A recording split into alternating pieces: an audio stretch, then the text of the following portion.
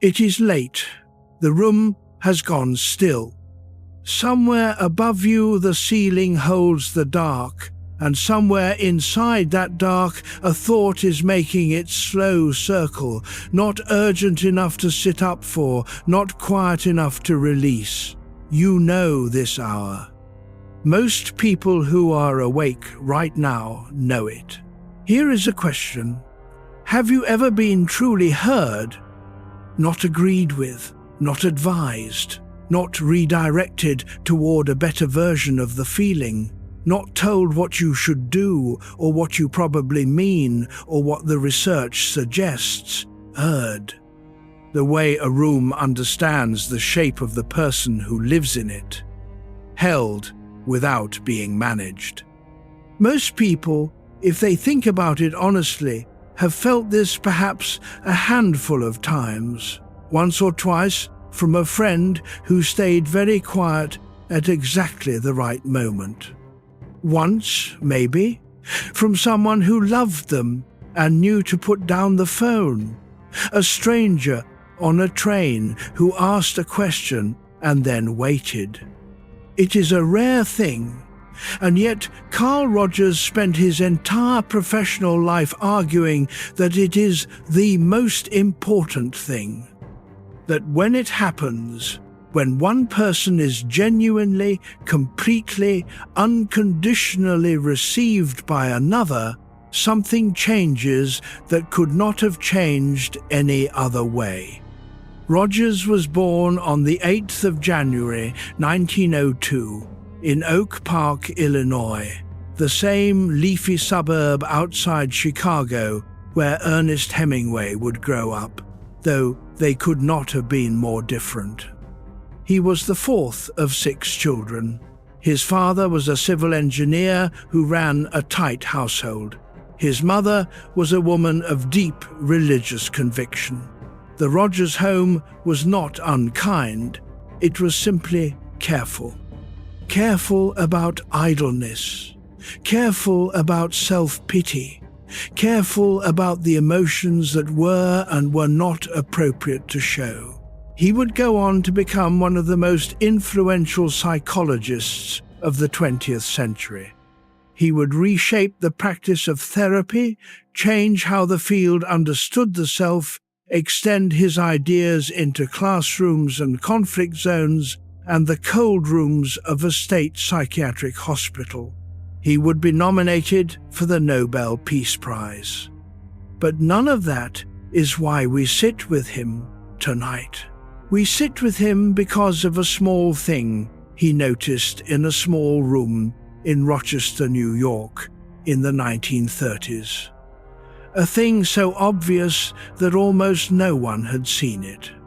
A thing so quiet that the entire profession of psychology had talked past it for decades. He noticed what happens when someone stops trying to fix you and starts trying to hear you instead. Let your body settle where it rests. Let the breath move without instruction. We are in no hurry. Tonight we follow Carl Rogers from the farmhouse in Illinois to the recording studio in Chicago, from a woman in Rochester who taught him the most important thing he ever learned, to the 2 chairs in La Jolla where he spent his final years. The circling thought can stay. It does not need to land. We begin in winter. There is something else worth saying about this specific hour. The night shift of the mind is different from the day shift. During daylight hours, the traffic of thought is organized around function, tasks, decisions, the management of other people's perceptions of you, the performance of competence in whatever roles the day requires. At night, the organizing principle falls away. The thoughts that rise are not the ones you called up. They are the ones that were already there, waiting for the noise to quiet. Carl Rogers spent 40 years listening to what people said when the noise quieted. What he found again and again was not damage or pathology or the wreckage of the past, though all of those were present. He found a self that was still trying, still orienting toward what it needed, still reaching in the direction of the light, even in the most constrained circumstances, even in people who had stopped believing that the orientation was real. Marcus Aurelius, in his tent on the Danube frontier at night, wrote reminders to himself about what was actually real and what was merely noise. He was the most powerful man in the Roman world, and he still needed to remind himself in the small hours that the self underneath the role was worth attending to. That is a human condition, not a personal failure. Everyone who has ever lain awake in the dark has had, in that specific darkness, the opportunity to hear the thing that the day would not quiet enough to let through. Tonight, the opportunity is here again. Chapter 2, Oak Park, January 8, 1902. The house on Kenilworth Avenue in Oak Park was ordered. Orderly in the way that a household is orderly when its head believes that idleness is a form of moral failure. Walter Rogers, Carl's father, was a civil engineer who had built his professional life on exactness and had brought the same logic home with him. Everything in its place. Work before pleasure. The body's appetites for ease, for noise, for company, held in check by the proper application of will. Julia Rogers, his mother, was the keeper of the faith. Deeply Protestant, daily prayerful, certain that the world outside the family held dangers that could only be navigated through scripture and self-discipline. She was not cold, she was present. But her love arrived with an implicit curriculum. Into this house, Carl was born fourth of 6. He was the quiet boy in the middle, not the eldest, who carried the weight of example, not the youngest, who earned the softness of exception. The middle, the watcher. What he watched was a household in which certain things were safe to feel and others were not. Anger, carefully managed. Grief, brief and private. Affection, expressed through duty and provision, not touch. Joy, acceptable when tied to achievement. The unearned kind, the joy that comes from simply being alive in a good moment, required a justification. He was not unhappy. This matters to say. Rogers wrote in his later years about his childhood without bitterness, which is unusual for a man who spent his life understanding how early conditions shape the self. He described it as a place of love, but a place of love with walls. Marcus Aurelius, writing in his tent on the Danube frontier in the 2nd century, kept a private journal in which he practiced the discipline of noticing what was his to control and what was not. You have power over your mind, he wrote, not outside events. The Rogers household ran on a version of this. The world outside might be chaotic, but the self could be disciplined into order. The order was real. It cost something. What it cost Carl Rogers was, for a time, the permission to simply be what he was, not what he was capable of, not what he was working toward, but what he actually was in any given moment. Tired, confused, uncertain, delighted for no good reason. These were not the currencies of Oak Park. Carl was 9 when his younger siblings were born. He was 12 when the family moved. Let your shoulders drop. Feel where the bed holds you. The world outside the window was the suburb in winter. Bare branches, grey sky, the sound of a car passing on a wet street. Inside the house on Kenilworth Avenue, 4 boys and 2 girls grew up learning what was acceptable. Carl watched. He was already beginning to develop what would become his most important professional tool, a kind of careful, patient attention to what was actually true about a person beneath what they were performing. He didn't know that yet. He was 12. The family was packing. Oak Park in 1902 was a particular kind of place. It sat just west of Chicago, near enough to the city to hear its ambition, but organized around very different values: order, restraint, Protestantism, the quiet ethic of the prosperous Midwest. Ernest Hemingway was born there 2 years after Rogers. Frank Lloyd Wright had built his studio there and was redesigning the suburb's notion of domestic space, one house at a time. It was a place with high expectations of its children, a place where you learned very early what was acceptable and what was not.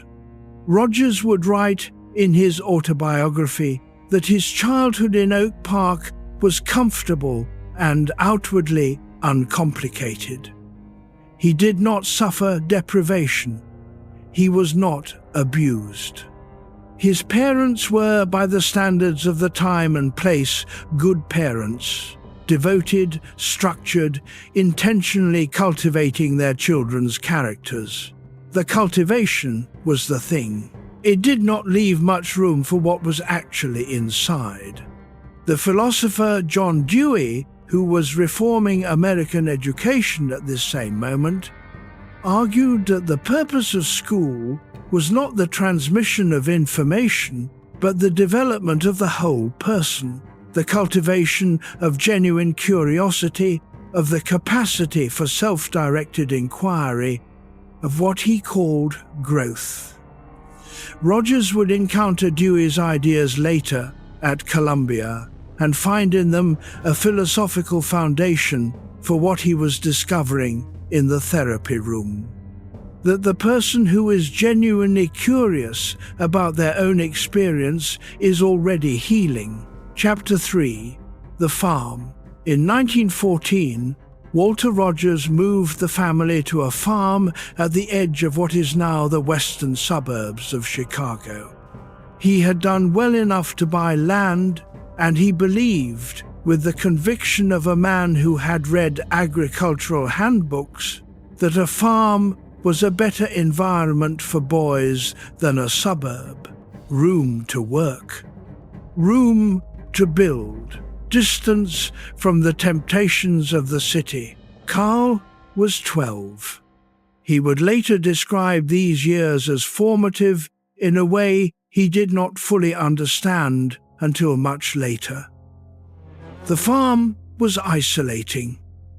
Not many neighbors, not many children nearby. The social world of a teenage boy compressed to the family itself, to the rhythms of livestock and soil, to the library he could reach by train, but not easily. He turned to science the way some children turn to fantasy, not to escape, but to find a framework for what was actually there. He raised moths carefully, keeping records in a notebook. He observed the life cycle of a Cecropia moth and recorded it with the attention of a young naturalist. Dates, temperatures, what the larva ate, how long the cocoon held. He raised chickens. He kept records there too. The observation habit was forming, the ability to wait and watch without intervening. The trust that if you stayed still enough, the thing you were watching would reveal itself. What the farm could not give him was the thing he was beginning to want: genuine contact with another person. Not the managed warmth of a careful household, not the camaraderie of shared labor, but the kind of real exchange in which you said what was true and the other person stayed. He didn't have a name for this want. He was 14, 15, 16. He read, he watched his moths. He kept his own company and learned to be comfortable in it, which is not the same as not wanting more. Henry David Thoreau, alone at Walden Pond in 1845, kept detailed records of the same kind: what the ice measured, what the birds did, what the soil gave. Thoreau was also a young man who had learned to be content in his own company. "I went to the woods," he wrote, "because I wished to live deliberately." There is something of the same impulse in the young Rogers on his Illinois farm. Not withdrawal, a choice to attend carefully to what was actually there. There is something he would spend decades learning about loneliness, but the lesson would not be what he expected. We will return to this. By the time Rogers was 17, he had grown into a serious, bookish young man who was good at science and uncertain about almost everything else. He kept his uncertainty private, the way the household had taught him. He was ready to leave. In the autumn of 1919, he enrolled at the University of Wisconsin to study agriculture. It was the practical choice, the farm logic, the thing a responsible son of a practical father would do. He lasted in agriculture for less than a year before the library took him somewhere else. Rollo May, who became one of Rogers' interlocutors and occasional critics in the humanistic psychology movement, had a different early life: poverty, a chaotic family, a tuberculosis sanatorium at 29, where he had years to think about what it meant to be alive. May came to psychology through literature and existentialism, and a European tradition of taking the person's inner life with absolute philosophical seriousness. He and Rogers would debate for decades the question of whether the self-actualizing tendency was reliable, whether the organism left to its own direction always moved toward health. May said, not always. The will is real, and it is sometimes in the direction of darkness. Rogers said, the darkness is a response to conditions, not the fundamental direction. The farm boy, reading alone, had not given up. He had found his own way of tending the self when no one else was tending it. This is not a minor disagreement. It shapes everything that follows about how a therapist sits in the room with a client who is choosing something destructive or a path that looks self-defeating. Rogers believed the therapist's job was to trust the person's own direction, even when it was hard to see. May believed the therapist sometimes needed to stand in the way. Both positions have clinical evidence behind them. What Rogers had that May sometimes lacked was the patience to wait for the direction to become visible.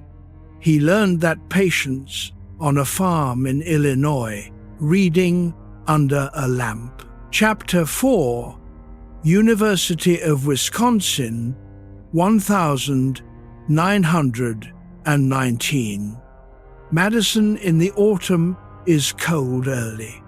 The lakes catch the wind, and the trees on the hill go gold and red in the first weeks of October.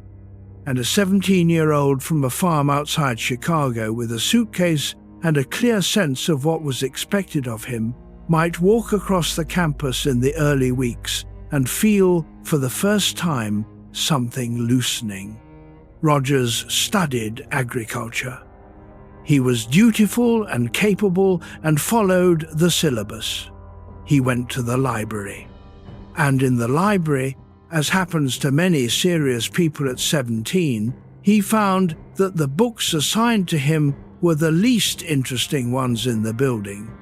He read history, he read philosophy, he read early psychology, the new discipline that was making claims about the inner life that struck him as possibly true and possibly not, but certainly interesting. He read outside his syllabus with the same attention he had given the moths on the farm, carefully noting what was there. He was also, for the first time, socially alive. He joined the YMCA, which at a large Midwestern university in 1919 was a serious organizational hub, not merely devotional, but social, intellectual, activist. He developed a talent for public speaking. He was elected to committees. He discovered that he could speak about ideas in front of other people, and that this did not, in fact, make him disappear. In 1921, something happened that would change everything. He was elected by his student group to represent the University of Wisconsin at the World Student Christian Federation Conference. The conference was to be held in Beijing. He had never been outside the Middle West. He was 19 years old, turning 20. He accepted. Let your breath find its own rhythm. Nothing you hear tonight asks anything of you. The preparation alone took months. He had to apply for a passport, a document so unusual in his experience that he had never seen one. He had to arrange transport on a steamship from Seattle. He had to write home to his parents, Walter and Julia, in the house by the farm, and tell them where he was going. The letters he wrote home from China in 1922 survive. In one, he told his parents that he was beginning to think for himself about religious questions. He said, as gently as he could, that his perspective was changing. The letter caused real distress in the farmhouse outside Chicago. Julia Rogers wrote back with concern. Walter Rogers wrote back with something colder. Carl did not recant. He was 26,000 miles away, and something in the Asian winter was already making what had seemed fixed begin to move. John Dewey's influence on the University of Wisconsin in this period was felt throughout the curriculum. Dewey had argued that education was not the filling of an empty vessel, but the activation of capacities already present in the learner. The professor was not a transmitter. The student was not a receiver. Learning was something that happened in the transaction between them when the conditions were right. Rogers absorbed this without knowing he was absorbing it. It was in the air of the institution, in the way the better teachers ran their seminars, in the assumption, radical for its time, that the students' own questions mattered, and that following those questions wherever they led was more valuable than covering the required material. He also encountered, in Wisconsin, the practical sciences of agriculture and animal husbandry, which taught him something he would later identify as foundational, that living systems respond to conditions. The corn that fails to grow is not failing because it is bad corn. It is failing because the soil is wrong, The drainage is wrong. The light is insufficient. The conditions do not support the process that the corn is already capable of. Change the conditions and the organism responds. The organism is always already doing what it can with what it has been given. He did not yet know that this insight would organize his entire professional life. He was 19 and studying agriculture, and he wanted to understand why things grew. Chapter 5, Beijing, 1922. The conference lasted 6 months. Rogers traveled to China, Japan, Korea, and the Philippines.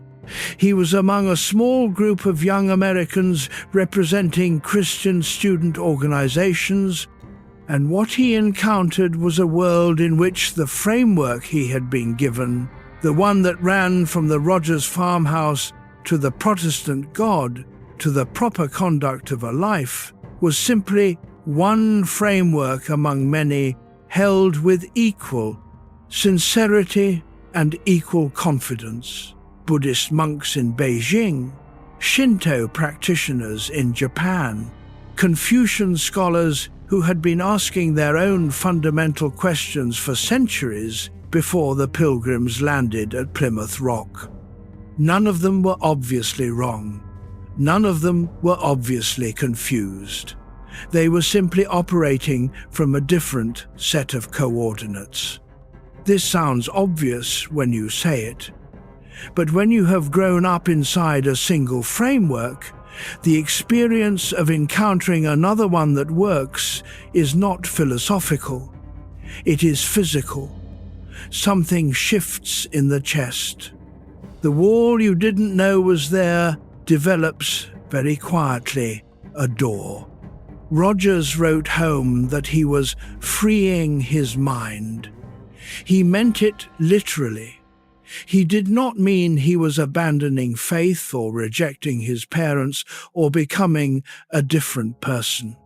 He meant that he was experiencing for the first time the difference between a belief held because it was given and a belief held because it was chosen.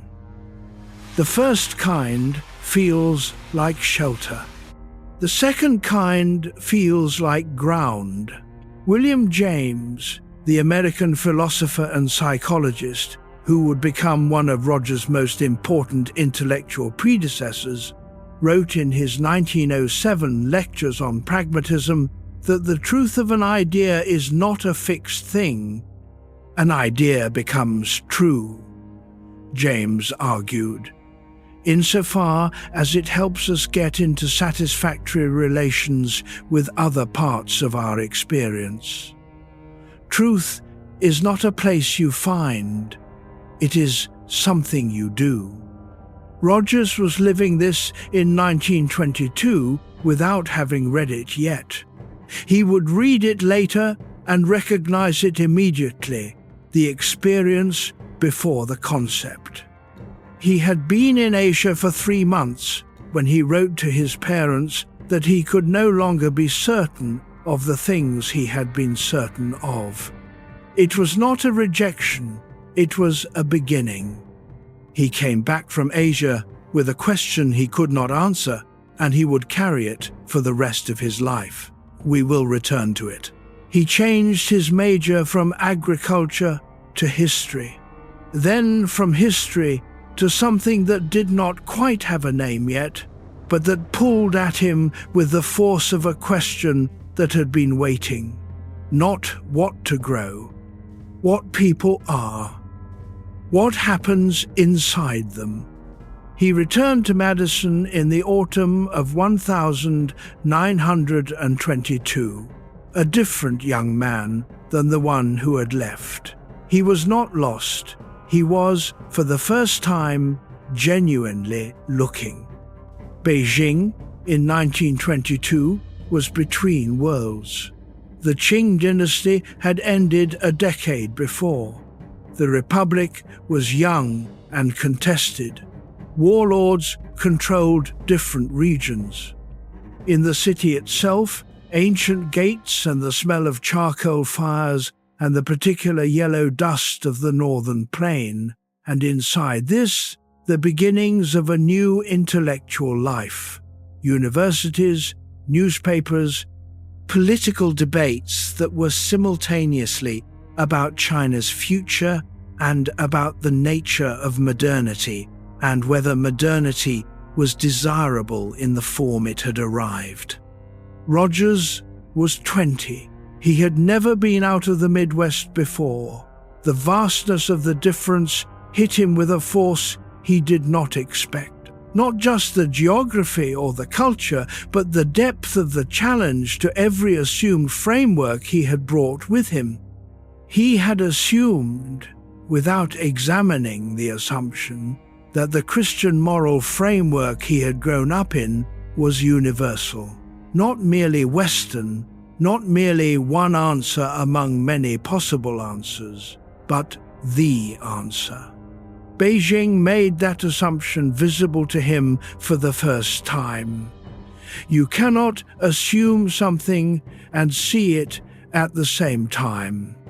The Student Christian Federation delegates spent 6 weeks in China.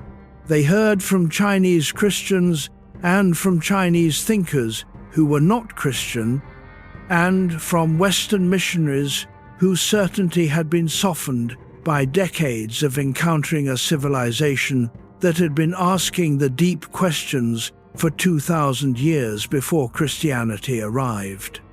Rogers came home with the question his whole subsequent career would be spent answering: what is actually good for the human being, stripped of the framework? What does a person need underneath the particular tradition they were born into? Chapter 6: The Seminary. In 1924, Rogers transferred to Union Theological Seminary in New York. This was not as strange a move as it sounds. He was not planning to be ordained. He was following the question about meaning, about the inner life, about what holds a person together, into the institution that had been asking it the longest. He and Helen Elliott married in August of that year.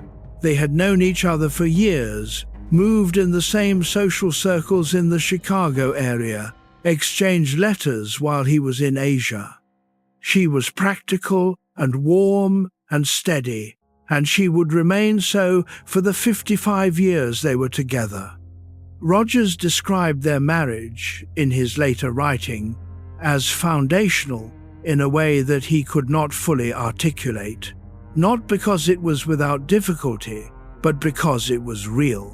They were real with each other. At the seminary, Rogers sat in classrooms and listened to men speak with great certainty about the nature of God and the proper structure of Christian life. He found that he could follow the arguments. He also found that he could not make himself believe them to be final. He organized a student-led seminar, no faculty, no assigned reading, just students who wanted to think around the following question. If a man loses his religious faith, can he still live a meaningful life? Nobody answered it. The discussion went in circles and arrived nowhere and dissolved at the end of the semester. But Rogers would carry the question for the rest of his life, not as a wound, as an engine. He enrolled simultaneously at Columbia University's Teachers College while still at the seminary, not wanting to leave one before he was ready for the other. He was hedging, in the way careful people hedge when they know something important is about to change and they want to be sure they have somewhere to land. In 1926, he left the seminary entirely. He could not be ordained and remain honest. He did not announce this with drama. He simply stopped going. There was a question he could not stop asking after the seminary. about commitment and integrity. We will return to it. Let your jaw soften. Let the bed hold you a little more completely.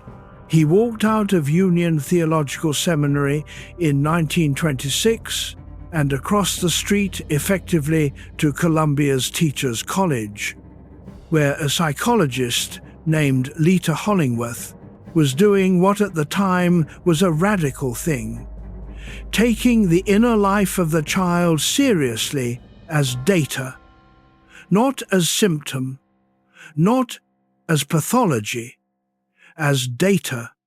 He had found, finally, the question in a form that had answers. Not complete answers, but answers you could test. Union Theological Seminary in Manhattan in 1924 was one of the most intellectually alive places in American Protestantism. Paul Tillich was not yet there, but would arrive a decade later. Reinhold Niebuhr was there, arguing for a more socially engaged Christianity that took human nature's complexity seriously.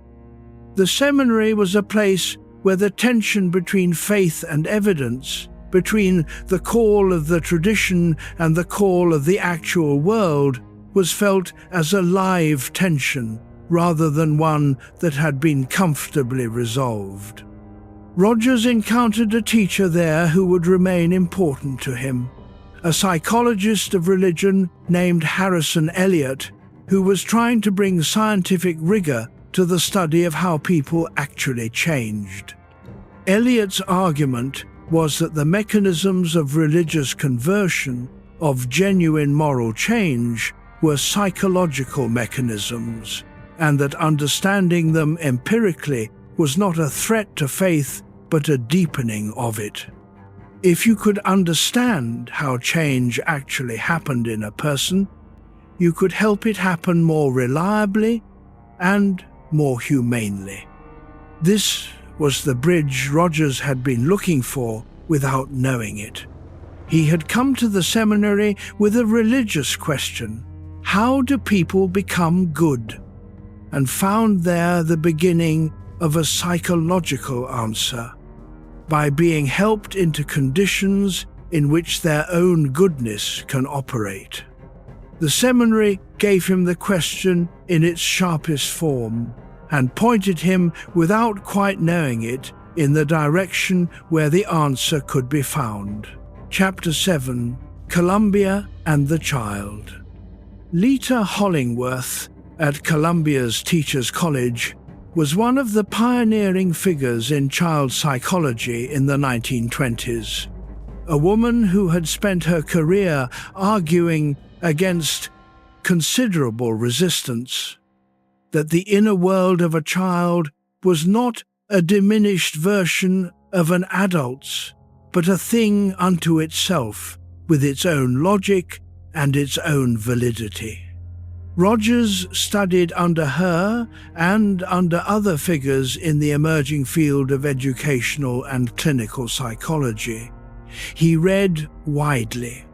He encountered the work of Alfred Adler, the Viennese psychiatrist who had broken from Sigmund Freud in 1911 and who argued that every symptom had a goal, that the child who was aggressive or withdrawn or underperforming was not defective but adaptive.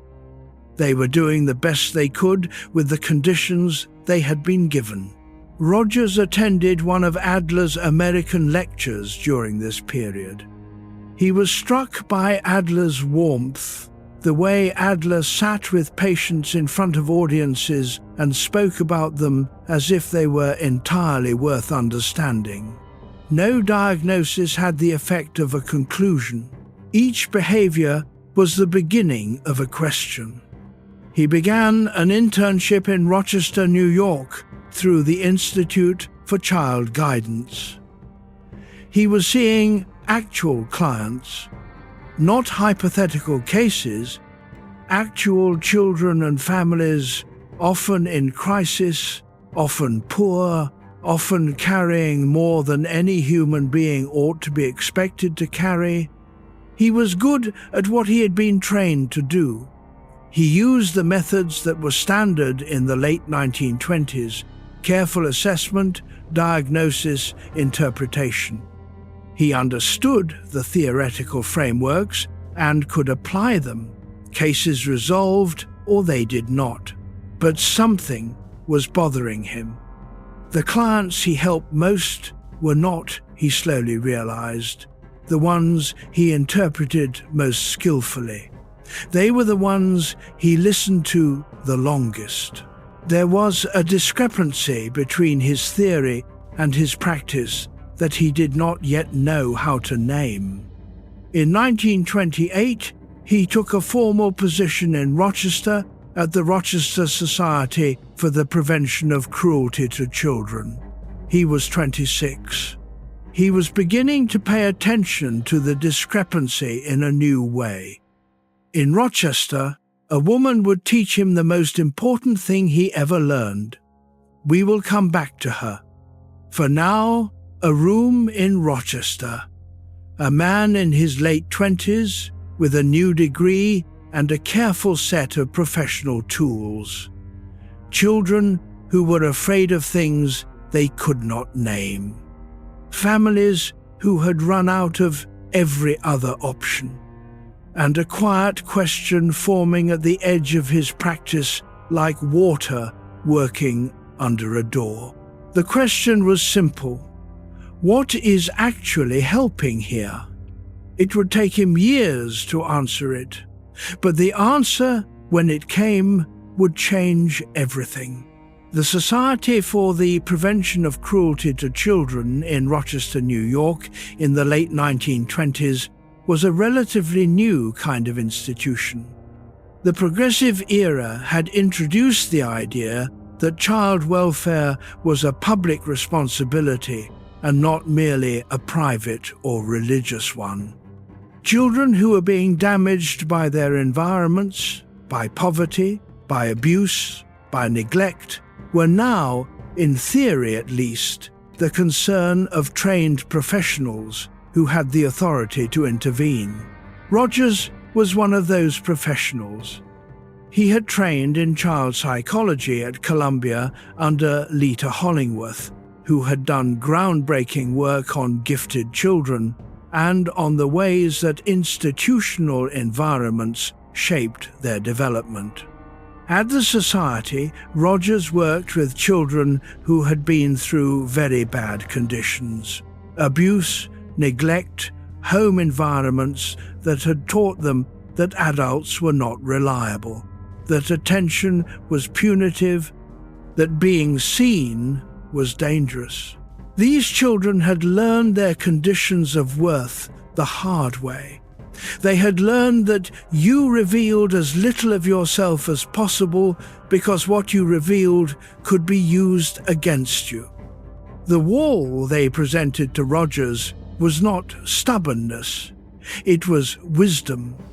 Given what they had encountered, it was the most sensible possible response.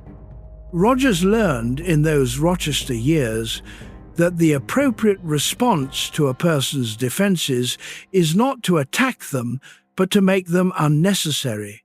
You do not need to convince a defended person to open up. You need to create conditions in which staying defended is no longer the most rational strategy.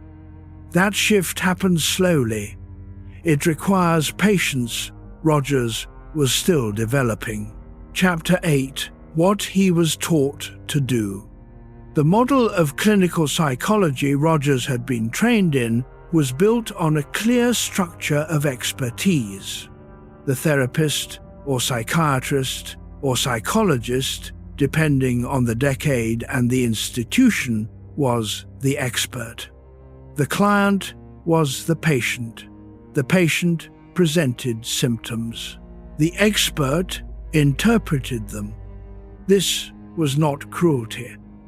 In 1930, the field was young and the tools were new, and the people who built them were genuinely trying to help.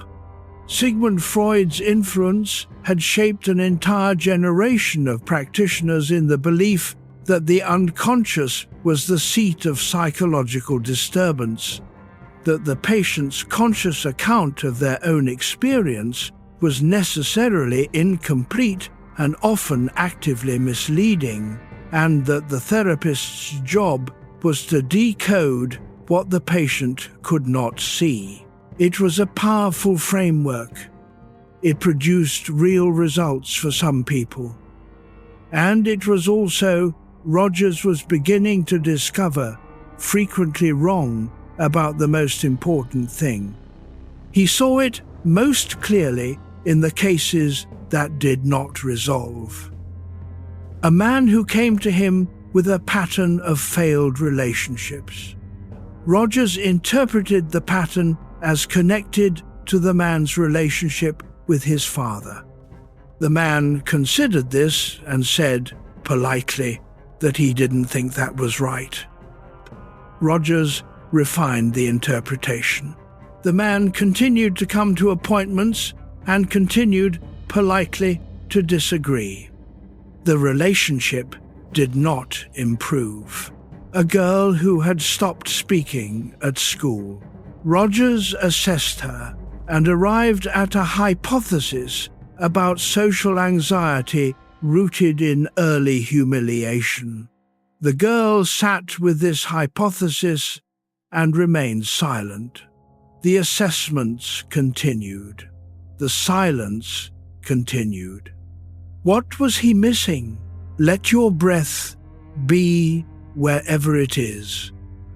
Nothing here needs to be decoded. He read more. He consulted with colleagues. He tried different theoretical frameworks, applying Adlerian logic where he had been applying Freudian logic, seeing if a different set of interpretive tools produced different results. Sometimes they did. Often they did not. The thing that worked consistently in case after case was not any specific interpretation. It was a quality of attention.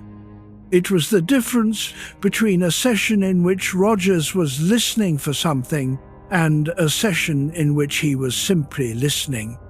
The sessions in which he was simply listening produced something different in the room, something that he could not yet explain, but that he could feel. He was not ready to articulate this yet.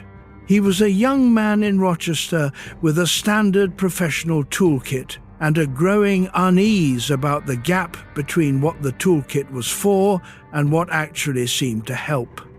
He kept seeing clients. He kept listening. The unease kept growing. Then came the woman. The psychoanalytic tradition Rogers had been trained in assumed that the patient's recovery lay in the therapist's interpretation of unconscious material. Freud's model, the patient resists, the analyst interprets, the interpretation produces insight, the insight releases the symptom, the therapist was the expert who understood the patient's inner world better than the patient understood it themselves. Rogers noticed at Rochester that the clients who made the most progress were not the ones whose therapist was most skillful at interpretation. They were the ones who seemed to be finding their own interpretations, who arrived at their own understanding of what was happening in them, who came to sessions with something they had discovered rather than something they had been told. Alfred Adler had made a similar observation decades earlier and been dismissed by Freud for it. Adler insisted that the patient's own understanding of themselves, their own theory of why they behaved as they did, was more therapeutically valuable than the therapist's superior insight, because it was the patient's theory, grounded in the patient's actual experience.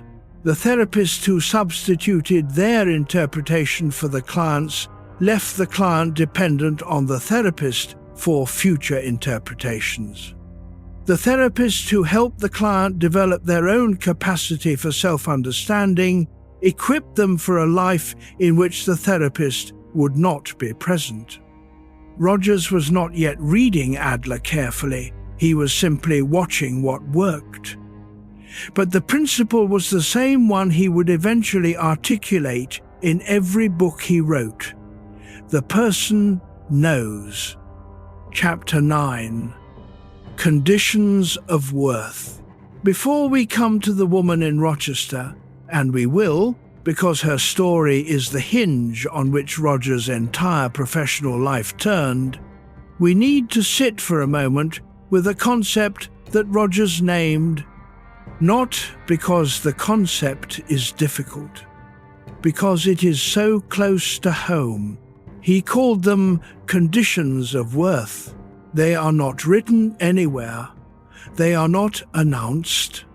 They arrive in the smallest moments of ordinary life. A look on a parent's face when you brought home a grade that was not quite good enough. A silence that fell in a room when you said what you actually felt. A warmth that appeared reliably when you performed and withdrew reliably when you failed.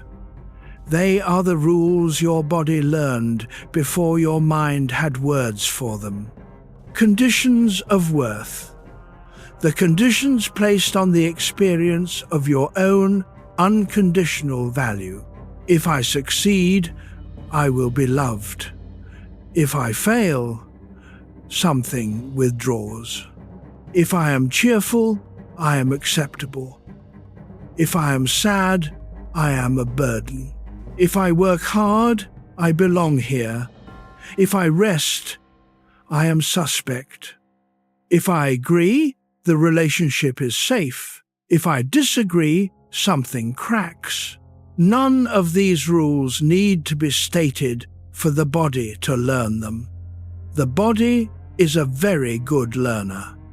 Karen Horney, the German-American psychoanalyst who fled Berlin in 1932 and spent the rest of her career in New York, called this the tyranny of the should. She described in her 1950 book, Neurosis and Human Growth, the idealized self, the version of yourself you have constructed that meets all the conditions of worth, that is finally deserving of love and rest and belonging. The idealized self is not a goal, it is a punishment. I should be further along. I should be more patient. I should have done it differently. I should feel differently than I do. The tyranny is not in any one demand, it is in the accumulation. The idealized self keeps moving. Every time you reach it, it shifts, because the idealized self is not actually a destination. It is the shape of the condition itself. The condition says, when you are finally enough, then you will be safe. And finally enough is designed to recede. You know the 2 a.m. accountant, the one who lies in the dark making the mental calculations. What you owe, what you failed at, whether the ledger balances, whether you are still good enough to sleep. This is not mathematics. This is the conditions of worth doing their overnight work, checking the books, finding the shortfall. Rogers would spend 40 years developing a framework for what dismantles conditions of worth. The answer is not effort. It is not achievement. It is something completely different. Something most people have experienced only briefly and have forgotten the weight of. We are moving toward it. Let the body settle a little more. Something shifts here. Think about the conditions of worth you carry tonight. Not the childhood ones only, though those are often the deepest. The ones accumulated in adult life also have weight. The conditions your workplace has placed on your worth, the conditions your family has placed on it, the conditions you have placed on it yourself. You are allowed to feel this if you made enough progress this week. You are allowed to rest if you did not leave anything undone.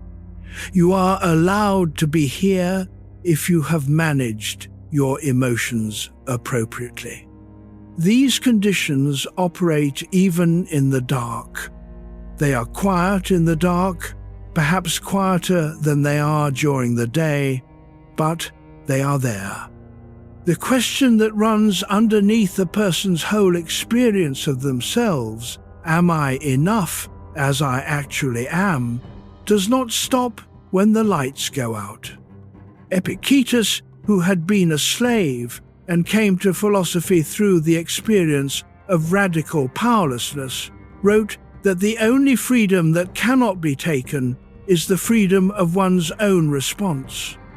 He called it the inner citadel, the seat of judgment, the place where you decide what things mean.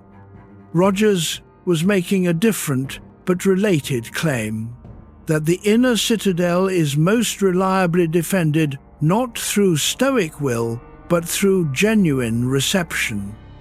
A person who has been fully accepted does not need to defend their inner world with the same vigilance. The citadel is still there, but the gates can be open. The conditions of worth are the learned conviction that the gates must stay closed. That openness is dangerous. That showing what is actually there will result in rejection. Let the night be evidence against that conviction. Nothing here requires the gates to stay closed. Chapter 10. Karen, Horney, and the Should. Karen Horney was born in Hamburg in 1885, the daughter of a Norwegian sea captain and his much younger German wife, a household already shaped by the experience of being slightly outside the norm, slightly unsettled, slightly uncertain of its footing. She trained in medicine and then in psychoanalysis in Berlin in the first decades of the 20th century, at a time when the field was very new and very male and very certain of itself.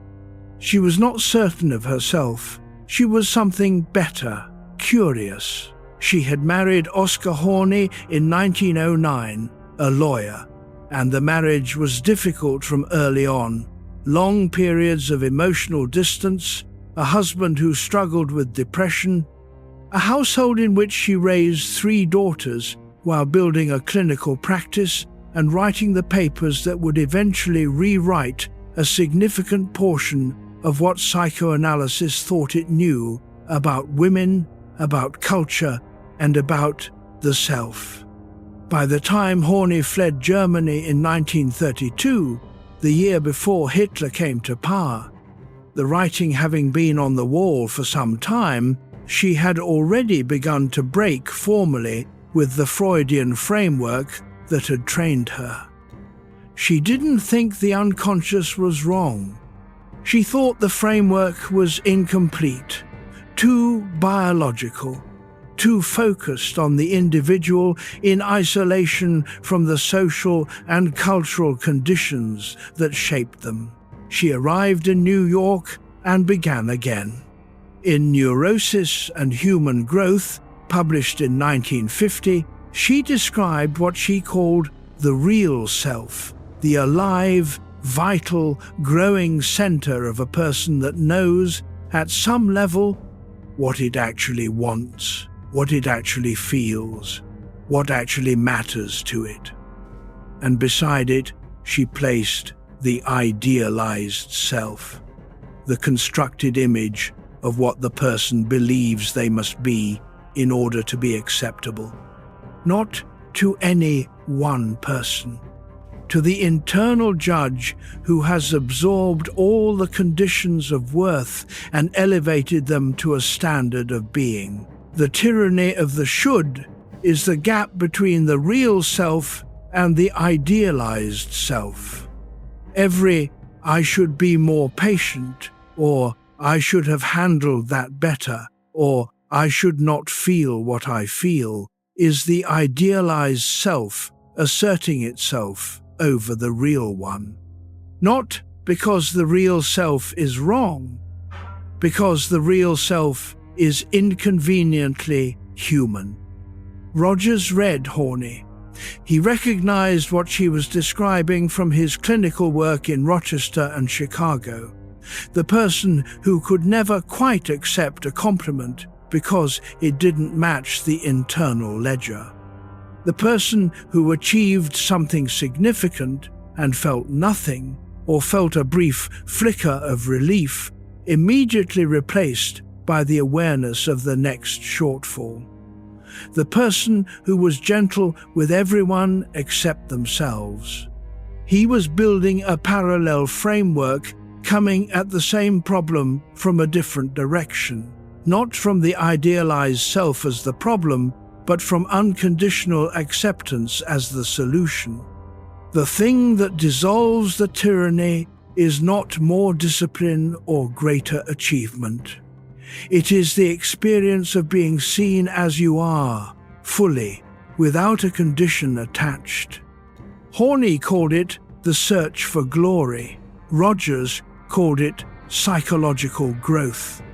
They were describing the same person walking toward the same door from opposite sides of it.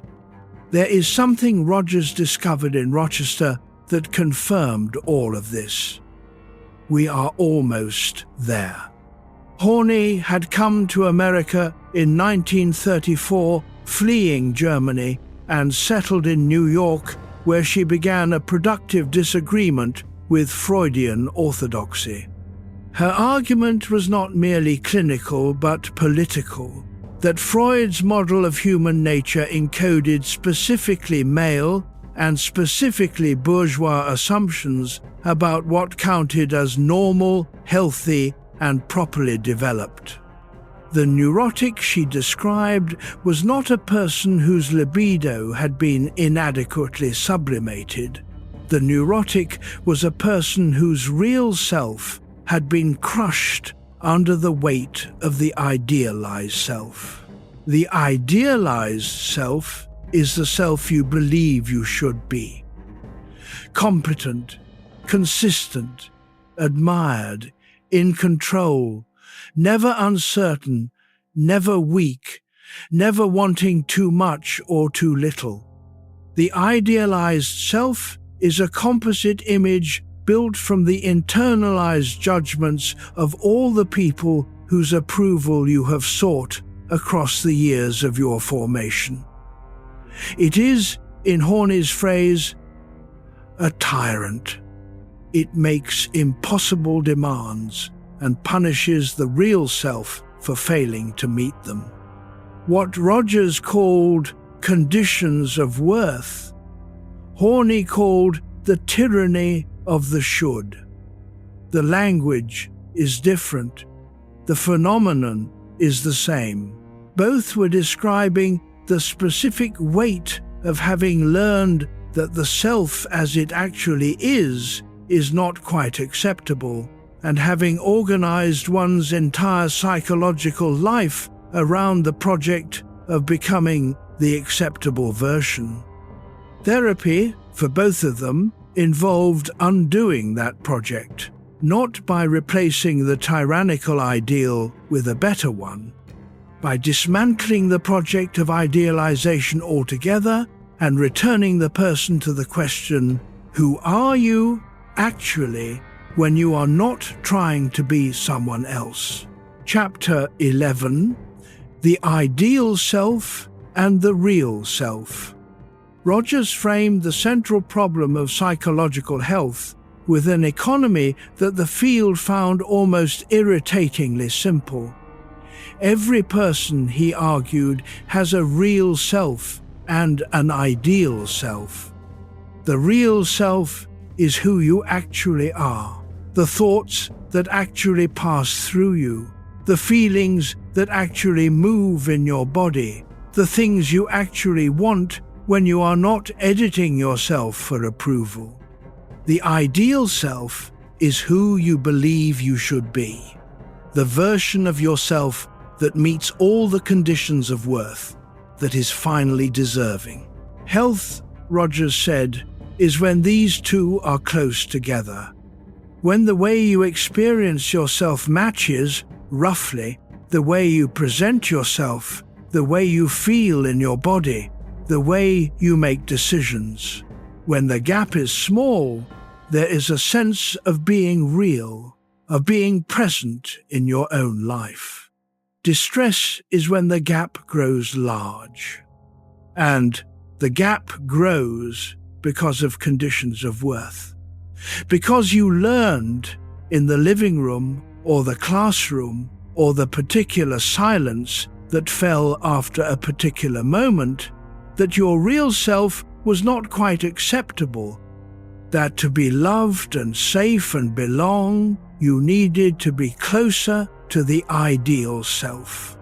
So you worked on it. You developed the presentation. You learned which parts of yourself to bring into the room and which to leave in the car. The performance becomes so familiar that you forget it is a performance. You stop being able to feel the difference between what you actually think and what you know is acceptable to think. The gap becomes the self. Donald Winnicott, a British paediatrician and psychoanalyst who was working in London at almost exactly the same time as Rogers was working in Chicago, arrived at a parallel concept from a completely different direction. He called it the true self and the false self. Let your shoulders drop. Feel the weight of your body where it rests. Winnicott's false self is not a lie, exactly. It is protection. When the early environment, the mother, the family, the world of first relationships, is too demanding, too conditional, too unpredictable, the true self does not present itself for damage. It retreats. A more compliant self steps forward in its place. This compliant self learns what the environment rewards and provides it reliably, consistently. It keeps the true self safe. The cost. The person living from the false self experiences their life as faintly unreal, as if it is happening to someone else or at a slight remove. They are functioning. They are even successful, sometimes spectacularly successful. But the success has the flavor of performance rather than being. They are watching themselves live rather than living. Rogers saw this in client after client. The high-achieving person who felt nothing at the achievement. The long-married person who could not locate their own desire. The articulate person who could describe their feelings with great precision and had not actually felt one in years. The gap between the real self and the ideal self is where all of this lives. And the gap is maintained by conditions of worth, by the tyranny of the should, by everything the small moments of an ordinary childhood deposit in the body. What closes the gap is not effort, not achievement, not working harder on being better. Something almost opposite. We are getting closer to what Rogers found. Rogers found a small thing in the research data that illuminated the whole question. The self-concept that people reported in the early sessions of therapy was, on average, very different from the self they described when asked how they would ideally like to be. And as therapy progressed, as the conditions became more firmly established, as the person began to feel genuinely safe in the room, the gap between the two descriptions narrowed. The real self and the ideal self moved toward each other, not because the ideal self was being abandoned, but because the real self was being discovered and found in some essential way adequate. What moved was not the ideal, it was the real. The person found in the space of genuine reception that the actual self, the one that had always been there, imperfect and incomplete and uncertain, was not, in fact, as inadequate as the conditions of worth had led them to believe.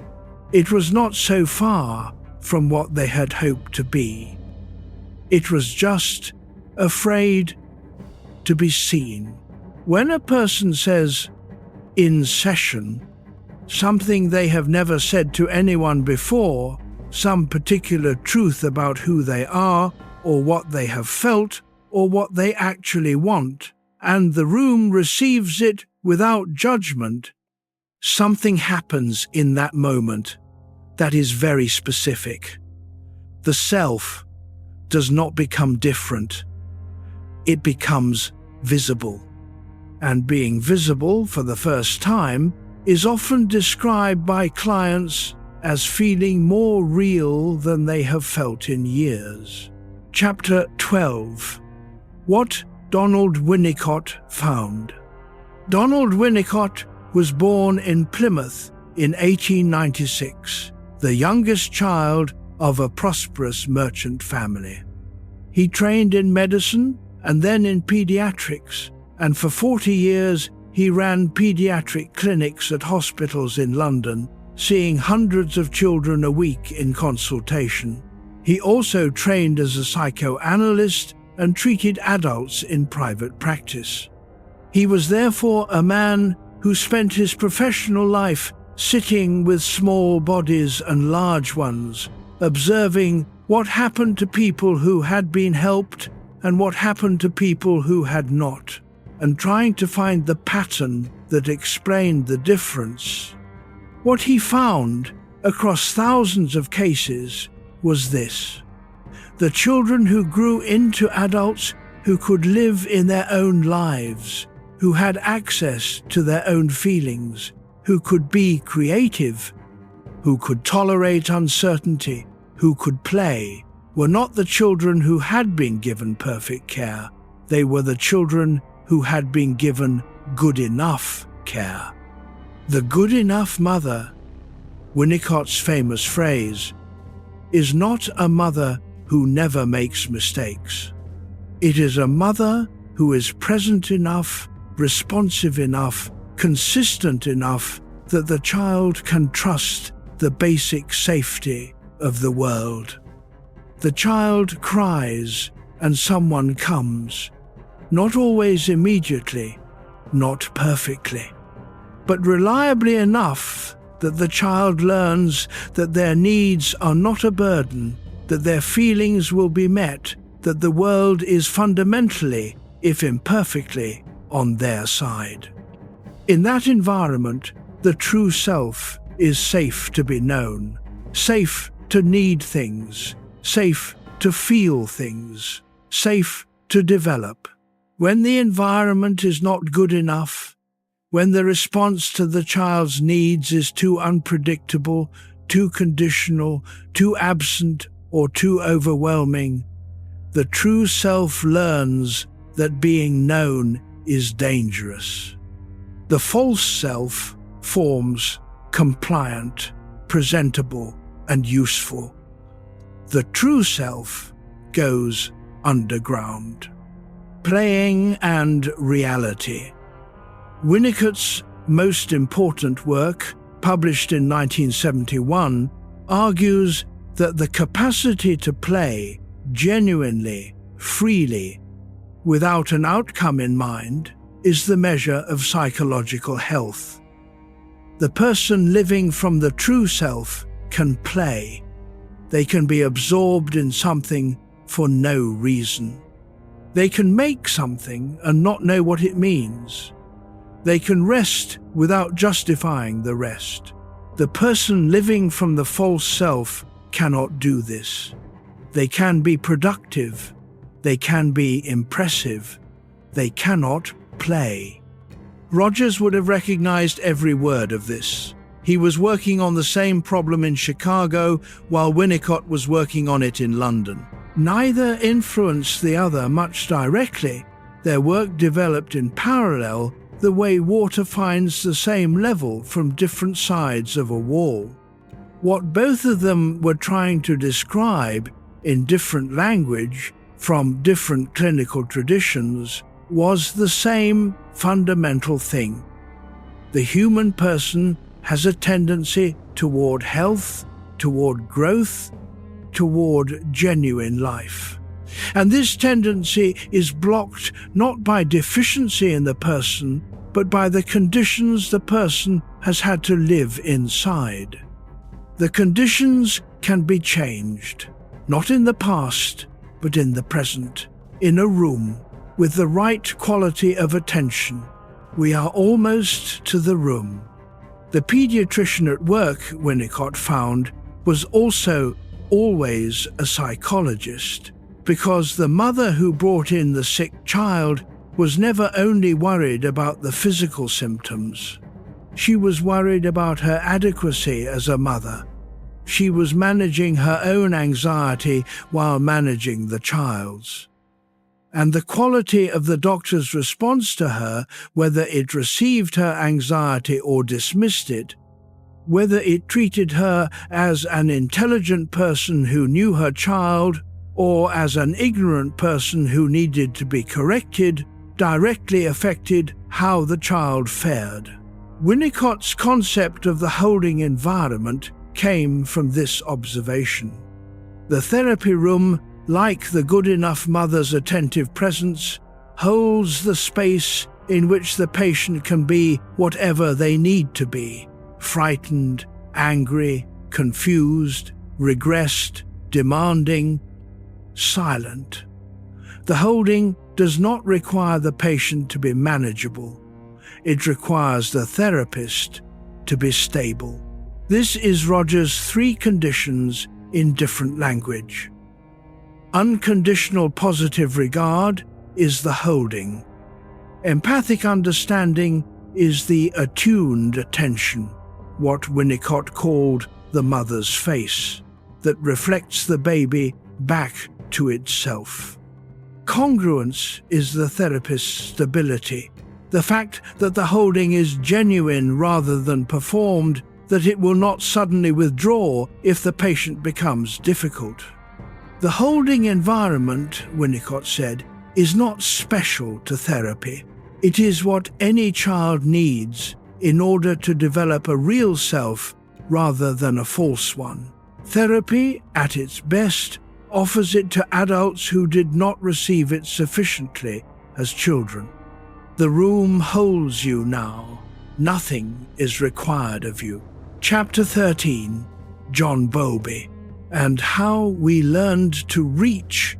John Bowlby was born in London in 1907, the son of a surgeon who believed, with the certainty of the Edwardian professional class, that too much emotional intimacy between parents and children was bad for the children.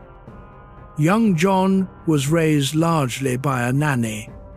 At 4, the nanny left. He described this 60 years later as the formative loss of his childhood, not his mother's death, not his father's coldness, but the departure of a woman who had been his primary source of warmth. He trained in medicine and psychiatry, and in 1944 he published a study of 44 juvenile thieves. What he found in that study set the direction of his professional life. The boys who were most psychologically troubled, the ones whose behavior was most difficult to understand and most resistant to intervention, were not the boys who had suffered the most material deprivation. They were the boys who had experienced the most disruption to their early attachment relationships, the loss of a primary caregiver, the repeated changes in who was caring for them, the early experience of love that was conditional or absent or fundamentally unpredictable. He called this attachment theory, and it would eventually become one of the most influential frameworks in all of 20th century psychology. The core insight: human beings are born needing an attachment figure, not just food and shelter. An attachment figure, a specific person who is reliably present, consistently responsive, emotionally attuned. The child who has this grows up with what Bowlby called a secure base. They can explore the world because they know something to come back to. They can reach outward because they trust that reaching is safe. The child who does not have this does not grow up defective. They grow up adapted. They develop what Bowlby called insecure attachment, either anxious attachment, constantly monitoring for signs that the relationship is safe, never fully trusting it, or avoidant attachment. Learning early that reaching does not reliably produce a response, so learning not to reach. Let your jaw soften. Let the breath come and go without assistance. The way you were held shapes the way you reach. This is not a sentence about the past, it is a sentence about the template for all subsequent relationships, for how you enter a room, for what you expect to find when you are vulnerable, for whether you believe that others can be trusted to stay. But Bowlby was also careful to say, the template is not destiny, it is a starting point. What we know from decades of research following Bowlby's original work is that a single secure relationship in adulthood, a single experience of being reliably, consistently, genuinely received, can begin to rewrite the template. This is what Rogers found in the consulting room before Bowlby published his theory, before the research existed to confirm it. He found that when a person experienced all three conditions, unconditional positive regard, empathy, and congruence, something began to shift. Not because the therapist was skilled, because the therapist was present. Reliably, consistently, genuinely present, the template was being rewritten one session at a time in a small room in Chicago. We are close now to the room and to the woman in Rochester who started all of it. The Tavistock research Bowlby conducted in the late 1940s included a film, Grief, A Peril in Infancy, made by his colleague James Robertson. The film documented a small girl named Laura who was hospitalized for 8 days at the age of 2. Her mother visited when the hospital's rules permitted. What the film captured in real time was the progression of responses that Bowlby had been trying to describe in clinical language. The protest, the despair, the eventual detachment. Laura cried for her mother and then stopped crying and appeared calm, and the nurses said she had adjusted. Bowlby said she had given up. The film shocked its audiences in a way that verbal descriptions had not. You could see the thing happening. You could see the moment when Laura's face changed, when the alarm became grief, and the grief became the particular emptiness of a child who has stopped expecting the person to return. Rogers was not working with infants. He was working with adults who had been small children like Laura, and who had learned, in their own particular configurations, that certain kinds of loss were to be expected. Certain kinds of need were not reliably met, certain kinds of reaching were not going to be answered. They had adjusted, they appeared often quite functional. What they carried underneath the adjustment was the specific quality of grief that comes from having stopped expecting. The therapy room offered something Laura's hospital did not: the repeated experience of the person returning. Session after session, the therapist returned. The conditions held. And gradually, for some people, the expectation that the reaching would be met began to return too. Chapter 14. The Woman in Rochester. She was not the first client who resisted Rogers' interpretations. She was the one that broke something open. She came to him in his years at the Rochester Guidance Center, the early 1930s, when he was still working from the model he had been trained in, still operating as the expert who knew what the problem was and helped the clients see it. She was dealing with a difficult relationship with her mother. A mother who was possessive and critical, and whose emotional demands were large, and whose warmth was conditional, and whose presence in the daughter's life had the quality of an ongoing weather system that you could not simply leave. Rogers worked with her for several weeks. He was a good listener, even then. Attentive, warm, genuinely interested. But he was also interpreting. He was building, case session by case session, a framework for what the problem was. The dependence, the ambivalence, the way her relationship with her mother was shaping her other relationships, her choices, her self-perception. He shared the framework with her. She was polite. She did not quite agree. He refined the framework. She was still polite. She still did not quite agree.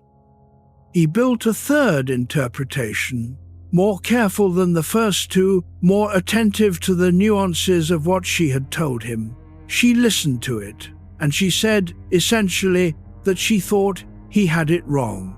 He was stuck. Something loosens here.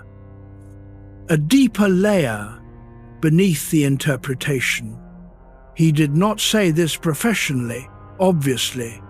He maintained his composure, but in the room, in himself, something had run out. He had nothing left in the theoretical toolkit. He had tried every interpretive angle available to him. He said without premeditation something like, "I don't know what to say. I'm stuck." It was the most honest thing he had said in weeks of sessions. The room changed. She was quiet for a moment, and then she said something that had nothing to do with his interpretations. She said what was actually wrong, not the symbolic version of what was wrong, not the theoretically elegant version, the direct, specific, actual thing. It was something much simpler than anything Rogers had constructed, much less dramatic, much more real. He listened, and in that listening, in the surrender of the expert posture and the arrival of genuine attention, something happened in the room that he had never produced through interpretation. She felt heard, not analyzed. Heard. He wrote about this case for the rest of his professional life.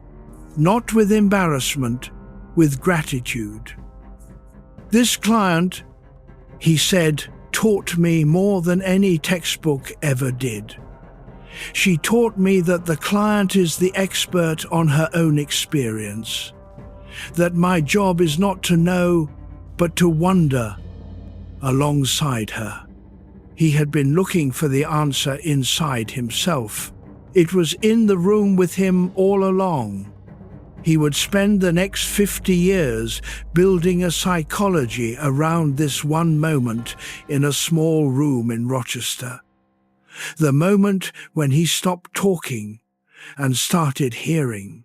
The directive method Rogers had learned at Columbia was straightforward in its assumptions. The clinician knew what the problem was, identified it through assessment, and guided the client toward the correct understanding of their situation.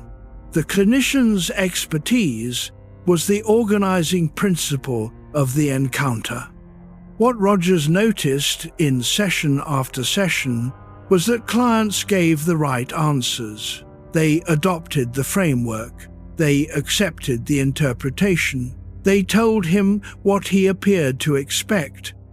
And they came back the following week in exactly the same state they had been in before, with the same presenting difficulty and the same willingness to accept whatever framework he offered this time. He was not helping them find their own understanding, he was lending them his, and borrowed understanding does not hold. The shift began not from a theoretical revision, but from a practical one. He started following the client's direction rather than his own. He noticed when the client's attention landed on something, a word they kept returning to, a feeling they described obliquely and then retreated from, a subject that seemed to be both present and avoided.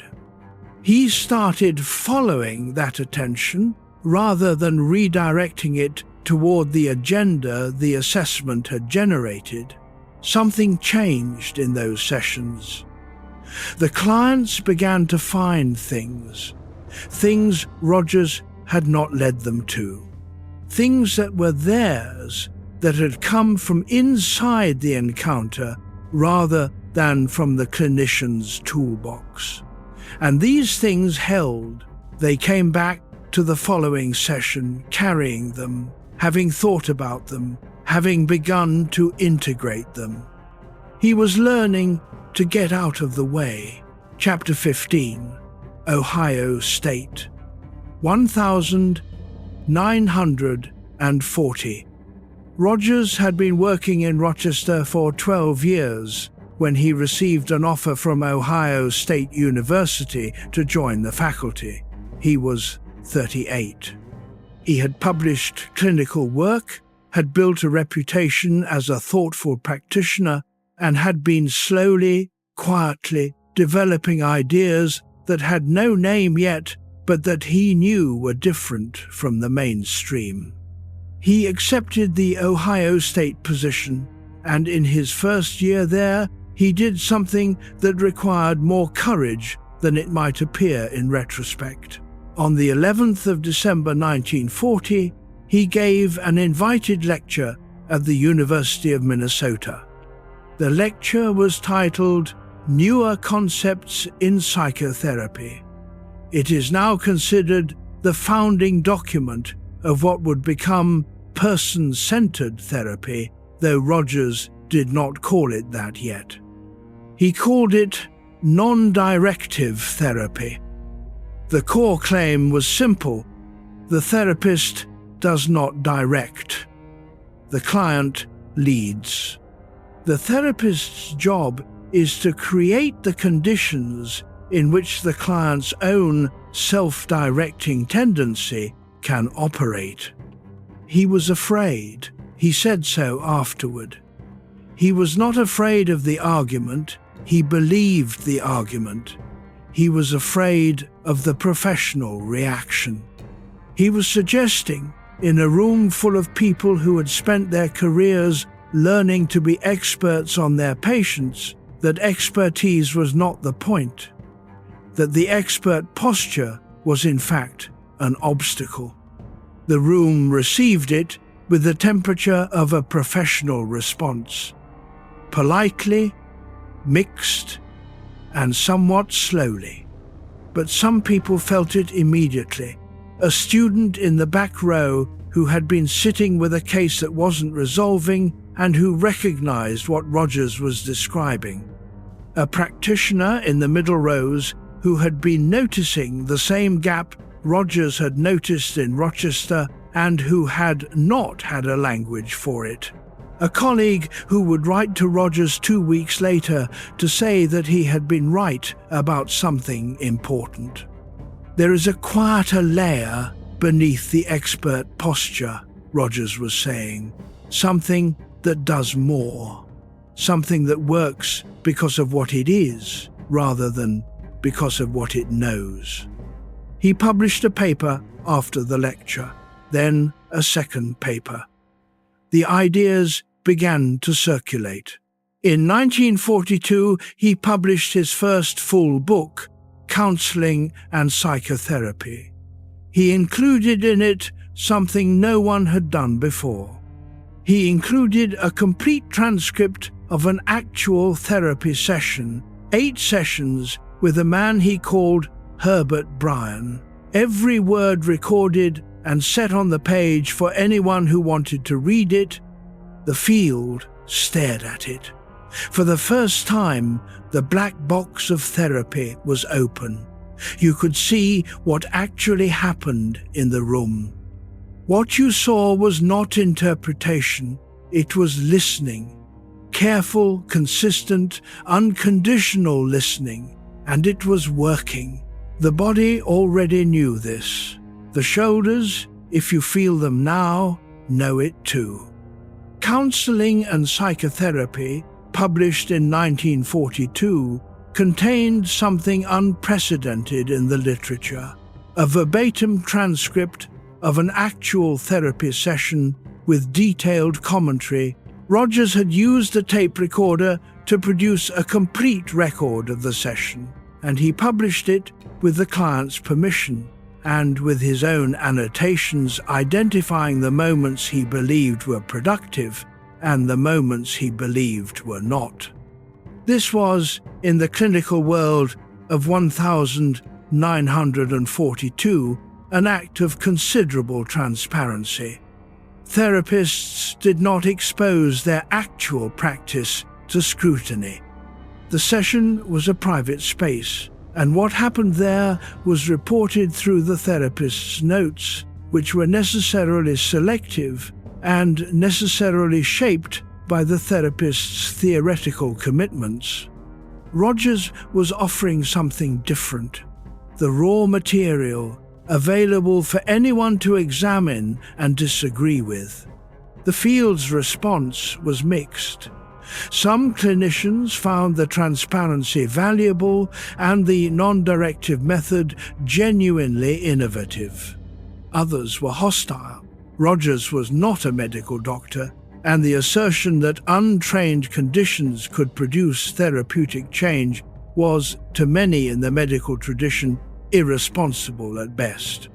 The argument about whether therapy required a credentialed medical professional or could be practiced by a trained non-medical clinician would run for the next 30 years. Rogers never fully resolved it, and in some senses, it has not been resolved in the field today. But the book sold, and it changed how the next generation of clinicians were trained. Chapter 16, The University of Chicago, 1945. In 1945, Rogers moved to the University of Chicago, where he would stay for 12 years and do the most systematically productive work of his career.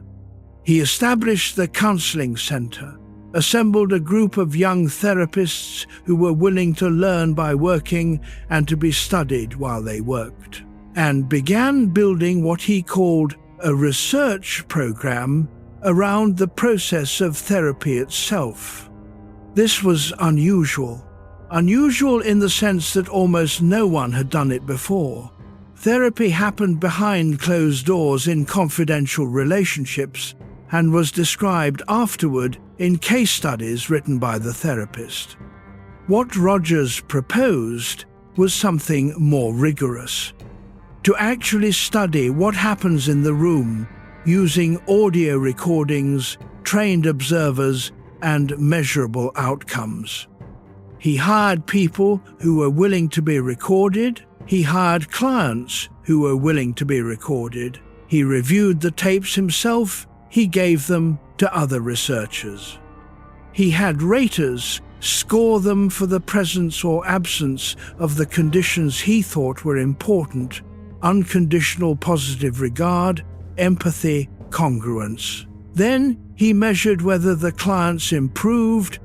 He was doing science in a room where everyone had previously been doing art.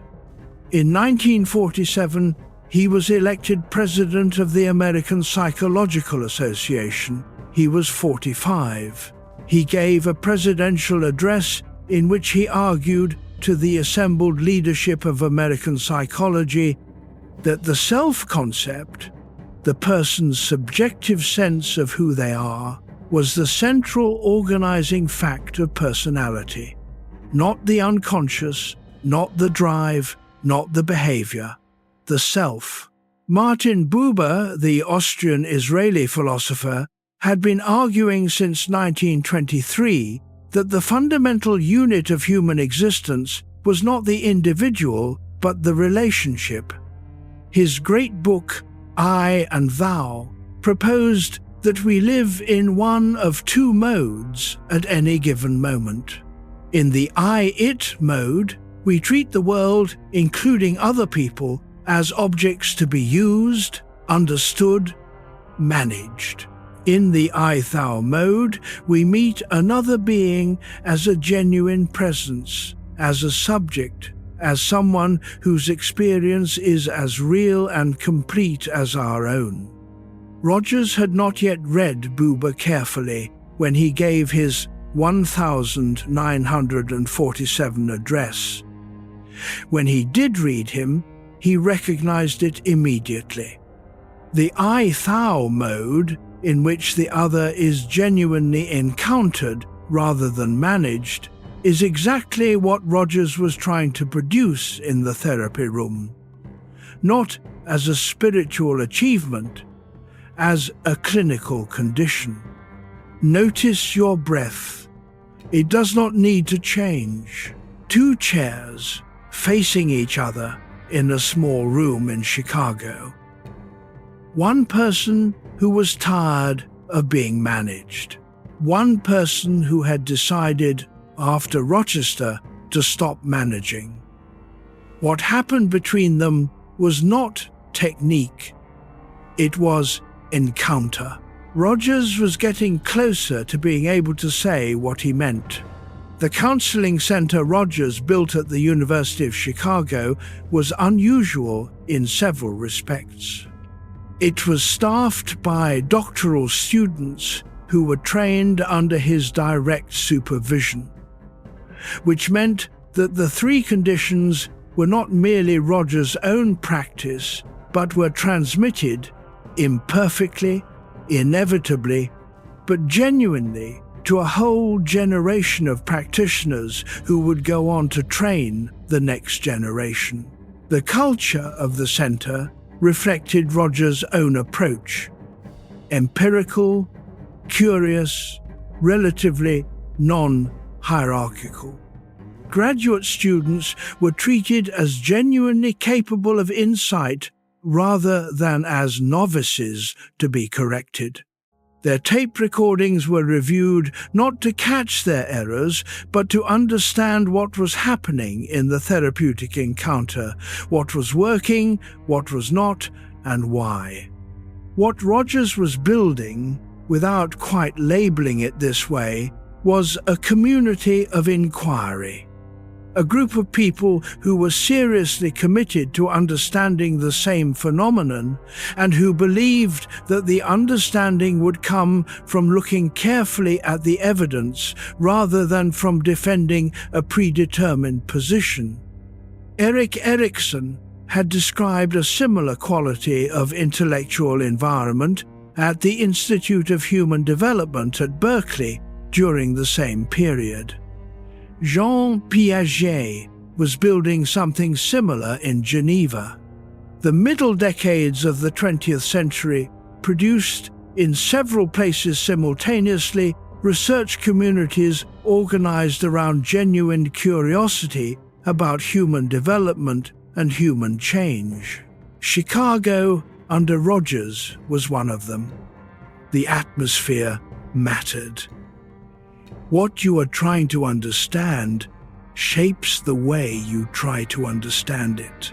Chapter 17. The tape recorder in the room. The audio recorder that Rogers introduced into the therapy room in the late 1940s was a large and cumbersome machine by today's standards. A wire recorder, then an early magnetic tape device, requiring careful handling and producing recordings of uneven quality. The sessions had to be conducted with the machine present and the participants' knowledge.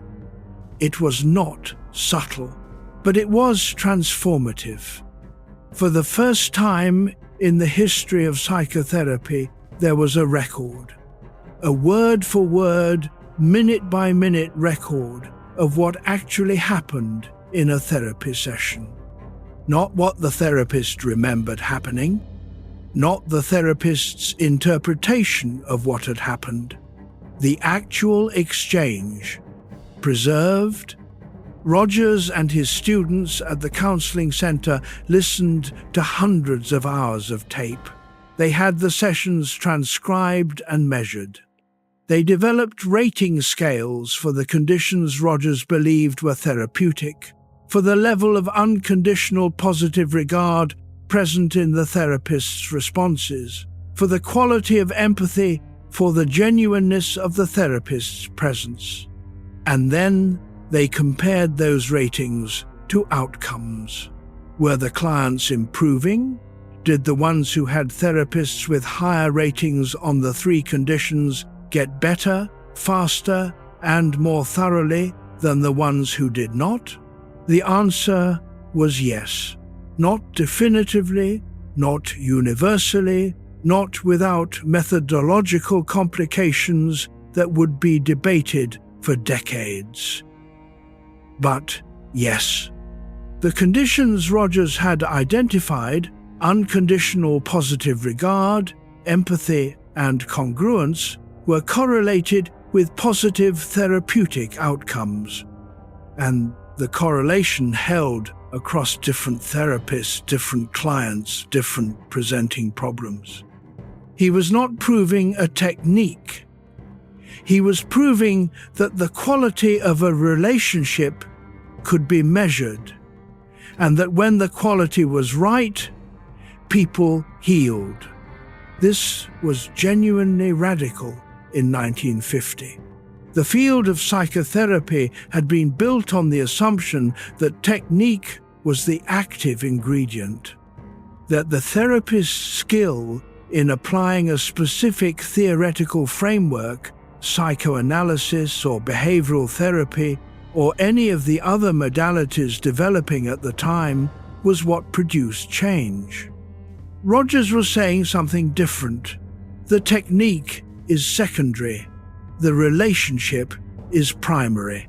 What heals people is being in the presence of someone who genuinely, consistently, unconditionally cares about them. Irvin Yalom, the existential psychiatrist at Stanford, who would spend his career studying what actually works in therapy, arrived at the same conclusion from a different direction 30 years later.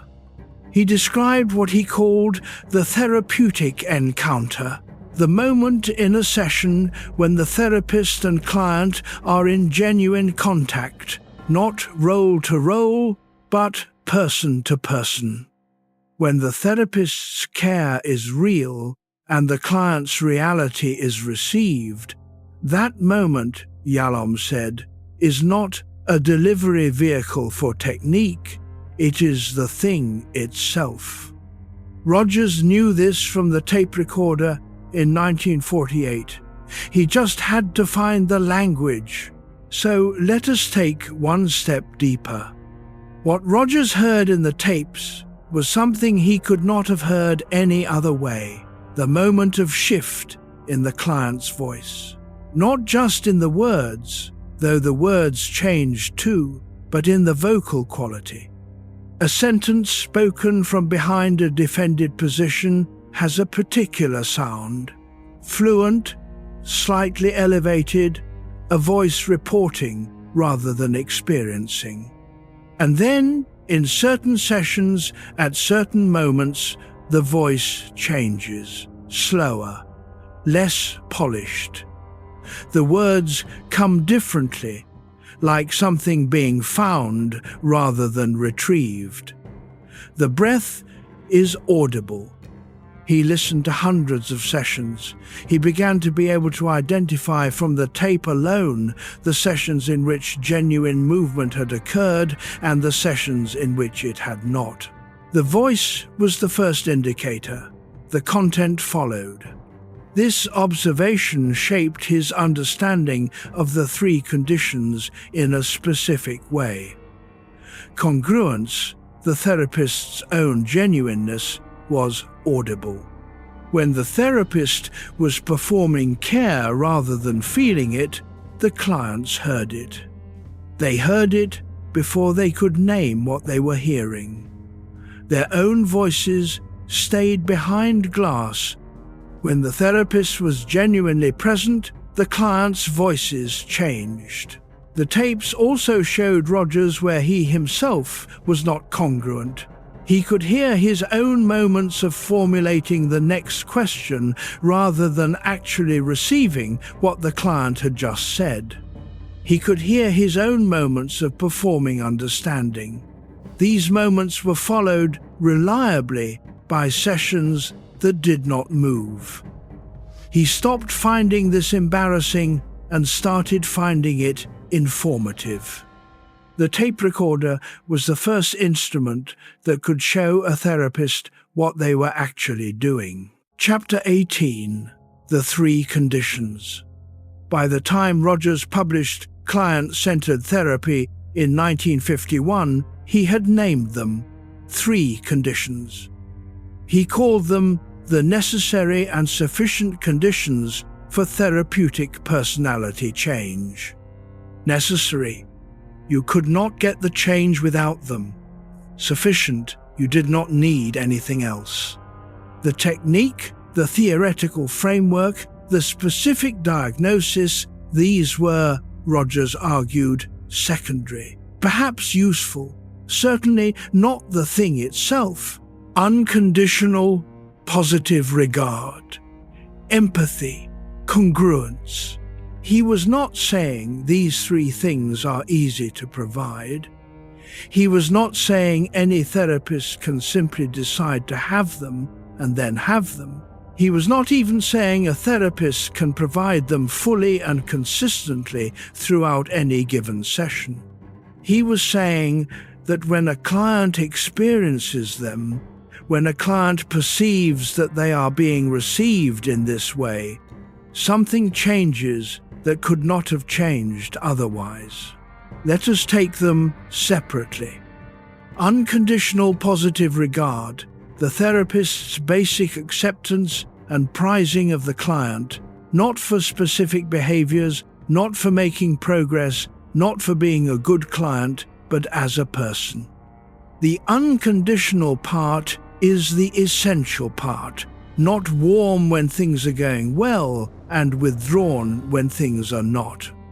Not approving when the client agrees with the therapist's interpretation and cooling when the client does not. Present, accepting, without conditions. This is not approval. Rogers was careful about this distinction. You can prize a person, value their humanity, accept their presence, remain warmly engaged with who they are while being troubled by specific things they do or say. A parent who loves a child even while disciplining them. A friend who remains engaged through a disagreement. The love and the care do not depend on the behavior. Empathy. Rogers defined this with great precision. Empathy is not sympathy. Sympathy is feeling what the other person feels, being swept into their experience, losing yourself in it. This is not therapeutic. It produces two people in distress instead of one.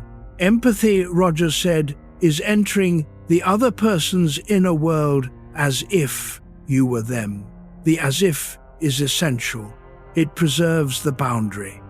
You are in their world, seeing what they see, feeling the shape of what they feel, and you know the whole time that you are not them. You are a companion in their experience, not a captive of it. You carry it with you. You do not become it. Congruence. The therapist is the same person inside the therapy room that they are outside it. They are not performing a professional role. They are not hiding behind a therapeutic mask. If they are confused, they can say so. If they are moved, they can be moved. If they genuinely care about this person, which is not guaranteed and cannot be faked, that care comes through. 3 conditions: necessary and sufficient. Not technique, not interpretation, not expertise. A quality of presence. And the body already knew, each time it had felt it, exactly what Rogers was describing. Rollo May wrote to Rogers in 1957 after the publication of a paper Rogers had given on the necessary and sufficient conditions of therapeutic personality change. May agreed with more of it than he disagreed with. But he raised a question that Rogers found difficult. Is empathy always safe? May had seen clients for whom an intensely empathic therapist was overwhelming rather than healing. People who had grown up in environments where attention was invasive, where being seen meant being controlled. For these people, the experience of a very attentive, very present therapist could feel threatening in ways that a more neutral, more distanced therapist did not. Rogers took the objections seriously. He spent several months revising his understanding of empathy in response to it. What he concluded was that empathy, like unconditional positive regard, had to be calibrated to the person's actual capacity to receive it, and that the therapist's attunement to that capacity was itself the exercise of empathy. You do not give a drowning person more water. You read where they are and what they can use. This was the kind of evidence-based refinement Rogers brought to his framework throughout his career. He was never simply defending a position. He was trying to understand a phenomenon. When someone showed him data that complicated his understanding, he was interested. This quality, the willingness to be wrong in service of being right, is rarer than it sounds. It is also, perhaps, a clinical condition in its own right. Chapter 19: Unconditional Positive Regard. Let us stay with unconditional positive regard a little longer, because it is the condition that is most often misunderstood, most often watered down, most often turned into something easier and less. It is not praise, it is not encouragement, It is not telling the person that everything they do is right, or that every feeling they have is appropriate, or that every choice they make is good. Rogers was specific about this. Unconditional positive regard is not a technique for making people feel better. It is an orientation toward the person. The orientation says, I am warmly, genuinely interested in who you actually are, not in who you are trying to be, not in who you believe you should be, in who you are. And this interest, this warmth, this care does not have a condition attached to it. It does not diminish when you show me something you are ashamed of. It does not cool when you fail. It does not require your performance. Most of the relationships in a person's life carry conditions, not because the people in those relationships are unkind, because conditions are human. A partner who loves you wants you to also want them. A friend who cares about you hopes you will reciprocate. An employer who values your work needs the work to meet a standard. These are not failures, they are the natural shapes of human relationship. But what Rogers found is that the person who has never experienced the unconditioned version, who has never been in a relationship in which the warmth was simply there, not earned, not contingent, carries something tight in the chest, a vigilance, a constant low-level monitoring of the relationship for signs of condition. Is this still safe? Am I still enough? What do I need to do to remain here? The unconditioned experience is rare. But when it occurs, when a person finds themselves in the presence of a therapist, or a friend, or a mentor, or sometimes a stranger who simply has this quality of attention, something loosens. Not immediately, not in one session, but the loosening begins. It is as if someone reached through the glass and turned the lock from the inside. Rogers wrote this in a different context, about a different thing, but the image holds. The conditions of worth that you carry are a lock, and they are locked from the inside. No amount of external achievement or evidence or being told you are fine can open them. They can only be opened from the inside. And what reaches the inside, what gets through to the place where the conditions live, is the experience of being received without them, not the idea of it. The experience.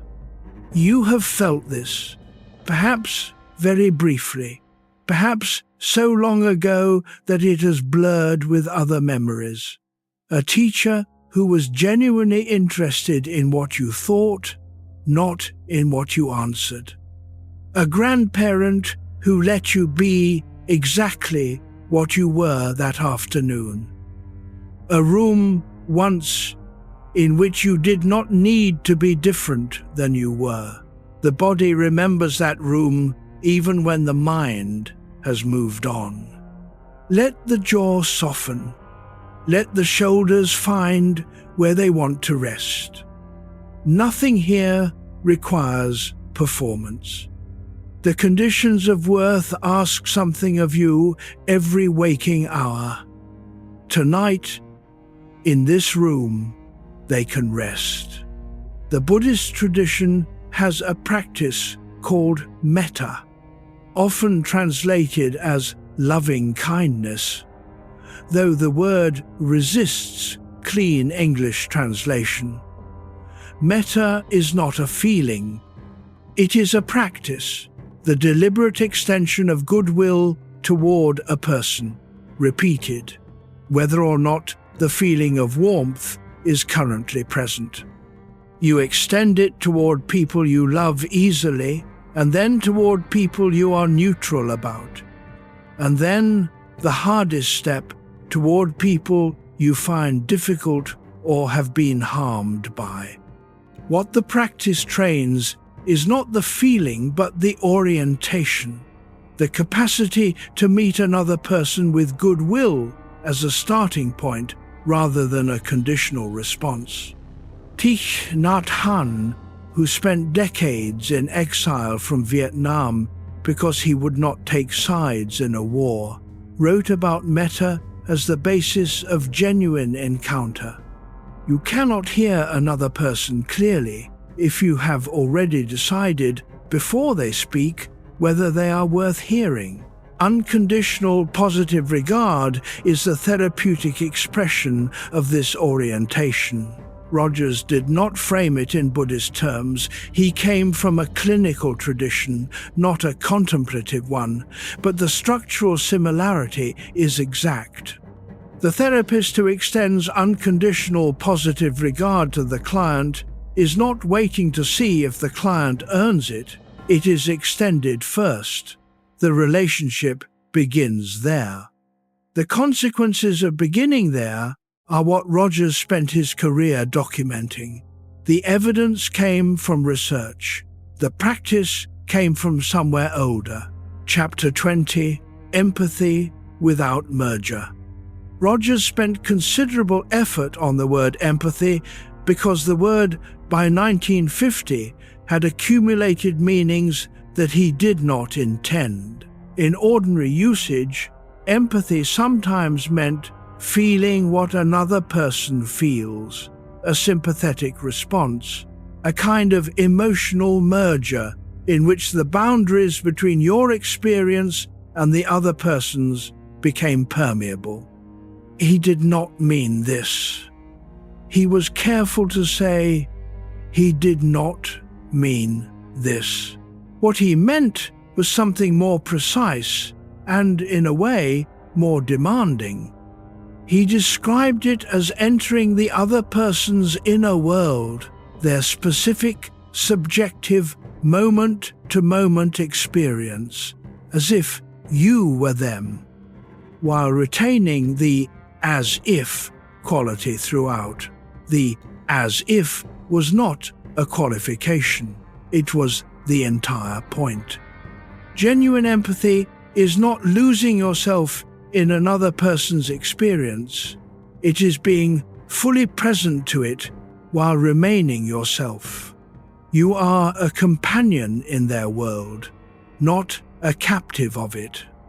You see what they see, feel the shape of what they feel, understand from inside what it is like to be them, and all of this happens without you disappearing.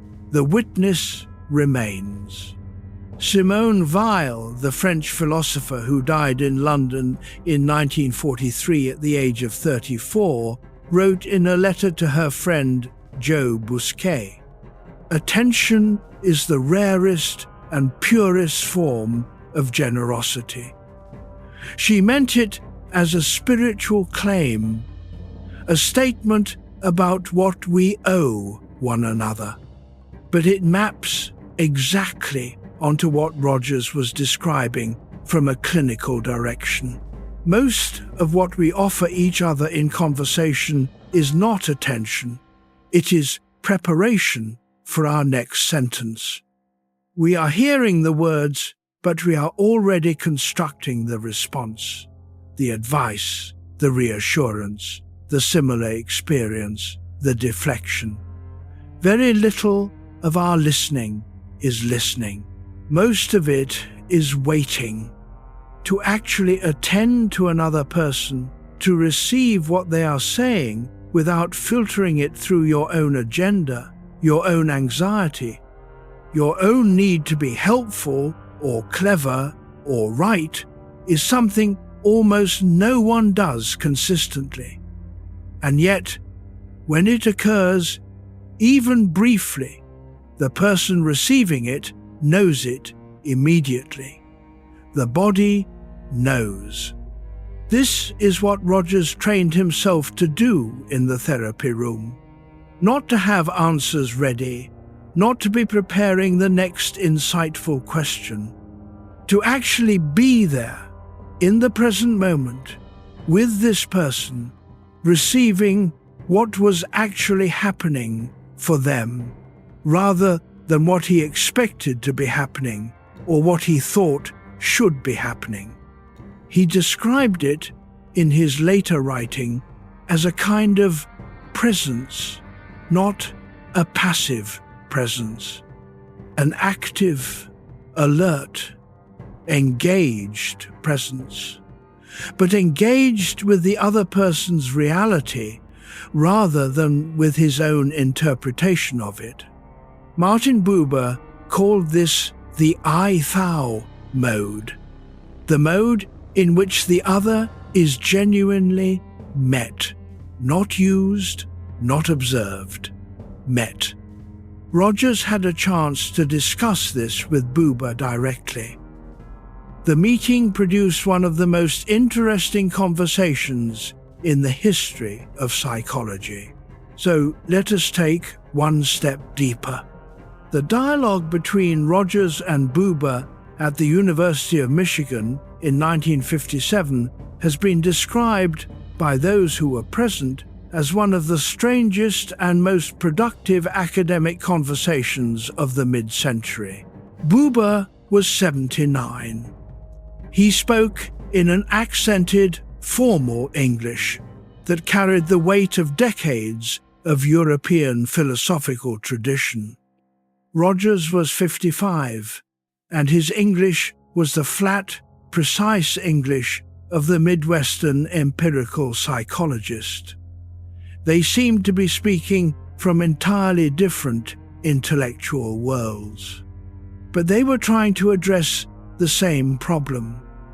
What happens between two persons when genuine contact occurs? What is the nature of the I-thou relationship, as Buber had named it, the moment when the other person is not an object but a genuine other, present to you in their full particularity? Buber pushed back on Rogers' concept of empathy. Full empathic merger, Buber argued, was impossible, and, if it were possible, would be harmful. The therapist who fully became the client had lost the thing the client needed most: the presence of a distinct other self. You cannot be genuinely with another person if you have disappeared into them. The meeting requires two. Rogers agreed more than Buber expected. He clarified. Empathy was not merger. It was a temporary dwelling in while maintaining the thread back to oneself. The therapist who empathizes is like a person who enters another room while holding a piece of string attached to the door of their own room. They can find their way back. The client knows this. The presence of the string is part of what makes the entry safe. Chapter 21, Congruence. Of the three conditions, congruence is the one Rogers was most private about. Unconditional positive regard sounds aspirational. Empathy sounds generous. Congruence sounds simple, being real, being genuine, being the same person inside and outside. But what it asked of Rogers personally in the rooms where he worked was considerable. Congruence means that the therapist is not wearing a professional mask, not performing warmth, not managing their responses for effect, not holding the client at the careful practice distance of a trained clinician.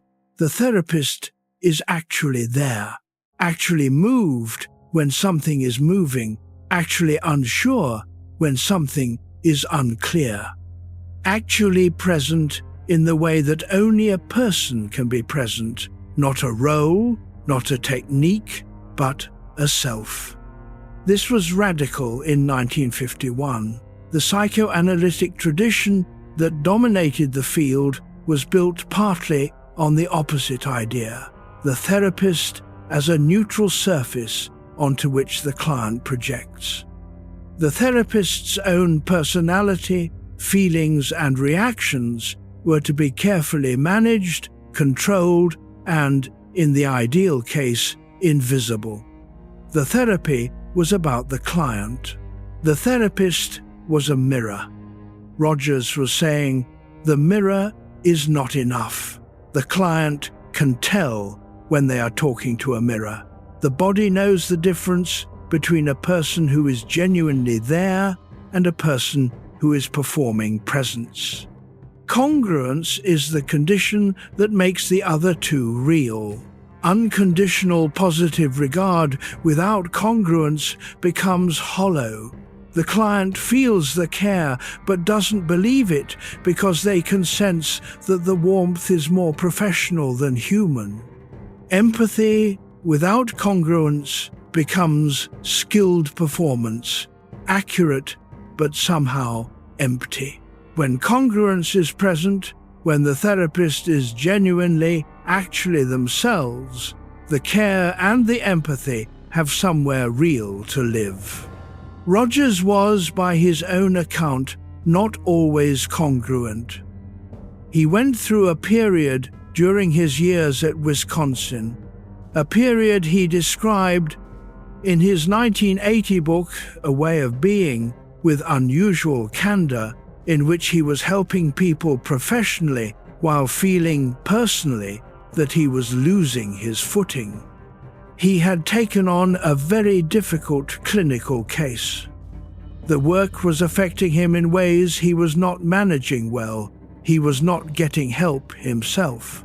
He was applying the conditions in his consulting room and slowly coming apart outside it. He sought help. He entered therapy himself.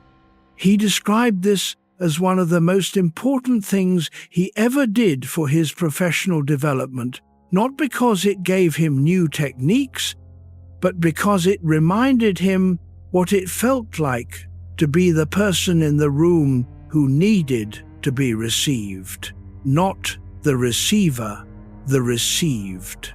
The body already knew what the mind had to relearn. After that period, he was different, more careful about his own limits, more willing to say in a session that he was uncertain, more willing to be moved, less defended, less the expert, more the person. He had learned congruence by nearly losing it. The story Rogers told about his own failure of congruence is specific. He was working with a young man whose mother was present in some sessions. He found the mother irritating. Not because she had done anything clinically significant. She was, in the ordinary way, somewhat anxious, somewhat controlling, somewhat unable to let her son speak without adding her own commentary. Rogers found this irritating and did not say so. He continued to extend warmth toward her in the session while internally pulling away. The young man noticed. He said one day that he felt there was something the therapist was not saying. Rogers considered this. He made the decision to be honest.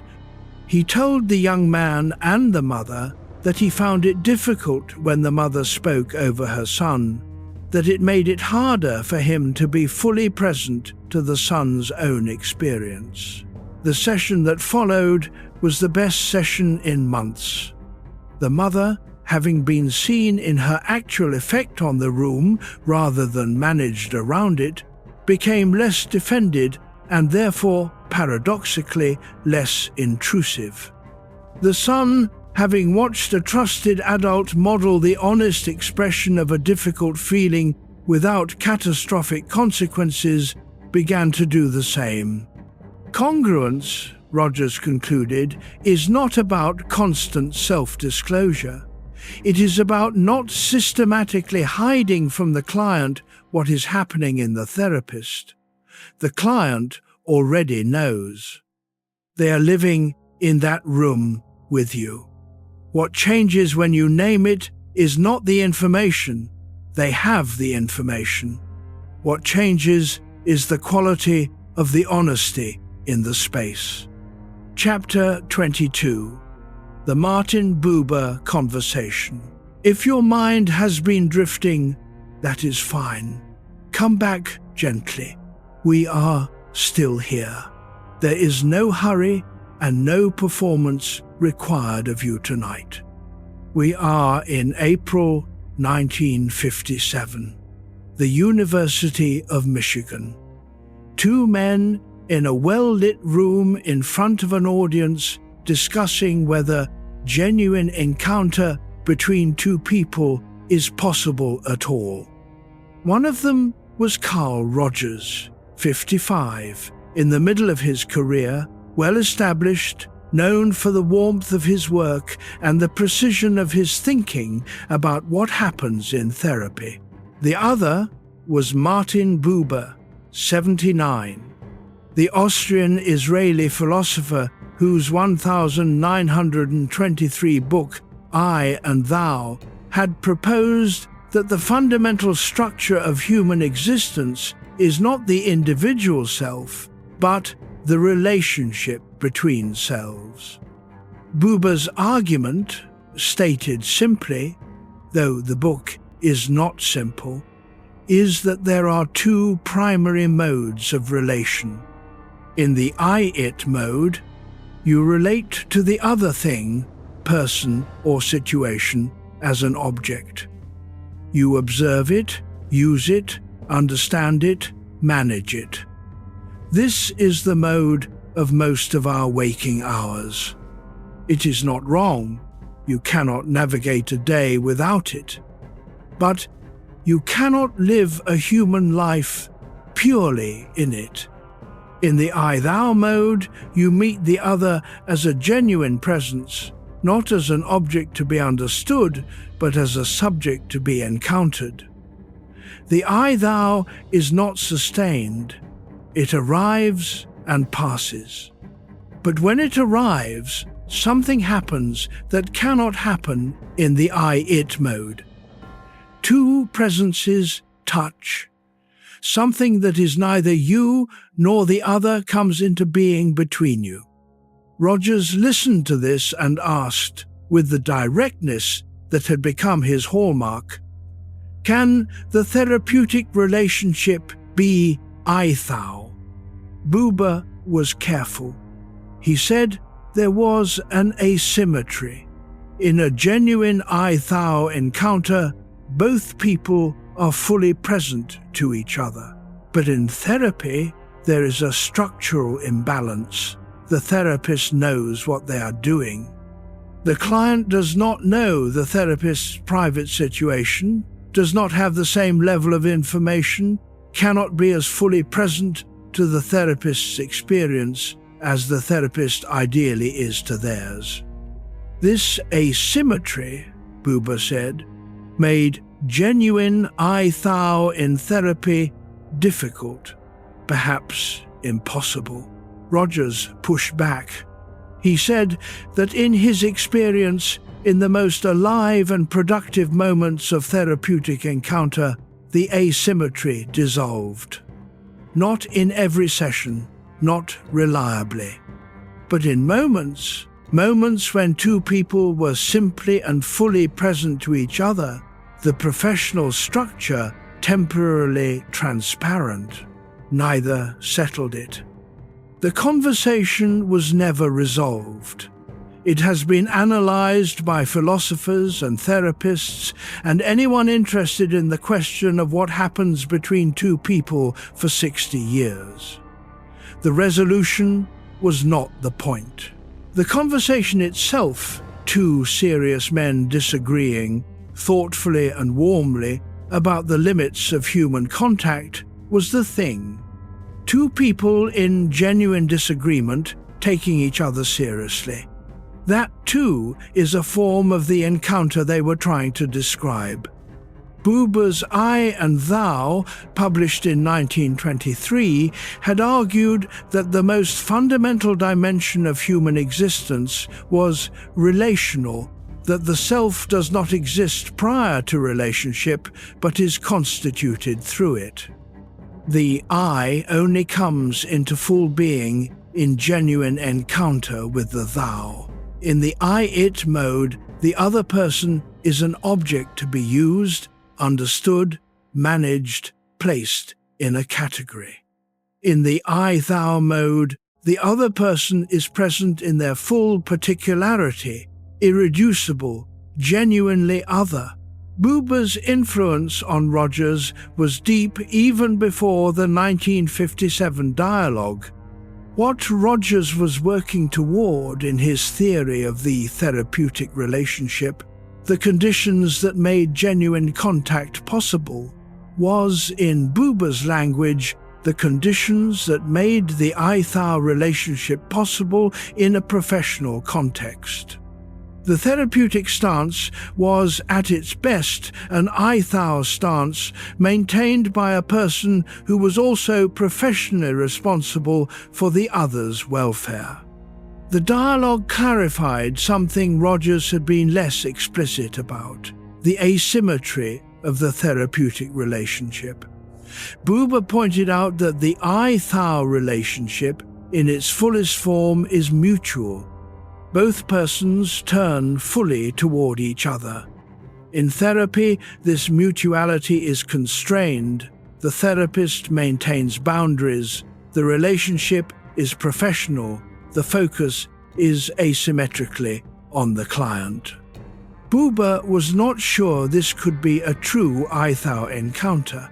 Rogers argued that it could be a genuine encounter even if not a fully mutual one.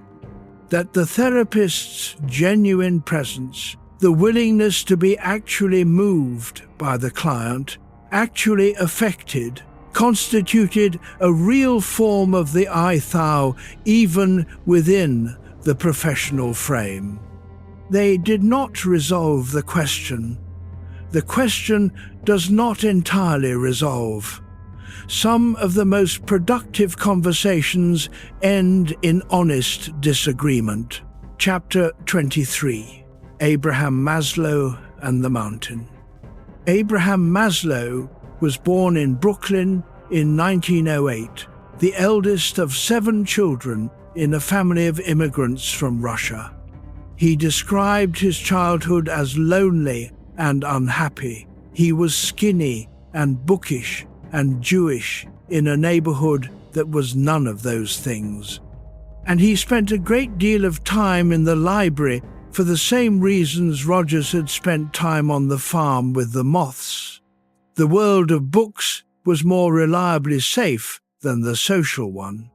He became a psychologist, and by the 1940s he had developed what would become his most famous contribution: the hierarchy of needs. The idea that human beings are motivated by needs that are arranged in a rough order of priority, from the most basic physiological requirements, food, water, shelter, sleep, up through the need for safety, then for love and belonging, then for esteem, and finally, at the peak of the pyramid, for self-actualization. Self-actualization, the need to become fully what you are capable of being. Not in the sense of achievement, though achievement might be part of it.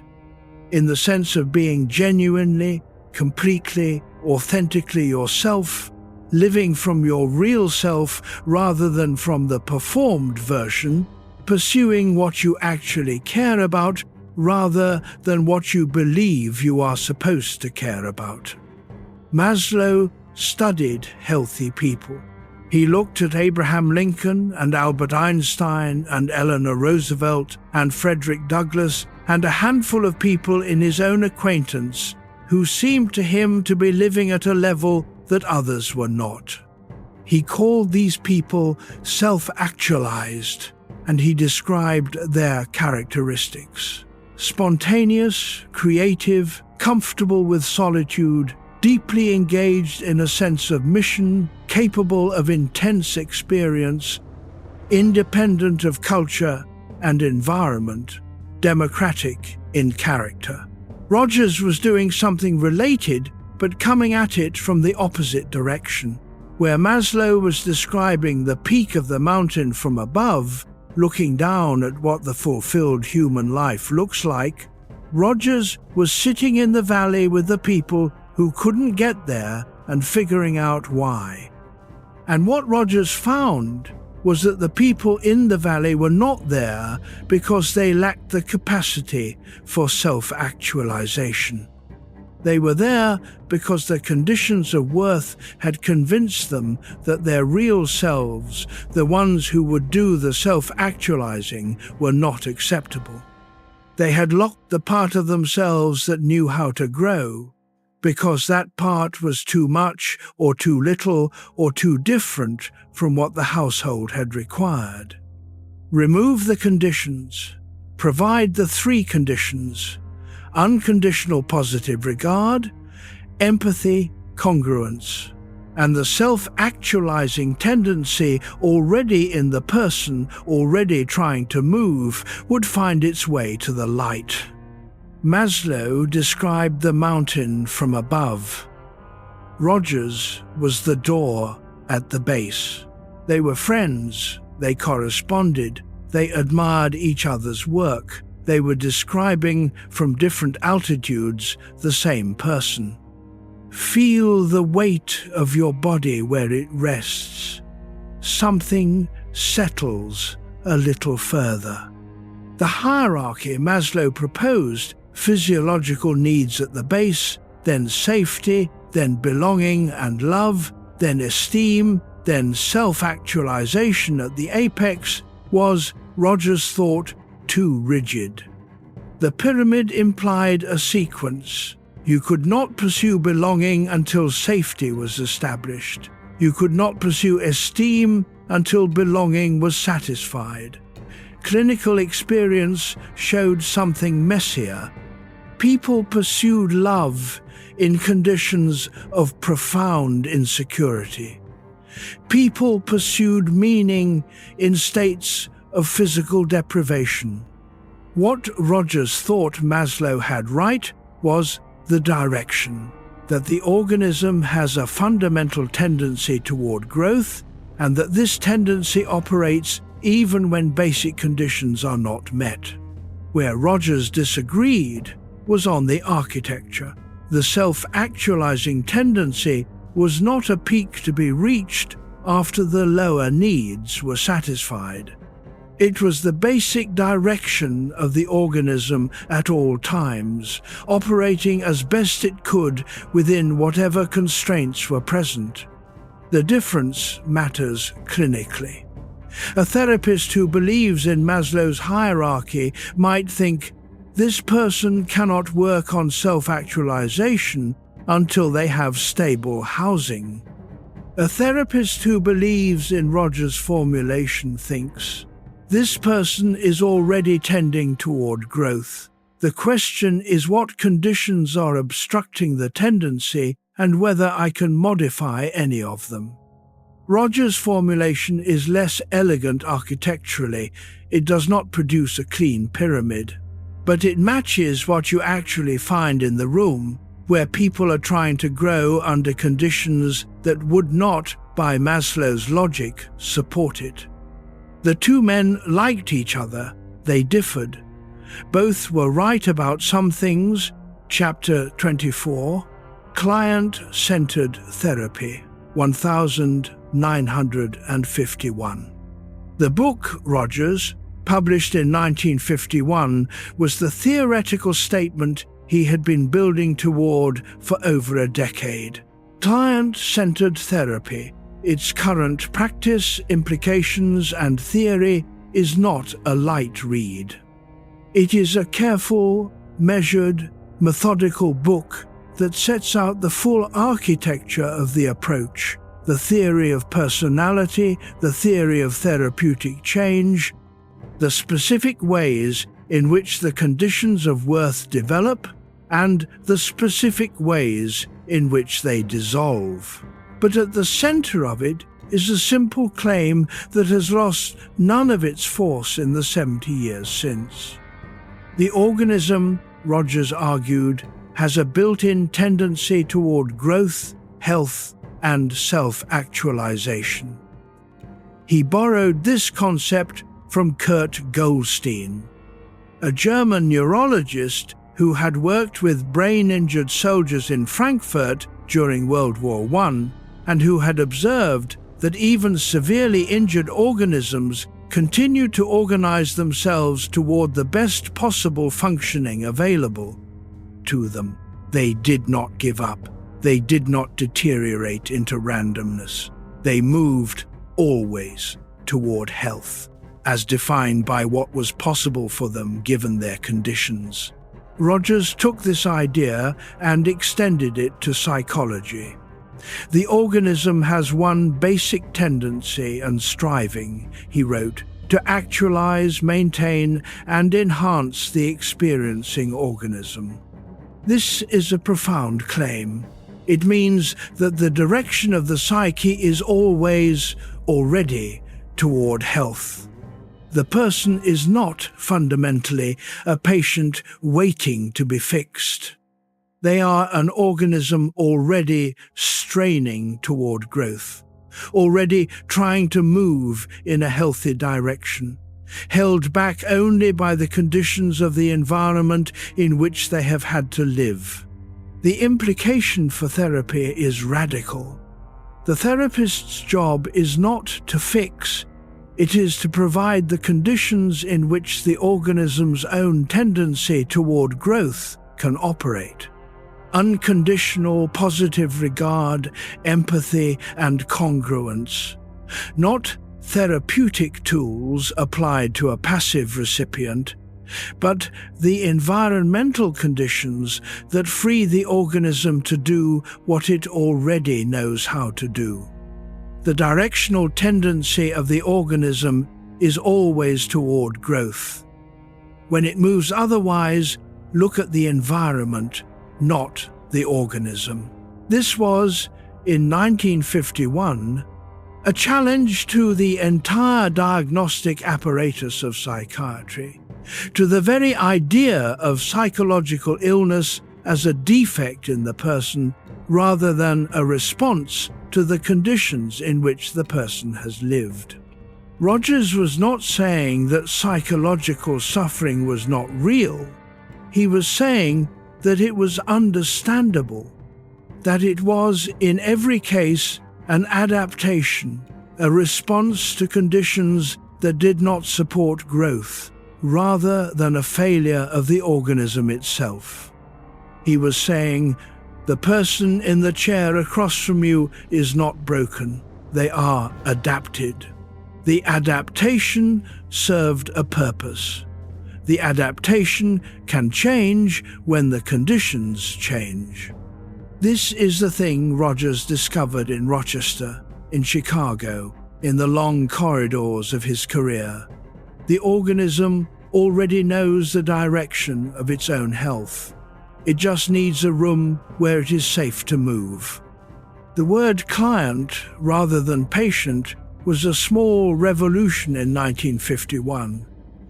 Patient comes from the Latin patiens, the one who suffers, the one who endures, the one to whom things are done. The patient is passive by grammatical definition. A patient receives treatment. Client comes from the Latin cliens, one who follows, but also one who retains the services of another. The client is an agent. The client has chosen to be in this relationship. The client brings something to the encounter that is theirs, their own resources, their own direction, their own authority over what happens next. The word encoded Rogers' entire philosophical position in a single terminological choice. He did not believe that therapy was done to a person. He believed that therapy was done with a person, or rather that the person did their own healing in the context of a particular kind of relationship. The therapist did not treat. The therapist provided conditions. The client, given those conditions, moved. It took 2 decades for the field to widely adopt the term. Many therapists resisted it on the grounds that it implied the client knew what they needed, which might not be true. The client, after all, had come because something was wrong. Rogers' response was that knowing what you need in the explicit, conscious sense is not the same as having the capacity to move toward it. The organism knows. The client may not yet know that the organism knows. Part of the therapist's work is creating conditions in which the client can begin to trust the organism's knowledge. Chapter 25, The Evidence. What Rogers was building in Chicago was not just theory. It was the first body of evidence about what actually happens in psychotherapy. Before Rogers, therapy was a black box. The therapist and client entered the room. They stayed for 50 minutes. One or both of them felt that something had occurred. Occasionally, the client improved. The improvement was attributed to the therapist's skill in applying whatever theoretical framework they were working from. But no one had actually studied the process. No one had measured what was happening inside the box. The audio recordings changed this. By the early 1950s, the counseling center at Chicago had accumulated hundreds of hours of recorded therapy sessions. Rogers and his students developed rating systems, ways of scoring, from the recordings, how much unconditional positive regard the therapist was displaying, how accurately they were reflecting the client's experience, how genuine they seemed. They trained multiple raters, checked for agreement, threw out the parts that were too subjective to measure. Then they tracked outcomes. Did the clients who had therapists scoring higher on the 3 conditions get better? And what did better mean? How did you measure it? Rogers developed outcome measures, self-report instruments, in which clients described their own experience, their sense of who they were, the gap between who they felt themselves to be and who they wanted to be. He compared these scores before, during, and after therapy. He compared them to control groups. He looked for the correlations. The answer across multiple studies was consistent. The clients whose therapists rated higher on the 3 conditions improved more. The quality of the therapeutic relationship, not the theoretical framework, not the specific techniques, was the best predictor of positive outcome. This finding has been replicated so many times in the decades since Rogers' Chicago research that it is now the most well-established result in the science of psychotherapy.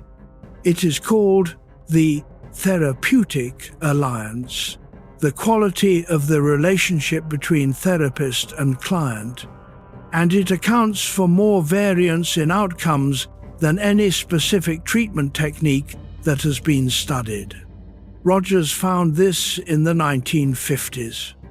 The field spent 50 years resisting it. Then it spent another 30 years confirming it. What heals people is not technique, it is relationship, the quality of presence, the experience of being received. He had known this since Rochester. The tapes just confirmed what the room had already told him. Let your body rest more completely. There is nothing that needs to be figured out right now. Something shifts here. The next layer is quieter. The specific numbers Rogers found were not glamorous. In the early studies, the correlation between measured empathy and positive therapeutic outcome was in the range of 0.3 to 0.5. By the standards of physics, this is noise. By the standards of psychotherapy research, where the phenomena are vastly more complex, it was substantial and replicable. The relationship between the quality of the therapeutic relationship and the degree of client improvement held across different therapist orientations, different client populations, different presenting problems. That was the finding that mattered. Not that Rogers' specific conditions produced the best outcomes, but that something about the relational quality of the encounter was a stronger predictor of outcome than the therapist's theoretical orientation. This was, to the field, uncomfortable. It meant that a well-trained psychoanalyst and a well-trained behaviorist were producing similar outcomes not because of the validity of psychoanalytic theory or behavioral theory, but because both, when functioning effectively, were doing something interpersonally that Rogers could describe and measure. Jerome Frank at Johns Hopkins was coming to the same conclusion by a different route. He called it the common factors, the elements shared by all effective therapies: therapeutic relationship, therapeutic rationale, therapeutic ritual. The specific content of any particular approach was less important than the shared structural features. Rogers had identified several of those structural features, not all of them, but the ones that held most robustly across the evidence. The research did not prove that Rogers' conditions were the only way to produce this relational quality. It proved that the relational quality existed and that it mattered. That was, for 1,950, more than enough to build on. Chapter 26, The Self-Actualizing Tendency. There is a plant in a dark room. You have seen this plant. Someone left it on a shelf where the light comes from a window to the left, and the plant's stems have bent slowly over weeks toward the window. The leaves have followed. The whole organism has organized itself around the direction of what it needs. The plant is not trying. It is not making an effort. It is doing what the plant does when the conditions allow. It is moving toward the light that keeps it alive. Rogers borrowed this image, the organism moving toward what sustains it, from the biologist Jakob von Uexküll, and from Kurt Goldstein's observations of injured brains still organizing themselves as best they could. He extended it to human psychology, with a conviction that his clinical work continued to deepen. Every person, Rogers argued, has this tendency. It is in them before any particular experience, before any particular condition. It is not learned. It is not produced by good parenting or good therapy or good fortune. It is the basic orientation of the living organism toward what it needs to grow and be well and be fully what it is. The tendency gets blocked. The conditions of worth, the accumulated learning about what is and is not acceptable, what is and is not safe to want, What is and is not worth pursuing function as the shelf that puts the plant in the dark corner. The plant still tends toward light. It is just unable to reach it from where it has been placed. Therapy, in Rogers' framework, is not a matter of giving the plant what it needs to grow. It is a matter of moving the plant closer to the window. The growth is already in it. Erich Fromm, whose work on love and human nature Rogers read carefully, had described this same tendency from a slightly different angle in his concept of biophilia, the love of life. The orientation of the healthy organism toward growth and aliveness rather than toward stasis and death. Fromm argued that necrophilia, in its psychological sense, the attraction to what is dead, fixed, mechanical, controlled, was not a natural human tendency, but a response to conditions that had prevented the full development of life-loving character.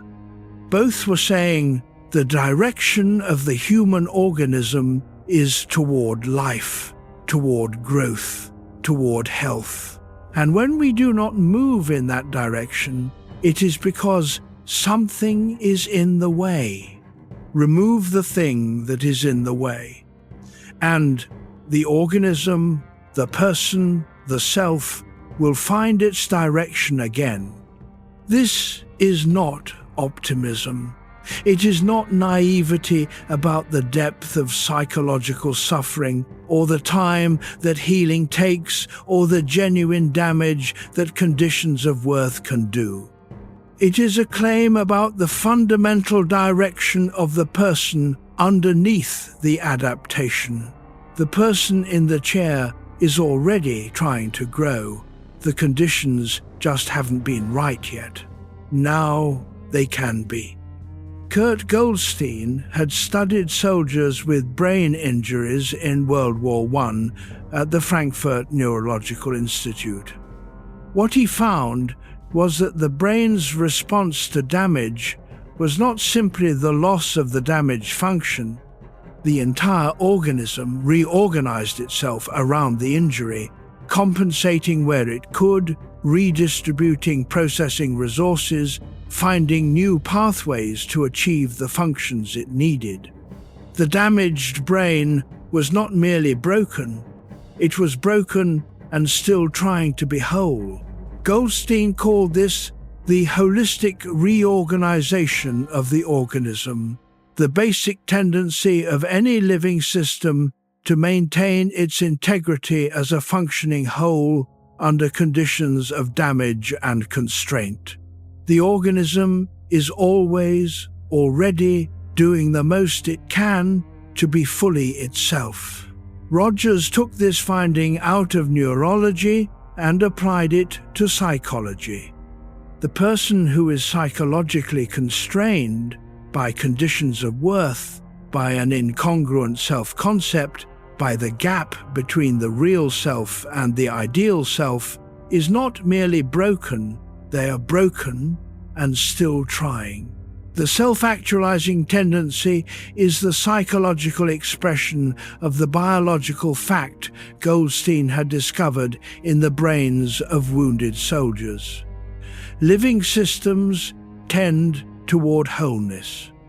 This reframe changes everything about how you sit in the room with a person who is suffering.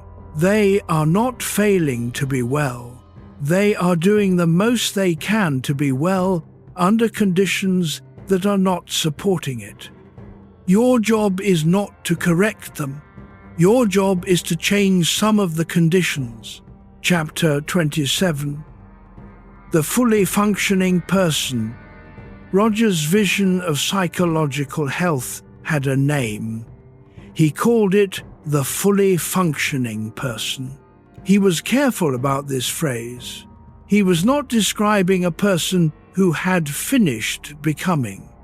not a person who had solved their problems or resolved their suffering or arrived at some enlightened plateau from which ordinary human difficulty was visible but no longer affecting. The fully functioning person is not a finished person. They are a person in the full sense of being alive. The characteristics Rogers described were not what you might expect from a clinical definition of health. The fully functioning person is open to experience. This means they are not defended. When something happens that might normally be threatening, feedback that challenges their self-concept, an emotion they were not expecting, an experience that doesn't fit their framework, they receive it rather than deflecting it. They can be affected. They can be surprised. They can change their minds.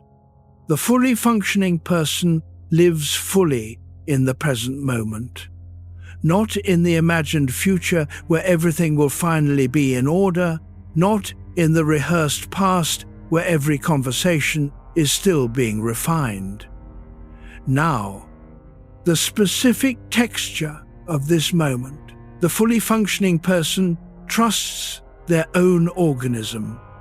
They have enough experience of their own judgment, enough encounters with their own responses and reactions, enough evidence that their real self knows something, that they can use that judgment as a guide, not dogmatically, not without revision, but as a real guide. And the fully functioning person lives creatively, not in the sense of artistic production, though that might be part of it, in the sense of being responsive, flexible, able to meet new situations freshly rather than forcing every new experience through the template of the old ones.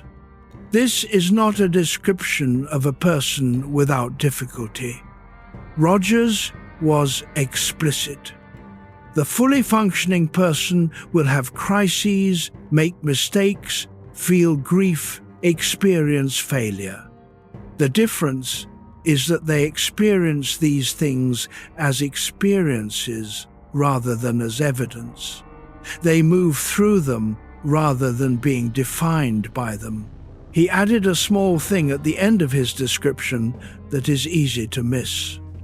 The fully functioning person, he said, is the creative person, the person who lives in process, who emerges freshly in each situation, not completed, not at the destination, in process. Let your breath come and go. The night holds still. And this leads to the question beneath the question, which we will reach soon. It is the question of what makes the fully functioning person possible at all. What is the condition of their being? What happened, what happens that allows someone to move from adaptive performance to genuine living? Rogers knew the answer. We are getting there. Aristotle described the highest human good as eudaimonia, often translated as happiness. But the word carries more weight than that. Eudaimonia is something closer to flourishing, the activity of the soul in accordance with its highest virtue, expressed over a complete life. It is not a feeling, but an activity. Not a state, but a practice sustained over time. Rogers had almost certainly read Aristotle. He does not cite him directly in the work on the fully functioning person, but the kinship is visible. Both are arguing that the good life is not what a person has, but what a person does. Not a possession, but an ongoing activity. Both are arguing that this activity has a natural direction that can be supported or obstructed by the environment. Both are arguing that the flourishing person is engaged, responsive, fully alive in their encounter with the world. Where Rogers departs from Aristotle is on the nature of virtue. Aristotle's virtuous person has trained themselves through habit and practice and the guidance of a good community into the correct dispositions. The virtue is achieved through discipline. Rogers' fully functioning person is not so much trained as freed from the conditions that have been obstructing the natural direction of the organism. The growth is in there already. The task is not to build it, but to allow it. This is a more optimistic view of human nature than Aristotle held. It is also, Rogers' research suggested, more clinically useful. Chapter 28, Wisconsin, 1957. You do not need to have followed every word. The parts that matter will find you. Come back gently. We are still here. In 1957, Rogers accepted a joint appointment at the University of Wisconsin, the institution where he had studied agriculture nearly 40 years before. He was 55. He was well established, well respected, and sufficiently confident in his framework to want to test it in the hardest possible way. The test: could person-centered therapy help patients diagnosed with schizophrenia? The Wisconsin Psychiatric Institute was not the University of Chicago Counseling Center. The clients Rogers had worked with in Chicago were primarily college students and adults dealing with what the field called neurotic difficulties: anxiety, depression, interpersonal problems, the ordinary suffering of people whose self-concept had become constraining. They were articulate. They could engage in conversation. They could tell him more or less what was happening for them. The patients at the Wisconsin Institute had, many of them, withdrawn from ordinary engagement with the world in fundamental ways. Some had not spoken coherently for years. Some were locked in fixed patterns of behavior and perception that seemed impervious to ordinary interaction. They were in the most extreme states of psychological disturbance that Rogers had ever worked with. He believed the same conditions would reach them, given time and patience and consistency. He assembled a team. They began working.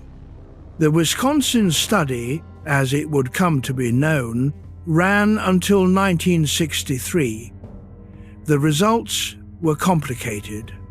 Some patients showed genuine improvement, particularly those whose therapists achieved the highest ratings on all three conditions. Some showed no measurable change. Some seemed briefly to worsen. But Rogers reported something that the measurements could not fully capture.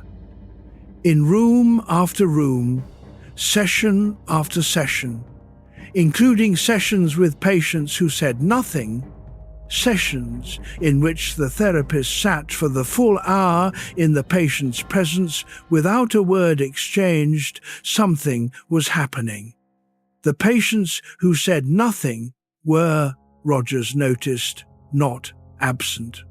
They were aware of the quality of attention in the room. When the attention was genuine, when the therapist was actually genuinely present to this person, this suffering, this specific human being in front of them, the patient's bodies registered it. Something loosened. Even when no words came, the body knows when someone has stopped managing it. Something changes even when nothing is said. This confirmed for Rogers what he had believed since Rochester. The conditions work at the level of the body before they work at the level of language. Before the client finds words for the change is already happening in the tissue and the breath and the way a person occupies a chair. He left Wisconsin in 1963, tired but not defeated. He had learned something he could not have learned anywhere else. The conditions were not technique, they were contact.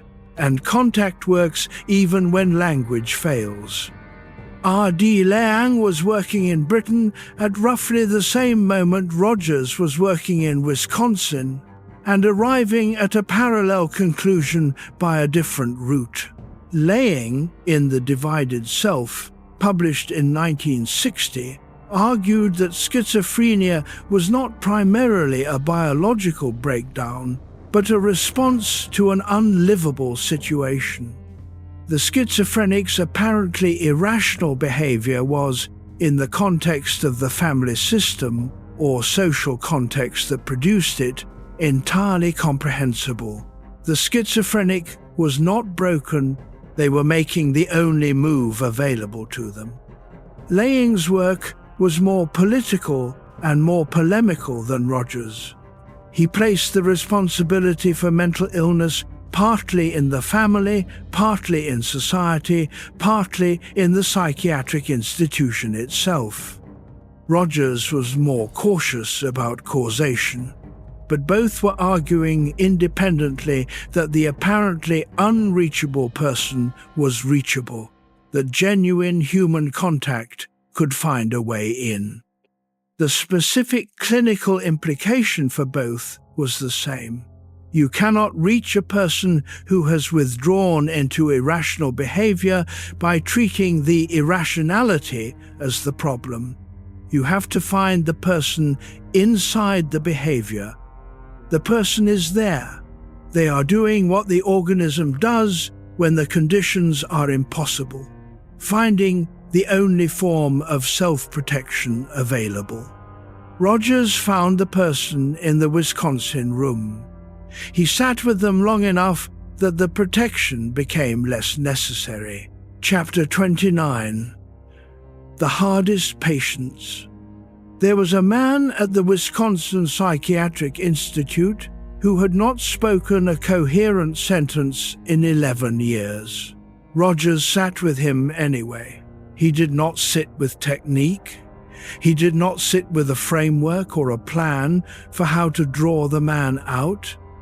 He sat with what he had found in Rochester and confirmed in Chicago that the quality of presence in a room is something a human being can feel, even when language has become unavailable to them, even when the usual channels of exchange have closed. In the sessions that followed, Rogers sat across from this man in a small room and attended to him. He noticed when the man's breathing changed. He noticed when the man's eyes moved toward the window or toward the door or toward Rogers himself. He did not interpret what he saw. He did not ask what the movement of an eye meant. He simply paid attention to the person in front of him in the fullest way he could manage. After several weeks, the man spoke a single sentence. Rogers was careful about what he wrote of these moments. He did not present them as miracles.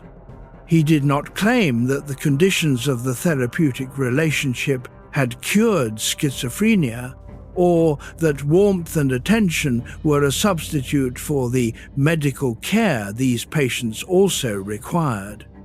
He was honest about the limits of what he had found. The Wisconsin study's statistical results were complicated. Some patients improved, some did not. Some showed no measurable change. But Rogers reported something the statistics could not reach: that in the rooms where the therapist was genuinely present, not performing presence, not going through the documented motions of person-centered technique, but actually attending, actually caring, actually moved by the person in front of them. Something happened that did not happen in the other rooms. He had begun to believe that the conditions worked at a level prior to consciousness, prior to language, prior to the explicit processing of meaning that we usually think of as therapy. The body receives presence before the mind names it. A person who has been genuinely seen can feel the difference even before they find words for what has changed. Bessel van der Kolk, decades later, would build an entire therapeutic framework on this insight. The body keeps the score. Trauma lives in the tissue, in the nervous system, in the way a person inhabits their own skin. And healing, too, lives there, in moments of safety registered somatically before they are registered consciously, in the slowing of a breath, in the loosening of a jaw, in the way a person who has been chronically vigilant gradually allows themselves to occupy a chair differently when they have been in genuine company long enough. Rogers did not have this language in 1957. But he had the experience. He had sat in the rooms. He had watched what happened to the men and women who were beyond ordinary speech when someone entered the room and was genuinely with them, rather than merely professionally adjacent to them. The hardest patients taught him the most essential thing, that what he had been offering all along was not a method, it was a form of being. And forms of being, unlike methods, do not require a recipient who can articulate what they are receiving. The conditions work before words. They work in the silence between words. They work in the dark room where someone is breathing beside you and not managing you, not needing you to be different from what you are in this moment, simply present to you in whatever state you are in. Let that be something you have had. Let it be, perhaps, something you have given. The room is very quiet now. There is a quality of silence that Rogers had learned to trust. Not the silence of withdrawal, not the silence of a person who had stopped trying, but the silence of a person who was, for the first time in perhaps a very long time, in a room where nothing was required of them. The man who had not spoken a coherent sentence in 11 years was perhaps not absent from that room. He was, in his own way, attending, registering the particular quality of the attention being paid to him, checking, in whatever way was still available to him, whether this attention was safe. Seneca wrote to his young friend Lucilius, "The body needs quiet to heal itself. Not the absence of sensation, but the absence of demands on the organism's resources. A wound cannot knit if the flesh is constantly disturbed." Seneca was describing physical healing, but the observation extends. Rogers was providing a space in which the psychological organism could do the knitting it had not been able to do, while all its energy was going toward defense. Chapter 30. William James and the Stream. You have heard this name before in this long telling. William James appeared earlier in the lineage as one of the thinkers whose vision of the self as process rather than structure opened a door that Rogers walked through. It is worth pausing here in the middle of the night to consider what James actually found. James was the first psychologist to describe consciousness not as a container, but as a river. He called it the stream of consciousness, and by this he did not mean a metaphor for fiction or a literary technique. He meant something precise about how the mind actually works. That experience does not arrive in discrete packets, clearly bounded, separately labeled, organized into tidy categories. It arrives as a continuous flowing, each moment blending into the next, each thought carrying something of the thought before and being carried into the thought that follows. The self, in James's understanding, is not a thing that has experiences, it is the experiencing itself. The verb, not the noun. What James knew from the inside, in his 20s, he had suffered a breakdown that he would write about, obliquely, as the experience of a young man in the grip of a profound depression. He was living in Paris. He could not see a reason to go on. He described standing in the corridor of his boarding house one night, struck by a sudden image of a patient he had seen in an asylum.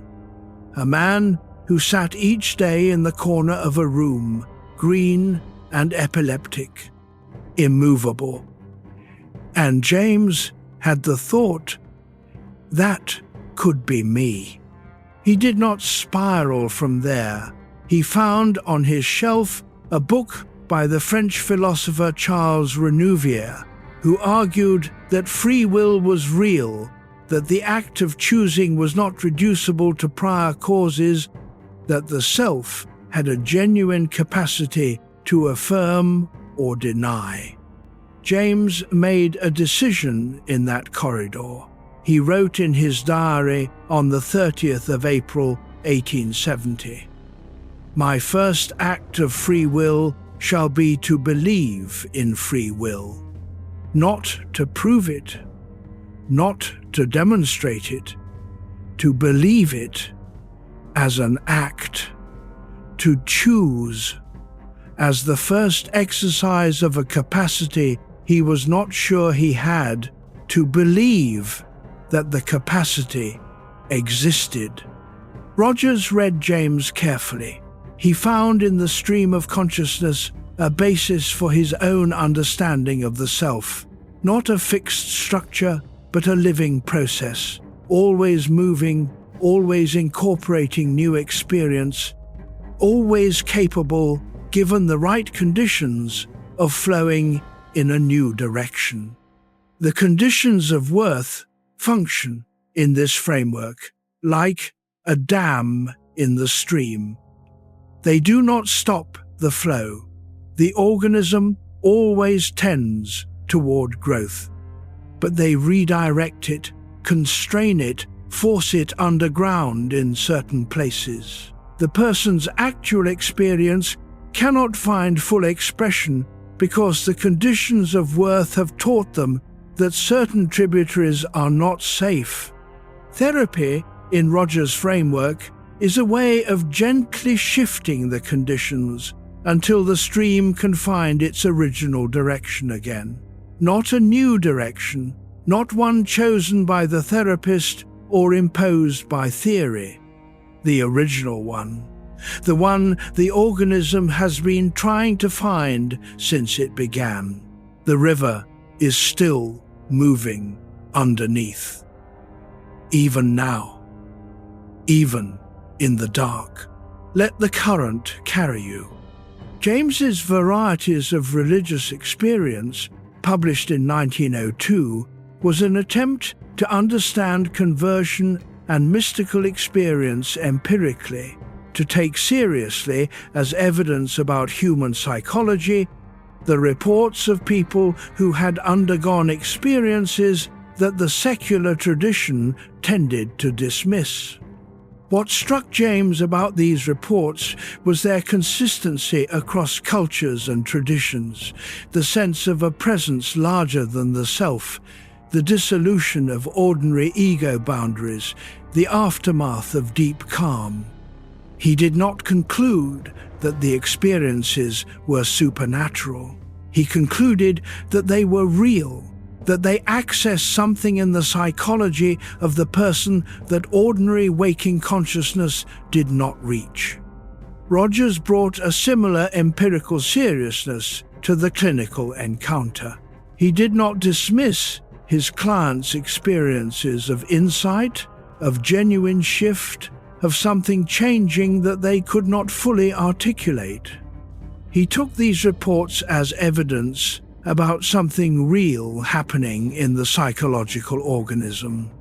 The tape recorder was his instrument for studying what was there. The correlation coefficients were his way of establishing that what seemed to be happening was actually happening and not merely believed to be happening. Both James and Rogers were applying the scientific impulse to domains. The scientific tradition had tended to dismiss the innermost private life of the person. Both were insisting that these domains were real, that they had structure, that they could be understood. Chapter 31. What loneliness actually is. We planted a question early in this night, and it is time to return to it. On the farm in Illinois, a boy learned to keep himself company. He read, he walked the fields, he knew which trees held which birds in which seasons. He was not alone. He had a family, a mother who was warm and devoted, siblings and space, and the particular richness of a life organized by seasons and care. But he was alone in something that is harder to name. He was, from early childhood, without the particular experience of feeling genuinely known. Hannah Arendt wrote something that helped Rogers when he was old enough to know what it meant. Arendt drew a distinction between solitude and loneliness. Solitude, she said, is not uncomfortable. Solitude is the condition of being with oneself, of having within yourself genuine company. The person who is comfortable in solitude has a self that is present to them. They are not empty in their aloneness. Loneliness, Arendt wrote, is something different. It is not about being physically alone. She had watched it in crowds, in ideology, in the mass movements of the 20th century, and she had concluded loneliness is not solitude. Solitude requires being alone, whereas loneliness shows itself most sharply in company with others. The loneliest people she had observed were not hermits. They were people in rooms full of other people, unable to reach anyone because the self they were presenting was not the self that needed reaching. Rogers understood this the way he understood it in rooms where people could not find words. The deepest loneliness is not the absence of others. It is the absence of reception. It is the experience of showing yourself, some version of yourself, the version you have decided is safe to show, and finding that the thing receiving you is not quite receiving you. That the other person is responding to the performance rather than to the person. That you could leave the room and leave the performance behind, and the conversation would continue without you, because no one would notice the difference. On the farm, the boy had no one to offer him the conditions. His family loved him. His mother was devoted. His father was providing. But no one helped him discover what he actually felt, what he actually thought, what he actually wanted. The conditions of worth were everywhere: goodness, hard work, religious adherence, emotional restraint. The real Carl Rogers was in there somewhere, tending toward the light. But the window was a long way away. The resolution he found, across a lifetime of clinical work, was this: that the experience of being genuinely received, even once, even briefly, even partially, changes the quality of aloneness permanently. Something in the nervous system registers that it is possible, that a self can be shown and met. That the distance between what you are and what another person is able to receive is not as total as it is felt. You do not need a therapist for this. You may have had this experience in a friendship, a conversation, a moment of unexpected recognition. Someone said something and you thought, they see me, the actual me. And the loneliness, not the solitude, but the particular loneliness of the unreceived self, shifted. That is what Rogers was offering, not a technique, a moment of genuine reception, again and again, for as long as it took for the person to believe that it was real. The boy on the farm grew into the man in the room. He spent his life giving what he had never fully received. That is not a tragedy. That is perhaps how the gift becomes possible at all. The night is very quiet. There is a way in which solitude, in Arendt's sense, is a prerequisite for genuine company. The person who has no interior life, who is only the sum of other people's perceptions of them, who has never learned to be genuinely with themselves, cannot be genuinely with another person either. They can be adjacent, they can perform togetherness. But the encounter between two empty performances is not contact. It is two people managing each other's impressions of them. Rogers' therapy was, among other things, a place where people gradually found their interior life again. The sessions provided a kind of structured solitude, a space in which the external demands were temporarily suspended and the person could hear what was actually happening inside. Over time, this made genuine company possible. The person who had been alone in company, present in body but absent in self, began to find that the interior life they had been recovering in the therapy room was available to them in other rooms too. This is the resolution of the loneliness of the unheard self. Not that someone else finally hears you, though that is part of it, but that you begin to hear yourself again. That the interior voice, muffled by conditions of worth, by the noise of performance, by the accumulated weight of never quite being received, begins to be audible once more. Chapter 32. The question from the Seminary. There was a question planted even earlier in this telling, the question that the young man left the seminary to answer. He had gone to Peking in 1922, expecting to find his faith confirmed, or at least refined, to find, in the encounter between Western Christianity and Eastern culture, a way to hold what he believed with more certainty. He found instead that the encounter cracked the certainty open. He came home with a question he could not put back. Is it possible to work with what is most essentially human about a person, their suffering, their longing, their capacity for growth, without requiring them to fit a predetermined theological frame? He left the seminary to find out. The question did not disappear. It went underground, into the work.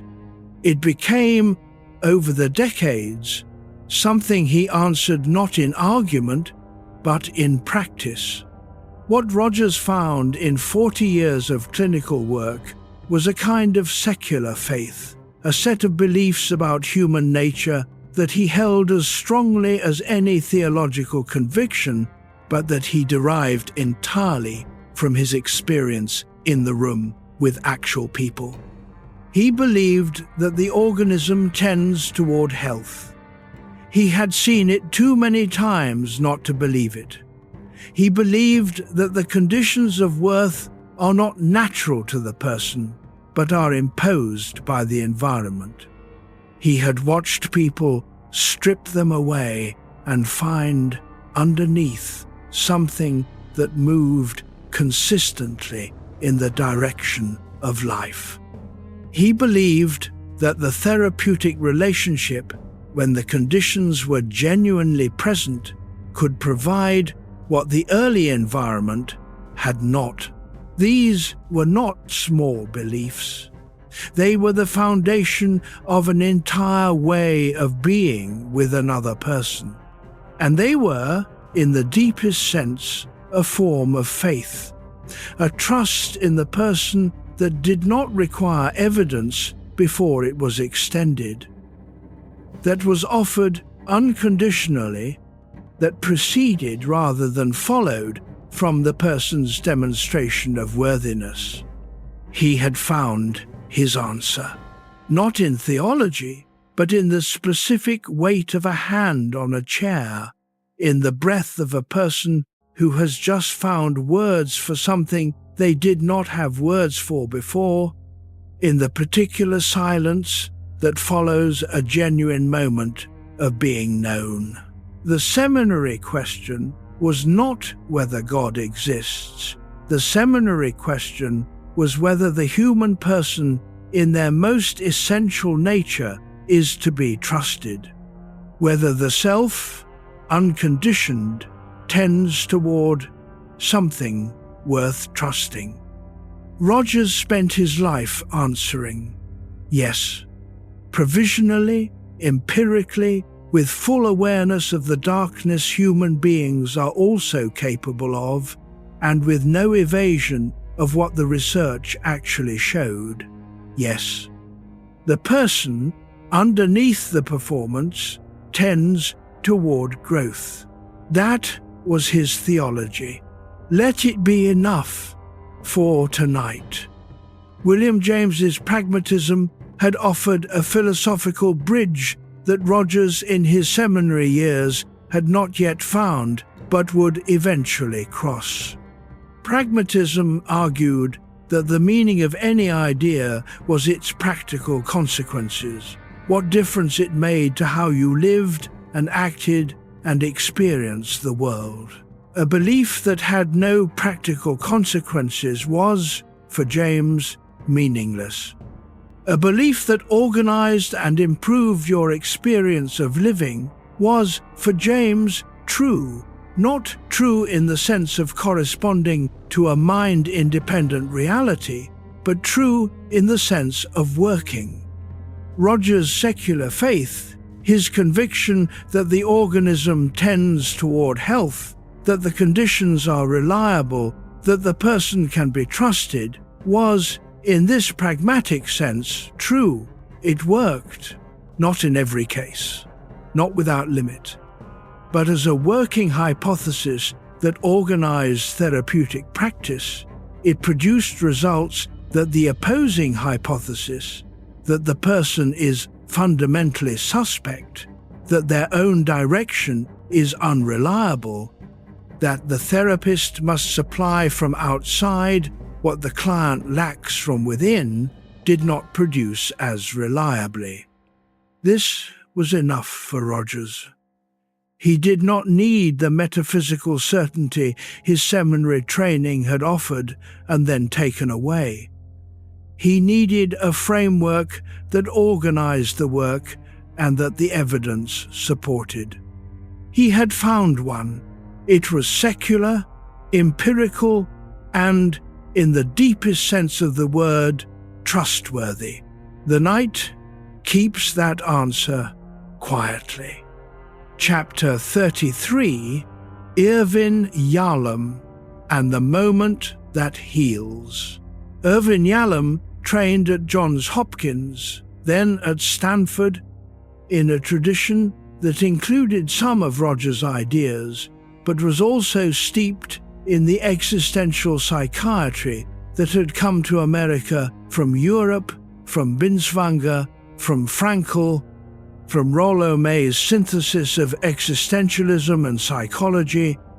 Yalom became one of the most careful students of what actually happens in the room between a therapist and a patient, not what theory says should happen. What actually happens. He wrote about what he called the corrective emotional experience. The term was not his originally. It had appeared in the work of Franz Alexander decades earlier, but Yalom refined it and placed it at the center of what he believed therapy, at its most essential, is. A corrective emotional experience is not an interpretation. It is not insight. It is not a moment when the patient understands intellectually what went wrong in their early development or why they behave in certain characteristic ways. Understanding, Yalom found, was often useful but rarely sufficient. People could understand their patterns completely and continue them unchanged for years. What changes things, Yalom found, is the experience of something genuinely different. A moment in the relationship between therapist and patient that does not replicate the patterns the patient has always known. A moment in which the expected happens and something unexpected happens instead. The patient expects to be managed, and the therapist instead is honest about their own uncertainty. The patient expects to be judged, and the therapist instead is genuinely curious. The patient expects the relationship to be conditional, to require them to be improving, to be performing therapeutic progress, to be giving the therapist something in return for the care.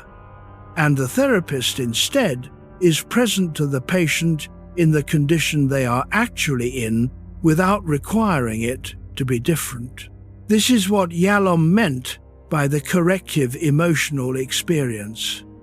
Not a programmed intervention, a genuine moment in which the interpersonal world works differently than the patient's history has led them to expect. This is also precisely what Rogers was describing when he wrote about the three conditions. Unconditional positive regard is the condition that makes the corrective emotional experience possible. The patient cannot receive something genuinely different if the therapist's acceptance is conditional on their progress. Empathic understanding creates the specific quality of reception that makes the patient feel seen rather than managed. Congruence, the therapist's own genuineness, is what makes the patient trust that what they are experiencing is real and not performed. What heals is the moment, not the explanation of the moment, not the historical analysis of why this moment is needed or how the early environment failed to provide it. The moment itself. Rogers had known this from Rochester. He had had the experience of sitting with someone and feeling the room change, not because of anything he had said, not because of any particular technique he had employed, but because of a quality of presence he had managed to sustain long enough for it to be felt. Yalom found the same thing at Stanford, and in his years of practice, and in the 50 books he wrote about what he found. He put it this way: the healing agent in therapy is the relationship itself, not what is said within the relationship. The relationship, the night holds you the way a good relationship holds someone, without requiring anything in return. Yalom's group therapy research had identified something he called the therapeutic factors, specific elements of the group experience that were associated with positive change in members. Among them, the installation of hope. The group demonstrates that change is possible. Universality, discovering that you are not alone in your struggle. Imparting information. Altruism, the experience of helping others. Group cohesiveness, catharsis, and existential factors confronting the fundamental conditions of existence. What is striking about this list is how thoroughly relational it is. Most of the factors operate between members of the group, not within individuals. The change happens in the space between persons. Individually, the member might have experienced catharsis many times. In the group, the catharsis happens in front of others who receive it, and that reception is what makes it transformative. This confirmed what Rogers had found in individual therapy and extended it to the group format. The individual therapy session was not a special case of the group. The group was the more basic case. The essential move was the same: genuine reception by real people of what is actually there in the person. The therapist in individual therapy was trying to offer a compressed and intensive version of what the well-functioning community offered its members all the time: the experience of being genuinely known. Chapter 34. The Woman in Rochester. We have been carrying a woman with us through this entire night.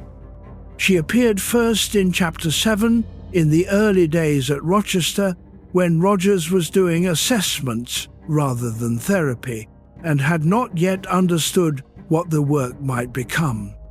She appeared again in Chapter 14, in shadow, as one of the clients with whom Rogers, still young and insufficiently trained, had found himself stuck. Now we can tell the whole of it. He had been working with her for months. He was using everything he had learned at Columbia, everything he had absorbed from Otto Rank's ideas about the will and the person's autonomous capacity for change, everything that his supervisors had taught him about how the therapeutic relationship should function. He was doing the work the way the work was supposed to be done, and nothing was moving. She was articulate, she was intelligent, she came to every session. She talked about her history, her relationships, the patterns she could see clearly in herself but could not seem to change. She talked the way someone talks when they know what they are supposed to talk about in therapy. The right topics, the right vocabulary, the right willingness to engage with difficult material. Rogers felt in session after session that he was not with her, he was with a performance of her. And she was with a performance of him, the competent therapist, the knowledgeable helper, the person who had the framework and the tools that would eventually produce the result she was supposed to be producing. After months, Rogers did something he had never done before. He told her the truth. He told her that he did not believe they were getting anywhere, that he felt stuck, that he was not sure he had anything more to offer her, that perhaps it was time to acknowledge that this particular therapeutic relationship was not working. It was, in every technical sense, a failure. He was admitting that he had not succeeded, that the competent therapist was not in fact competent to help this specific person. She was quiet. Then she cried. And then For the first time in months of sessions, she began to talk. Not the performance, her. She said things she had not said before, felt things she had not allowed herself to feel in the structured space of a session aimed at progress. She said that she had felt, all along, that she could not let him see how bad it actually was, because she had been managing his perception of her the way she managed everyone's perception of her, and the work of managing had left no room for the actual thing that needed addressing. His moment of genuine honesty, his abandonment of the performance of competence, had been the first moment of congruence in the relationship. She had felt it the way the patients in Wisconsin would later feel the quality of presence before any words arrived. She had been waiting for months for him to stop performing help and just be with her. She had always been able to tell the difference. She had just not been able to say so. Rogers never forgot what happened in that room. He said in his later writing that it was the most important lesson of his professional life, that the performance of care is not care, and the person across from you knows the difference, even before they can articulate how they know. Stop performing. Be there. That is the whole of it. What Rogers wrote about the Rochester moment in his later work carries a quality of the thing he valued most in his clients, the honest acknowledgement of what had actually happened without self-protection. He had not been present to the woman for months. He had been performing presence. The performance had been convincing enough that he had convinced himself. This is the specific danger of professional competence. It can become a substitute for the thing it was intended to serve. A therapist who is skilled at appearing empathic can lose track of whether they actually are. The moment the performance broke was the moment of genuine contact. His honesty about his own failure was the first truly congruent thing he had offered her. She had been waiting for it. She had been sensing its absence and staying in the room anyway, loyal to the possibility that it might arrive. Seneca wrote about the specific relief of being with a person who does not need anything from you. He meant a friend in the philosophical sense, a person of good character whose company is its own reward, who does not require you to perform or produce or manage their impression of you. The therapy room, when the conditions were genuine, offered something close to this, a space in which the client did not have to manage the therapist's impression of them, where the truth was not only allowed but welcomed. The woman in Rochester had been waiting for the room to become that space. When Rogers finally made it that space, she entered it immediately. Chapter 35, The Curious Paradox. Rogers wrote it in On Becoming a Person in 1961. He had been trying to articulate it for years, finding different formulations, approaching it from different angles, and then one version came out clean enough to keep. The curious paradox is that when I accept myself just as I am, then I can change. Read it slowly.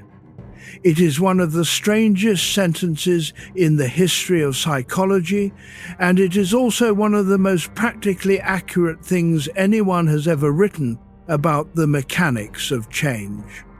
The ordinary assumption about change is that it requires dissatisfaction with the current state, that the person who is comfortable where they are has no reason to move.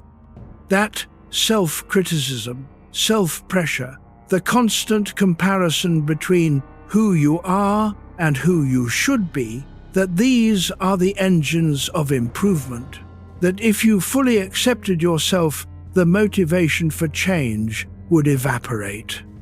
Rogers found the opposite. The person who is not self-accepting is not free to change because most of their available energy is being used to manage the gap between who they are and who they believe they need to be. The defended self cannot move. It is too busy defending.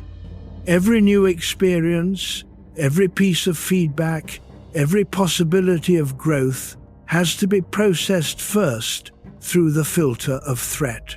Does this confirm or challenge the image I am trying to maintain? Is it safe to receive this, or will it destabilize the performance? The person who accepts themselves actually accepts, not merely claims to accept, has no defense to maintain. When new information arrives, it can simply arrive. When a feeling comes, it can simply come. When an error is made, it can simply be noted and corrected without triggering the elaborate machinery of shame that makes errors catastrophic rather than informative. Viktor Frankl, who had arrived at a complementary insight from a very different direction, from Auschwitz, from the absolute bottom of what a human being can survive, wrote something that sits beside Rogers' paradox, that when we are no longer able to change a situation, we are challenged to change ourselves. The space between stimulus and response, the freedom that cannot be taken, even when everything else is taken. Frankl's insight is the inside of Rogers' outside. When the conditions remove our ability to act, the change goes inward. Rogers' insight is the outside of Frankl's inside. When the inner conditions are finally right, when the self is accepted rather than defended, the outward change becomes available again. Both were pointing to the same hinge.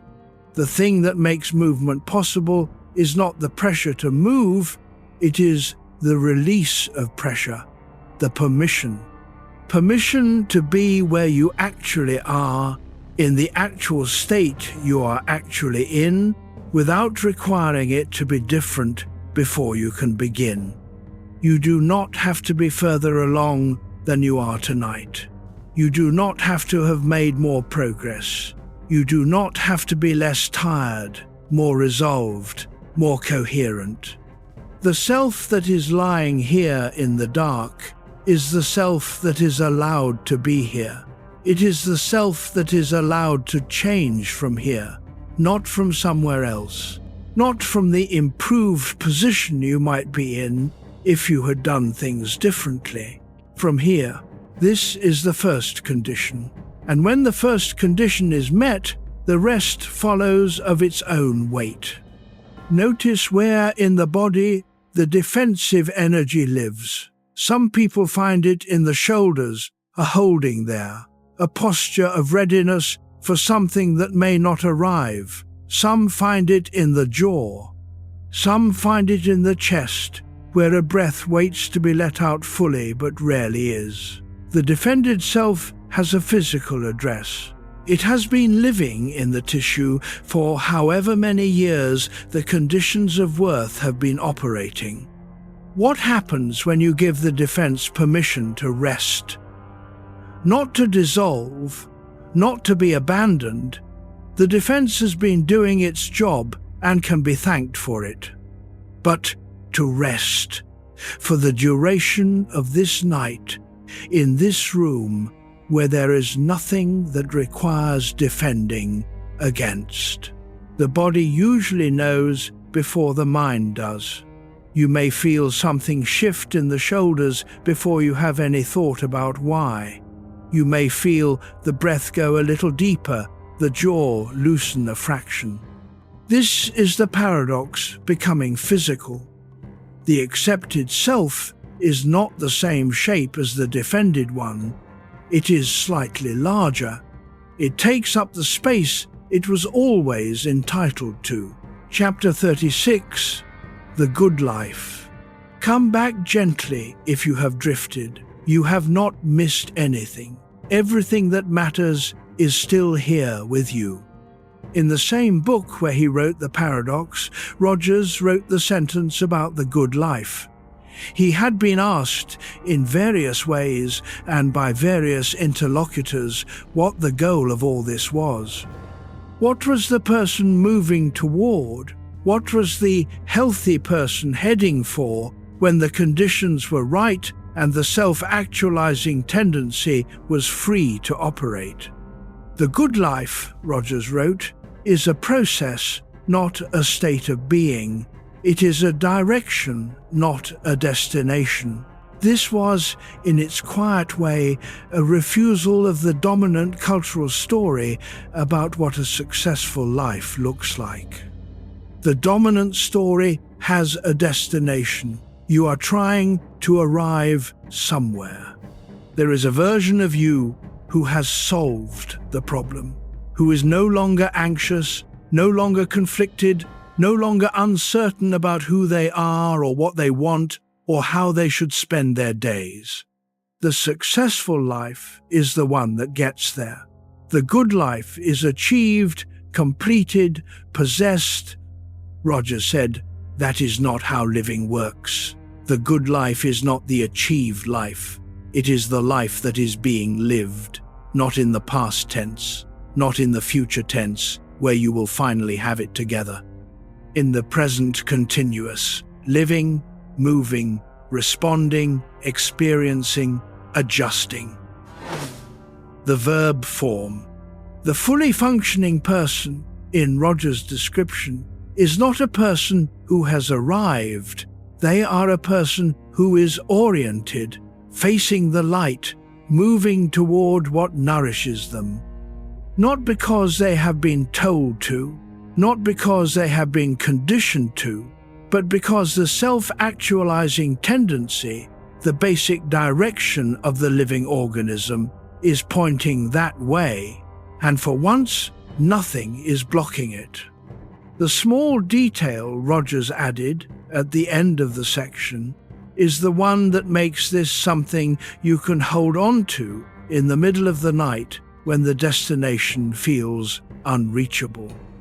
The orientation itself is the good life, not the arrival, the direction, which means that the person lying here, awake, maybe tired, maybe uncertain, maybe still carrying more than they can quite name, if that person is still capable of caring, still capable of turning toward what matters to them, still able to register the difference between what nourishes and what diminishes, then the good life is not something they have yet to find. It is something they are already living. The direction is intact. It has been intact all along. Let the breath confirm it. Let the quiet of the night around you confirm it. You are already there. You have been there the whole time. Thoreau went to Walden Pond not because he knew what he would find there. He went because he wanted to find out what was essential to reduce life to its lowest terms and see what held. He built his cabin for $28.12 He planted a bean field and a garden. He read Latin and Greek in the morning and walked in the afternoon and wrote in the evening. He was not improving himself. He was finding out what he was when the non-essential had been cleared away. He stayed for 2 years, 2 months, and 2 days. He left not because he had finished, but because he had more lives to live. And staying was beginning to become a habit rather than a choice. What Rogers understood about Walden was this.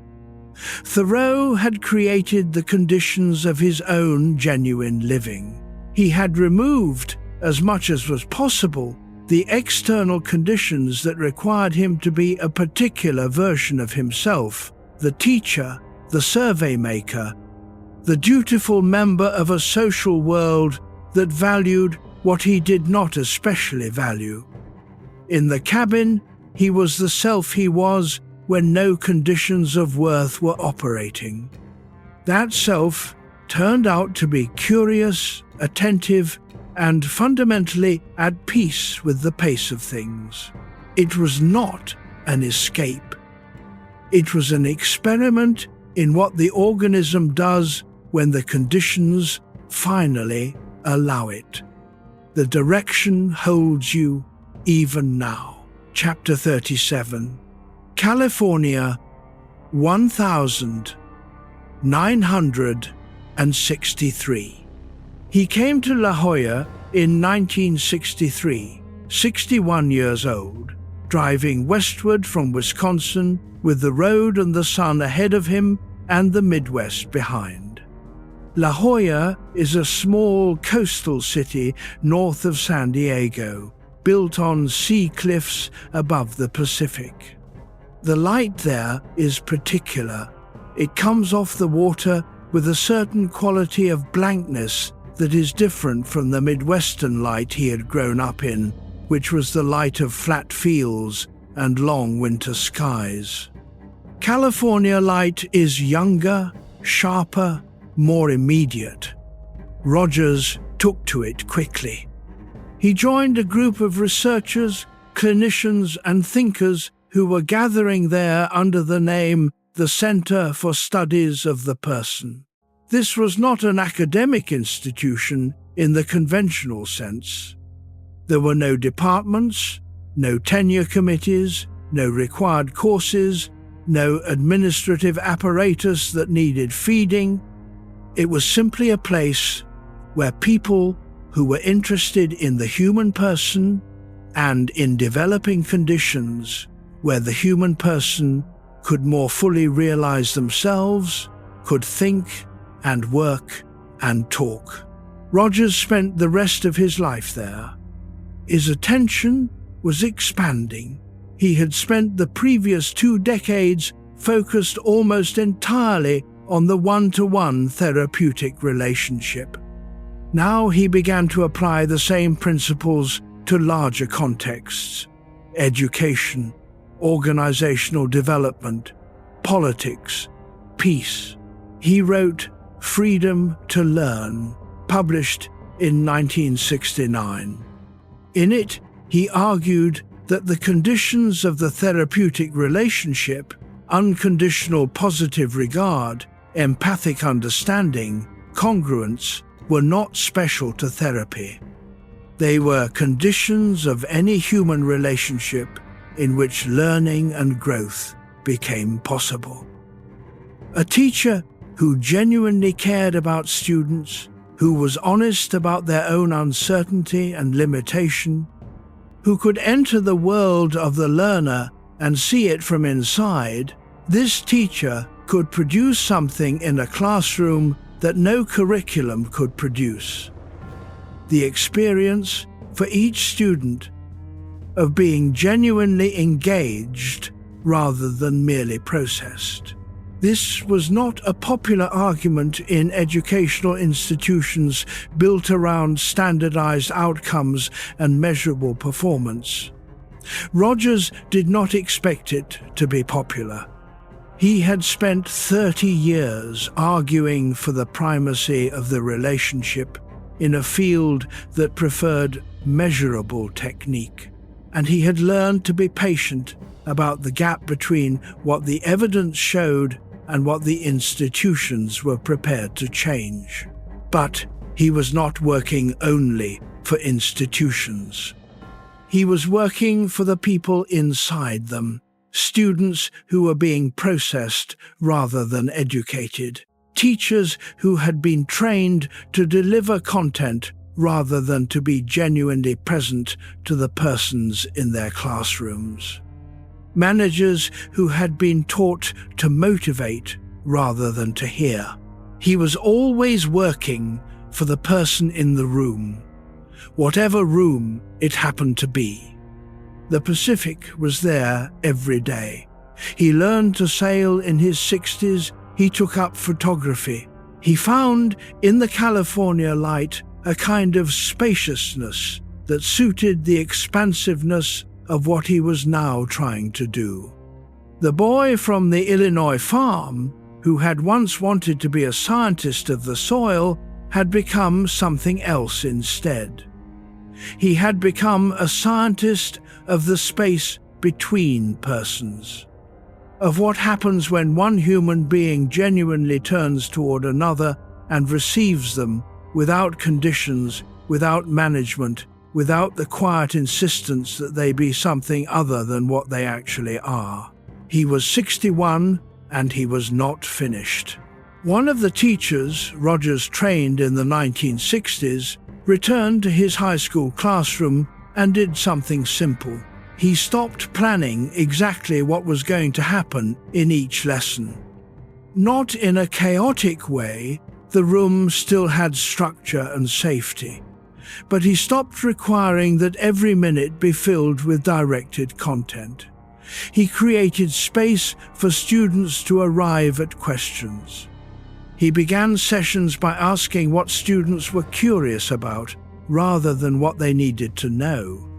He discovered, as Rogers had discovered in the therapy room, that students who had never volunteered a genuine question in 12 years of schooling began to ask them.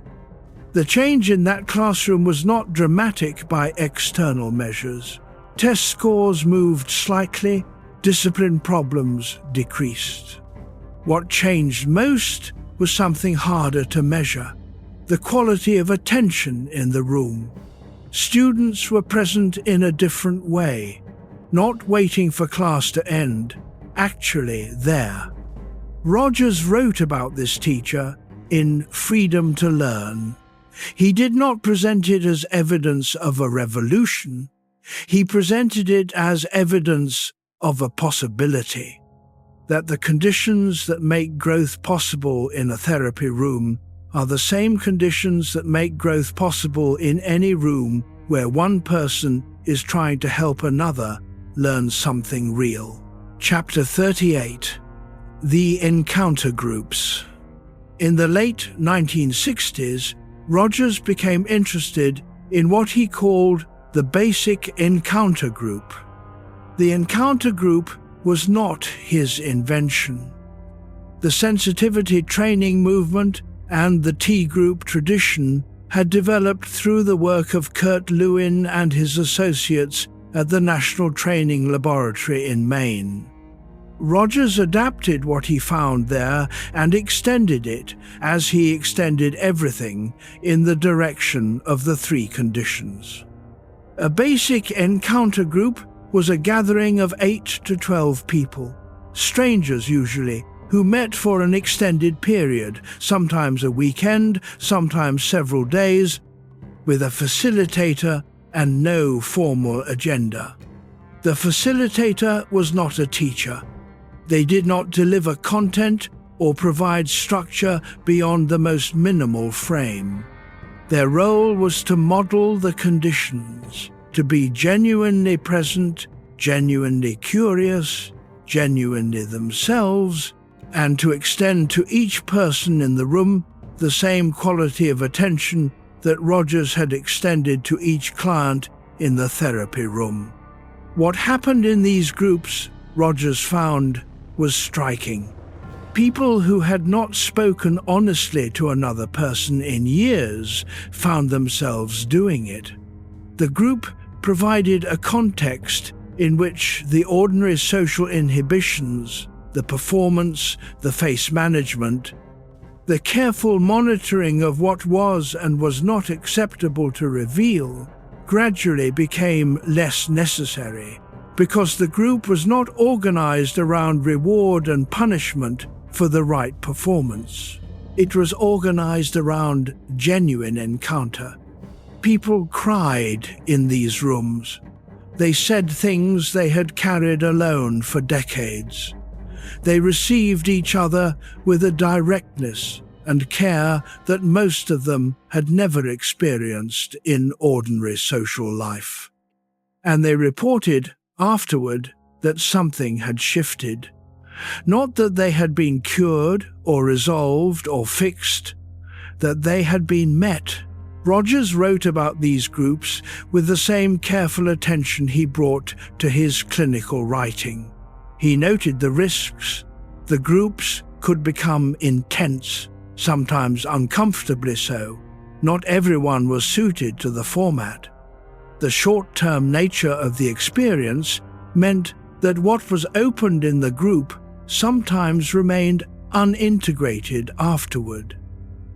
He was not naive about the limitations, but he had seen, in room after room across the country, what happened when a group of people agreed to set down the performance for a few days and simply be with each other.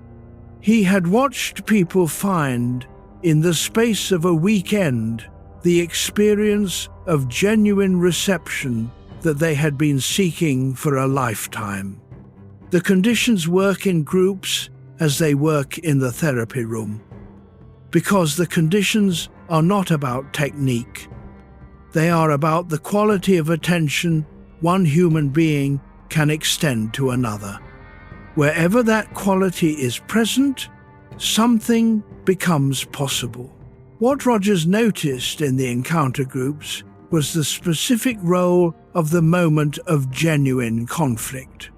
Not the managed conflict of ordinary social life, where disagreement is either suppressed or escalated, but conflict that was stated honestly, in the first person, about something that actually mattered to the person stating it, and then received by the group with the same quality of attention that was extended to everything else. This was the moment when the encounter group most clearly departed from ordinary social life. In ordinary social life, conflict is managed. People say less than they mean, or they say what they mean in a form that gives them deniability. Or they express anger as the only form of strong feeling that the social environment has licensed. In the well-functioning encounter group, a person could say, "I am angry with you," not as an accusation, but as an honest report of what was happening in them. And the other person could receive it as such, could be genuinely curious about it, could respond honestly, could allow the conflict to be real without requiring it to be resolved immediately. What happened next, Rogers found, was often surprising. The conflict, once honestly expressed and genuinely received, frequently dissolved or transformed into something recognizable as connection. Not always, not inevitably, but often enough that Rogers came to see honest conflict as one of the most important resources available in a group, more valuable than smooth accord, more productive than managed civility. Chapter 39. Ireland and the Peace Workshops. In 1973, Rogers was invited to Belfast. Northern Ireland was at one of its worst moments. The Troubles had been escalating for 4 years. Bombs in pubs, army checkpoints. Families who had lived on the same street for generations, now separated by sectarian geography, by the particular calculus of who could safely go where, by the daily practice of treating members of the other community as threats rather than as neighbors. Rogers arrived and did what he had done in every room he had ever entered. He convened a group. He applied the conditions. He invited people who had reason not to be in the same room together to sit together and, with genuine facilitation and genuine time, to hear each other.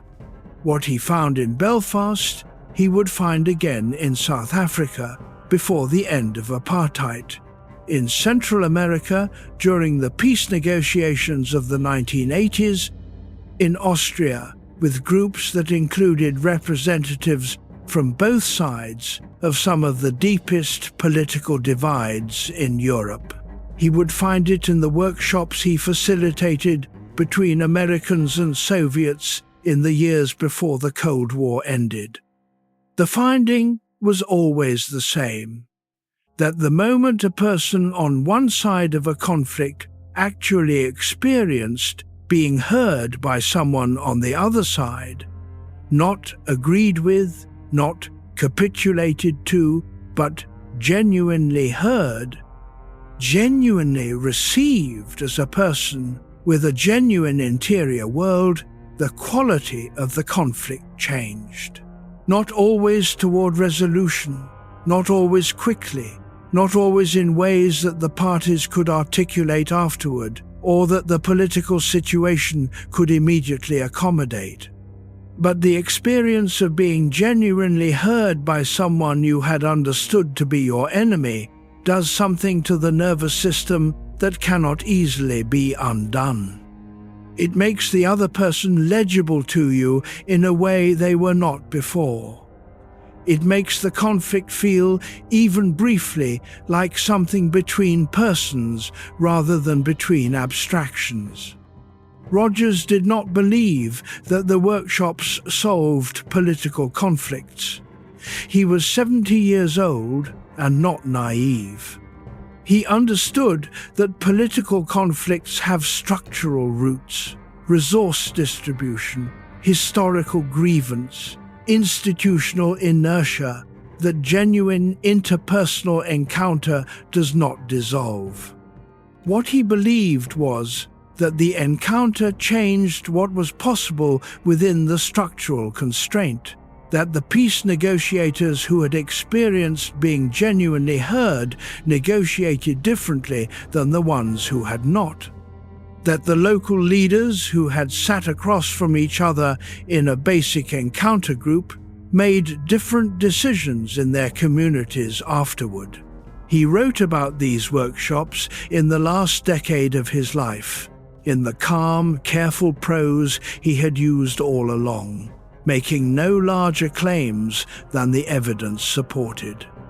But the evidence he had accumulated across a lifetime of encounter, across the farms and seminaries and therapy rooms and university corridors and peace workshops and encounter groups, pointed steadily in one direction. What human beings most need from each other is to be genuinely received. And when that receiving happens, even once, even imperfectly, even across a divide that seems too large to cross, something becomes possible that was not possible before. The night is very quiet. The world is very large.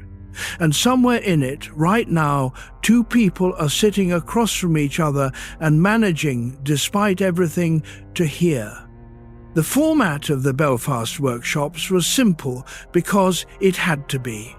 Rogers could not bring the participants to a residential center in California and work with them for a week.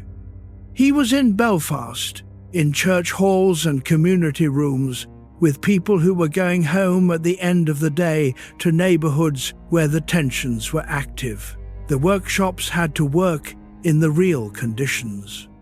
What he found was that even an afternoon was enough to shift something.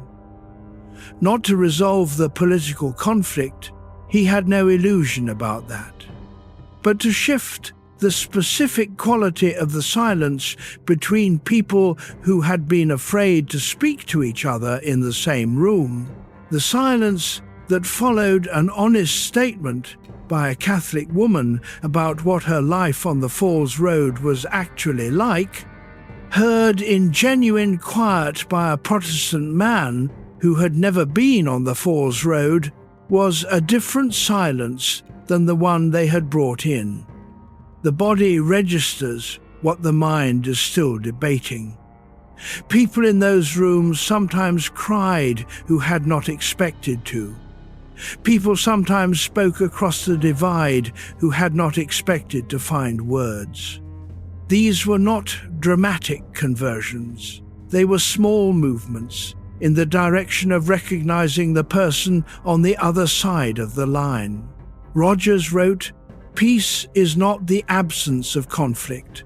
Peace is a quality of encounter. It is available even here, even now, in small rooms where people have agreed to be present to each other for an afternoon." Chapter 40. Alfred Adler and the Courage to be Imperfect.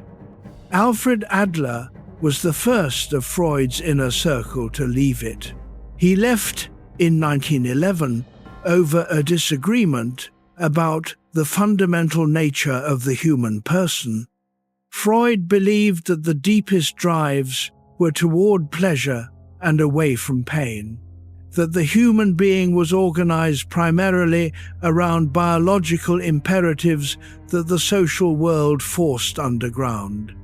Adler believed something different, that the human being was primarily social, that the deepest motivations were relational, that the question that organized a life was not "what do I want?" but "where do I belong?" Adler called it Gemeinschaftsgefühl, a German word that resists clean translation but means something like social feeling, community sense, or fellow feeling with humanity. He believed it was the basic measure of psychological health. The neurotic person in Adler's framework was not lacking a correctly sublimated libido. They were lacking a felt sense of connection to the human community. They were striving, compensating for an underlying feeling of inferiority in ways that directed their energy toward personal superiority rather than contribution.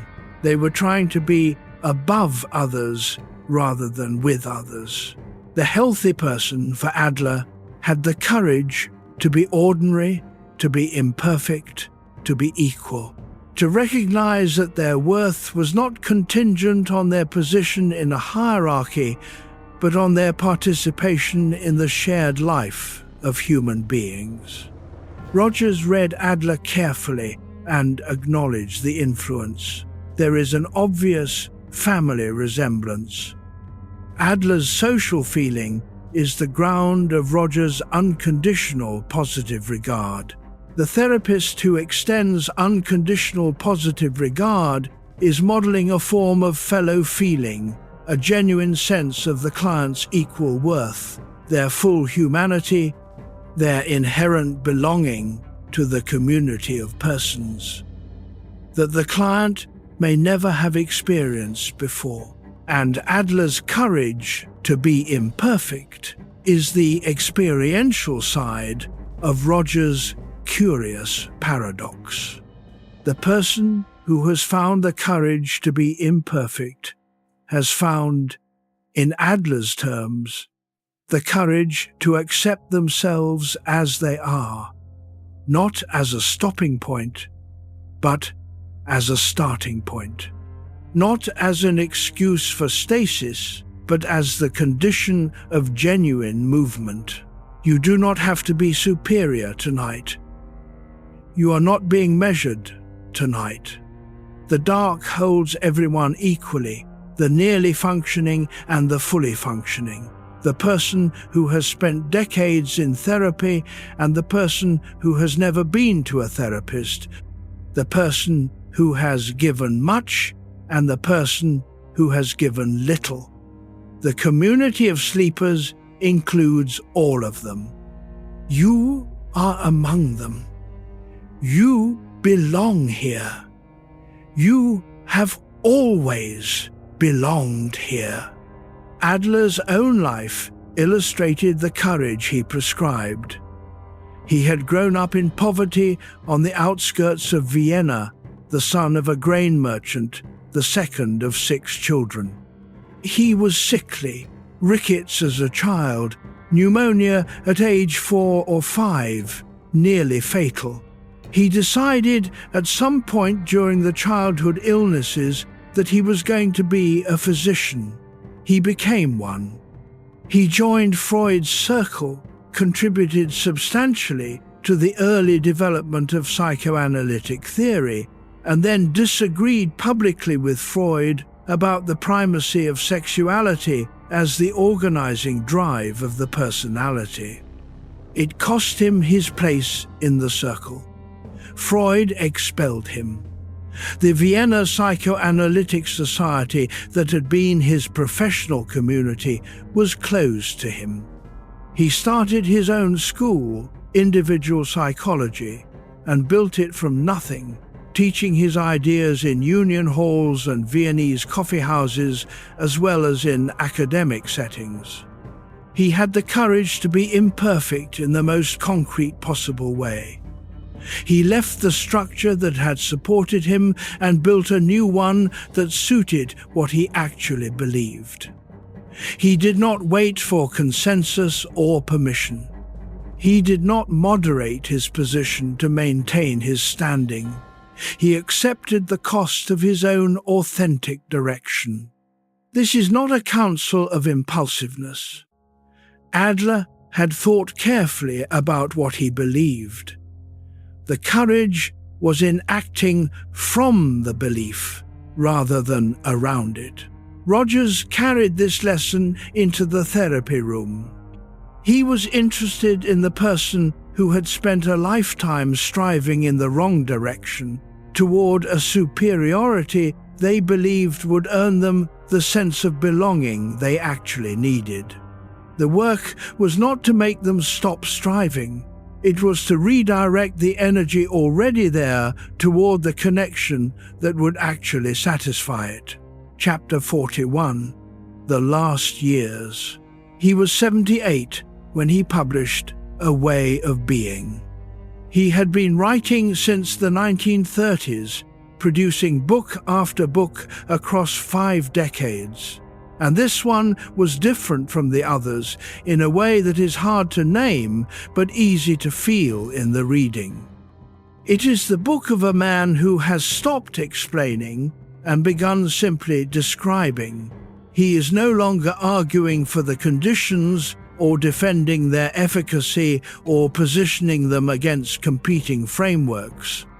He is describing what he found across a lifetime of sitting with people in rooms, and what it meant to him, personally and professionally, to have been in those rooms. He includes in A Way of Being accounts of therapeutic encounters from the final decade of his practice, his 70s. The quality of attention he brought to these encounters is unchanged from what he brought to Rochester in the 1930s. He is still curious. He is still capable of being genuinely surprised by the person in front of him. He is still moved by what moves them, still able to be with them in whatever they are in, rather than hovering at a professional remove. He describes a session with a woman who has come to him in a state of profound despair, the kind of despair that Rogers had learned over decades was not to be managed away but to be stayed with. He sits with her. He does not immediately offer reframes or perspectives or therapeutic observations. He waits. He is present. And eventually, in the way that eventually often comes when a person feels genuinely held rather than managed, something shifts. She finds words, and the words lead somewhere new. He is 74 in that session. He has been doing this for 40 years, and he still brings the same quality of attention, the same genuine curiosity, the same capacity to be affected by the person in front of him. He has not become efficient.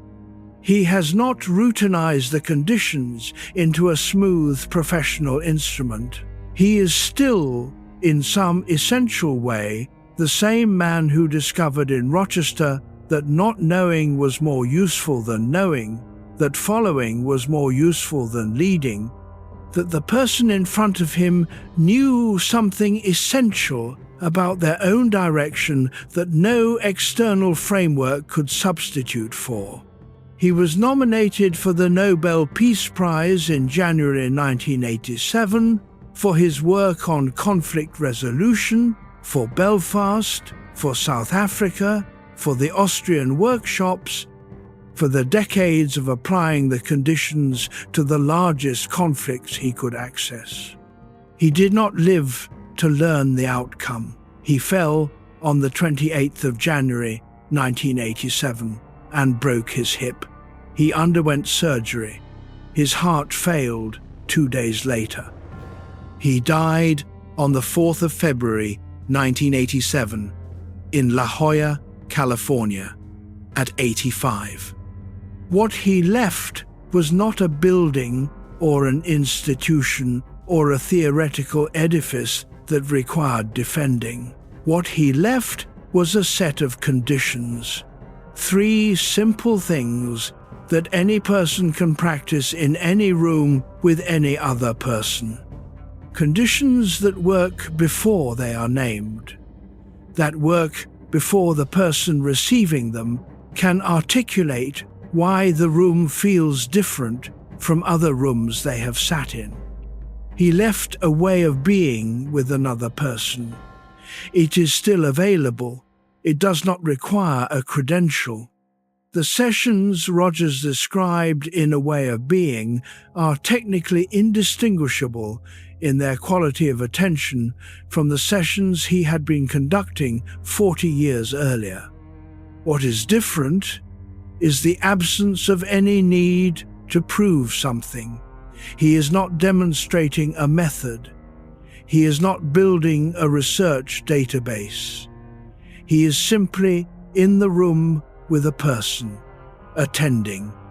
The theory has dissolved back into practice the way all good theory eventually does when it has been lived long enough. He described one session in which a client spent the entire hour in silence. The client had come with something they needed to say and could not say. Rogers sat with them. He did not fill the silence. He did not prompt or redirect. He attended. At the end of the hour, the client said, "I needed to know that someone could be with me in this."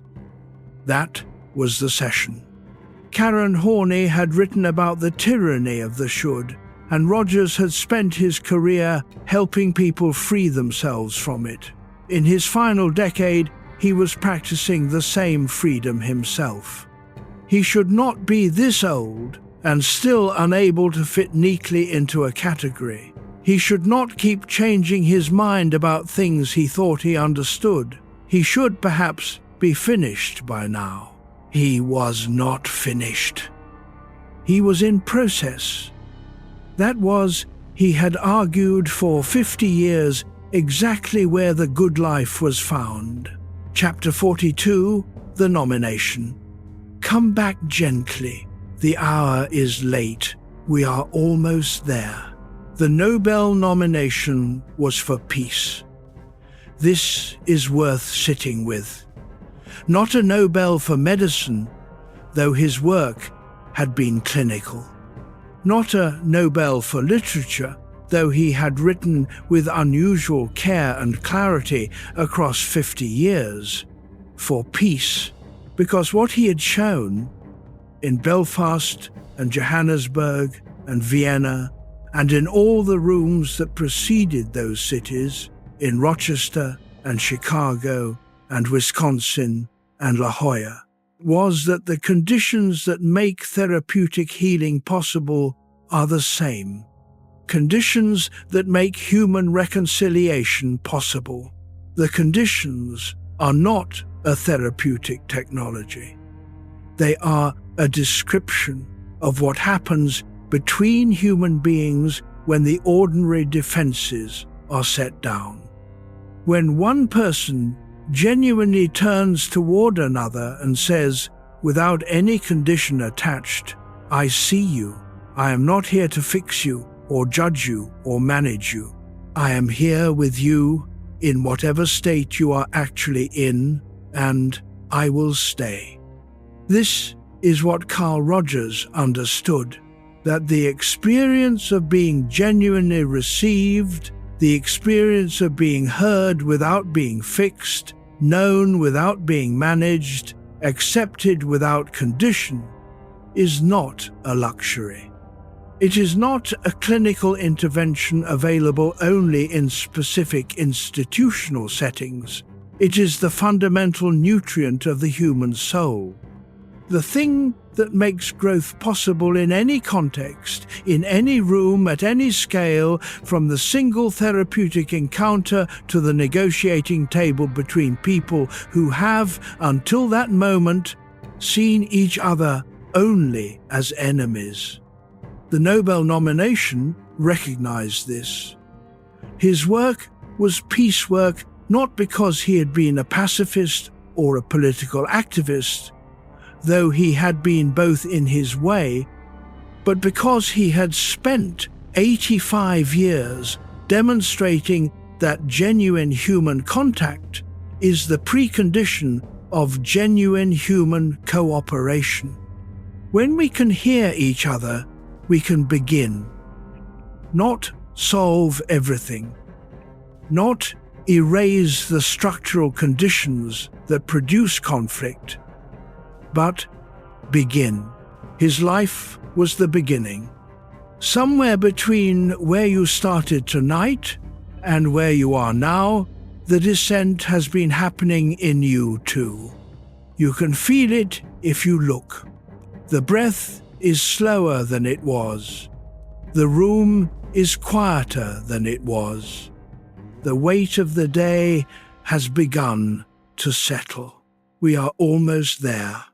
What Rogers understood about the peace workshops, about Belfast and Johannesburg and Vienna, was something that the political science of his time did not have good language for. The structural conditions of a conflict can remain exactly as they are, and the quality of the conflict can still change. The change is not at the level of the structure, it is at the level of the encounter.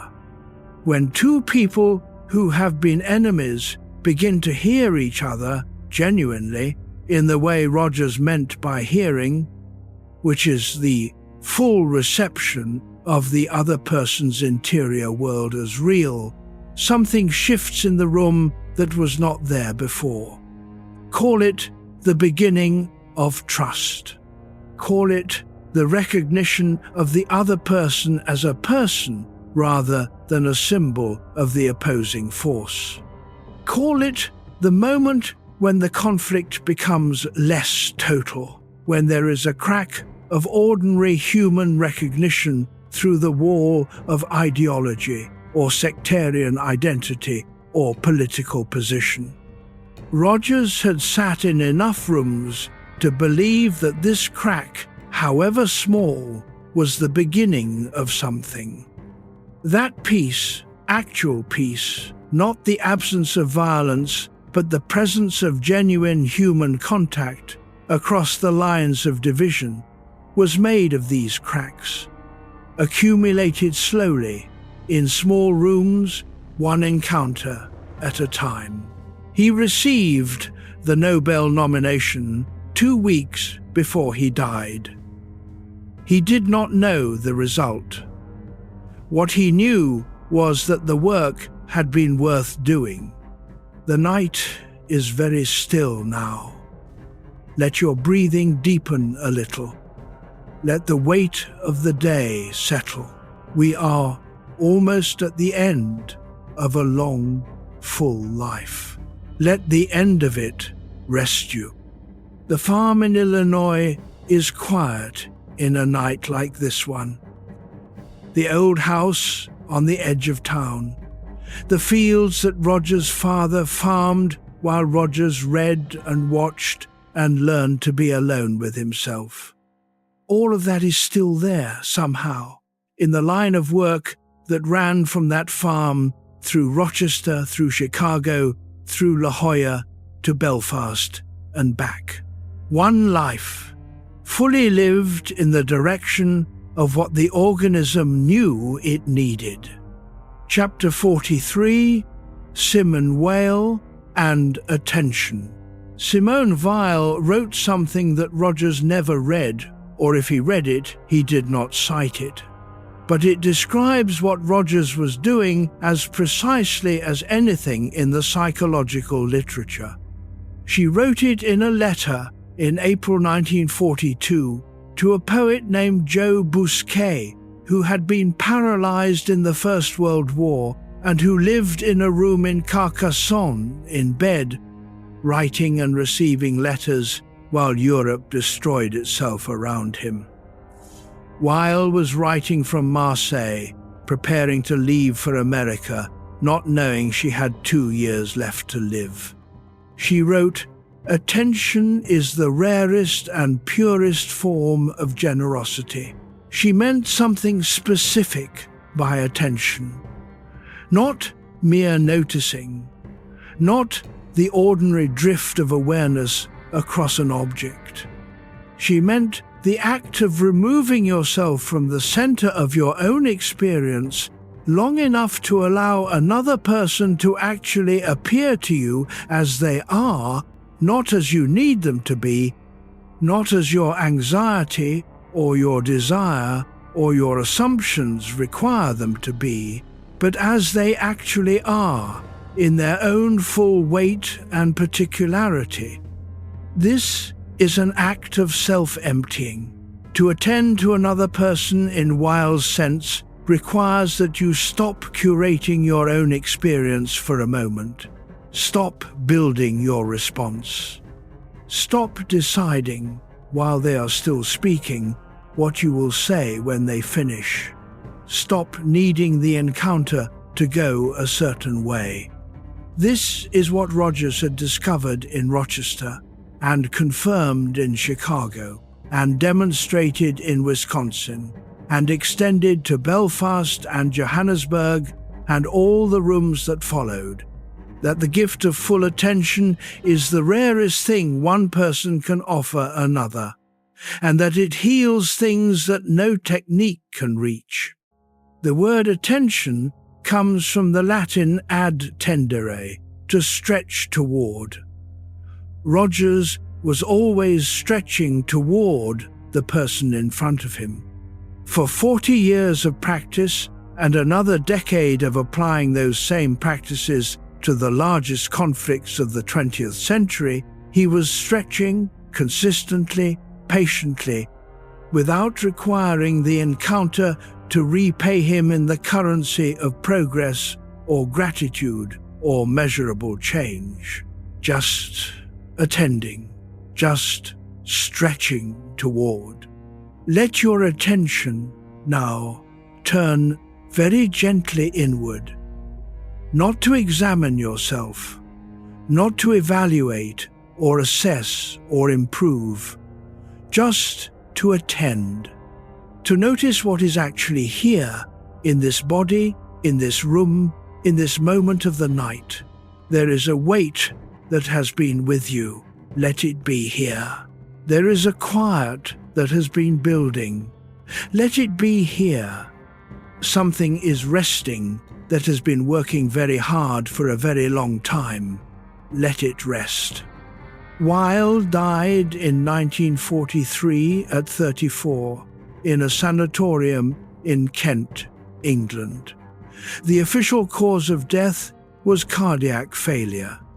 The attending physician believed she had refused to eat more than the ration that French civilians in occupied France were receiving, that she was attempting, in the most literal possible way, to share the suffering of those she could not reach. Whether this is precisely what happened, the historical record does not resolve. What the record does show is that she worked and wrote with the same quality of attention in the weeks before her death as in all the years before that. She was still paying attention. She was still stretching toward. What Rogers shared with Weil was not a metaphysical framework or a political commitment, but this quality, the willingness to be genuinely affected by what you attend to. The therapist who is not moved by the client is not attending. The philosopher who is not disturbed by the suffering she is writing about is not attending. Attention, in Weil's sense and in Rogers' practice, is not a neutral act. It is an act of opening yourself to what is there. Let the night have your attention now, not your analysis, not your planning, your full, soft, open attention. Notice what is actually here. Weil used the word attention so deliberately because she believed that most of what passes for attention is something else. The mind surveying the field for what it needs, selecting what confirms what it already thinks, finding the evidence that serves the conclusion it has already reached. That is not attention. That is the mind's ordinary business. Attention is the suspension of that ordinary business long enough for the thing itself to appear. Rogers suspended his ordinary business in every therapy session for 40 years. It is rarer than it sounds. Chapter 44, The Self You Carried Here. You arrived tonight carrying something. Everyone does. The night does not take us empty. We bring our day, our week, the conversation that hasn't ended, the decision that hasn't been made, the thing that was said or left unsaid. The version of ourselves that met the world today and either managed well or didn't, or managed well in some places and didn't in others, which is to say, managed in the ordinary human way. You have been adapting. This is what people do. The conditions of your day, the expectations of others, the demands of what you are trying to accomplish, the particular emotional weather of the people around you required a version of you that was shaped to meet those conditions. You provided it. You shaped yourself to what the room required. This is not a failure.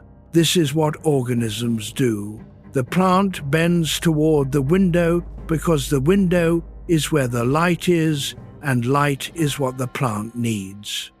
The self bends toward what the environment requires because the environment is where survival and connection and meaning are available, and these are what the self needs.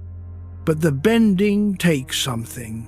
The shaping takes energy. The gap between the self that met the day and the self that is lying here now in the dark, that gap is real, and it costs something to maintain. You do not have to maintain it tonight. No one needs a particular version of you right now. There are no conditions operating in this room that require your self-concept to hold a specific shape. The dark does not need you to be further along. The quiet does not need you to be more resolved. Whatever you actually are tonight, in this moment, with this particular weight and this particular tiredness and this particular degree of settledness or unresolvedness, that self is the self that is allowed to be here. Rogers spent his life demonstrating that the moment of genuine acceptance, the moment when the self does not have to be different from what it is in order to be received, is the beginning of everything else. Not the middle, not the reward at the end of sufficient improvement, the beginning. This is the beginning. Right here, the self you carried here is the self that is allowed to rest. The plant bends toward the window. It does not know it is bending. It does not plan it, or choose it, or work at it. The bending is what the organism does when the light is there and nothing is in the way. You have been bending toward something all your life, toward connection, toward meaning, toward the particular things that nourish you, and away from the things that don't. The bending has not always been smooth. The conditions have not always been right. There have been years of being held at a distance from the window, years of growth in the wrong direction, years of the self adapting to survive in the available light. But the tendency has always been there. It did not stop when the conditions were bad. It went underground, found other pathways, continued in the ways that were available to it. Tonight, in the dark, it is still there, still orienting, still you. The self you carried here has been carrying itself faithfully toward the light for as long as you can remember. Let it rest now. The window will still be there in the morning. You have done this before. There have been other nights when the weight of the day finally settled and the body remembered what it was for. Those nights were preparation for this one. Each time the organism rests, it learns that rest is available. Each time the defended self can rest for a few hours in the dark, the possibility of rest becomes slightly more familiar. Let this night be one of those. Let the body remember. The organism knows how to rest. It has been doing it every night for as long as you have been alive. Whatever else is uncertain, this is not. The body knows this particular skill. The mind gets in the way sometimes, but the body knows. Let the body lead now. It knows where it is going. Chapter 45. What acceptance sounds like. Rogers said the curious paradox is that when I accept myself just as I am, then I can change. Notice what that sounds like right now in the body. Not as a concept, not as a sentence to analyze, as a sensation. Let the words reach something below the thinking level. When I accept myself just as I am, not tomorrow, not when I have rested and recovered and made the decisions I need to make, not when I have become more consistent or more present or more whatever I have been telling myself I should be more of. Just as I am, right now, in this specific configuration of tiredness and thought and breath. Notice whether something in you resists this. There may be a voice that says, but there are things I should have done differently, but I still haven't figured out the thing I need to figure out. But acceptance sounds like giving up. Rogers was careful about this. He was not describing resignation. He was not describing the decision to stop caring, to let go of everything that matters, to drift. He was describing the very specific experience of releasing the energy that goes into the performance of being different from what you are. The performance takes energy. Right now, tonight, as you rest, some small part of you is still performing, still monitoring, still comparing the self that is here to the self that is supposed to be here, still measuring the gap. What happens to that energy when the performance stops? It does not disappear. It returns to the organism. It becomes available. It flows quietly back into the actual project of being alive. You do not have to do anything with it right now. It will be there in the morning. Let it return. Nothing collapses when you stop holding it in a particular shape. You are still here. You are still the person you have always been. And that person, in this moment, is allowed to be exactly this tired, exactly this uncertain, exactly this present to nothing but the dark and the quiet. The paradox is real. Rogers was right. Let go of the shape and notice that you are still entirely here. There is a way the body knows acceptance before the mind names it. A release in the breath, a slight lowering of the shoulders, the jaw unclenching from whatever it has been holding all day. These are not conclusions. You do not arrive at acceptance through argument. You allow it, and the body registers the allowing before you have decided anything. This is Rogers' paradox in the body rather than the mind. The moment of accepting yourself as you actually are is a physical event as well as a psychological one. Something settles. The organism, no longer spending its resources on the maintenance of the gap between who you are and who you should be, has those resources available again.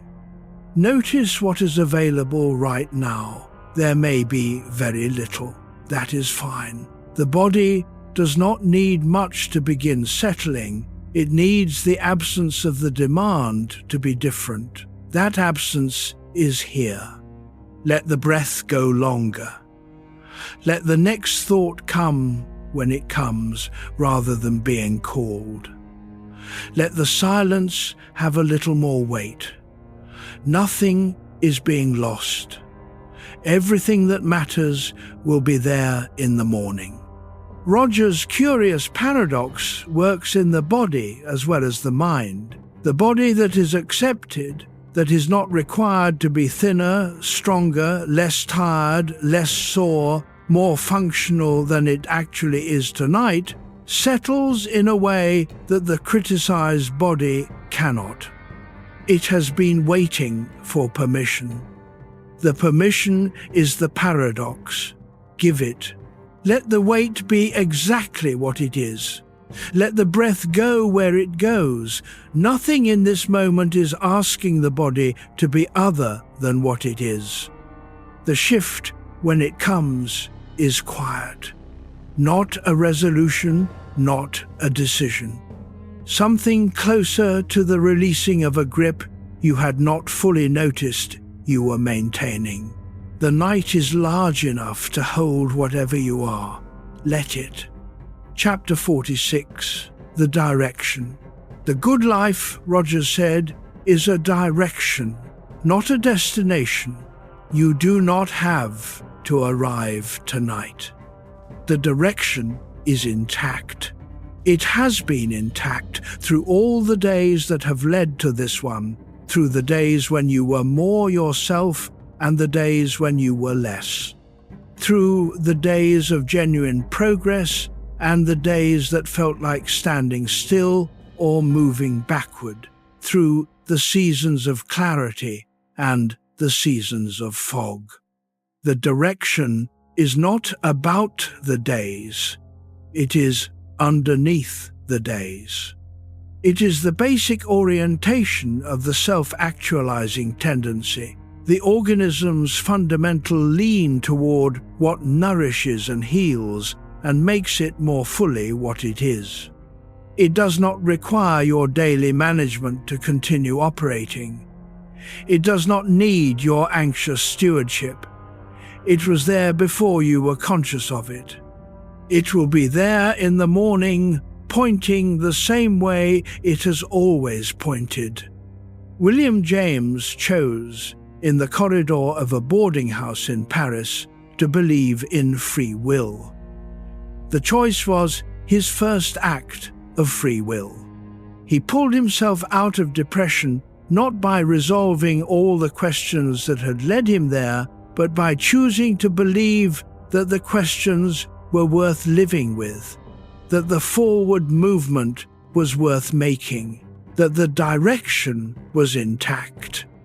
You do not have to choose anything tonight. The direction holds itself. Let the breath be part of it. Let the quiet be part of it. You are still moving.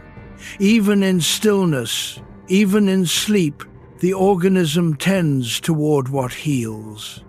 The self-actualizing tendency does not stop because the day does.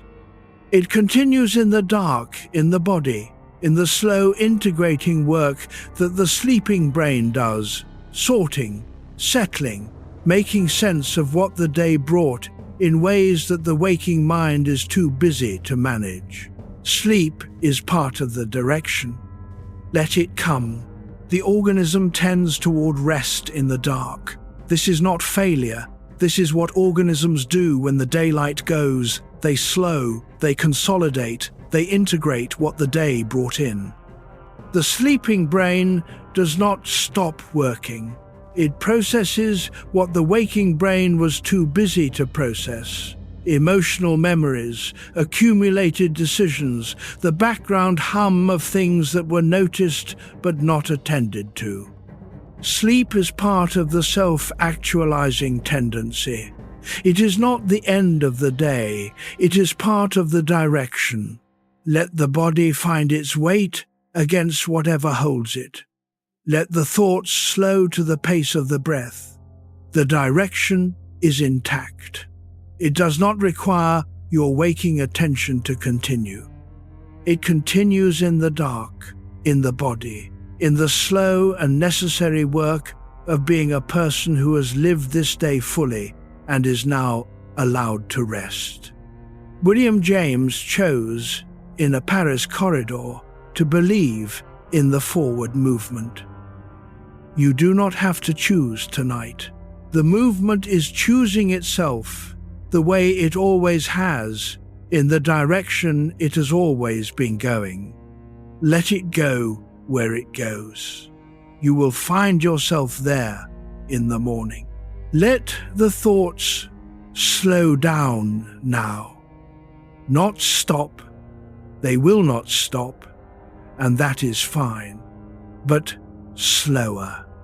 The interval between thoughts can widen in the dark, in the quiet, in the space that has been cleared by the length of this night's listening.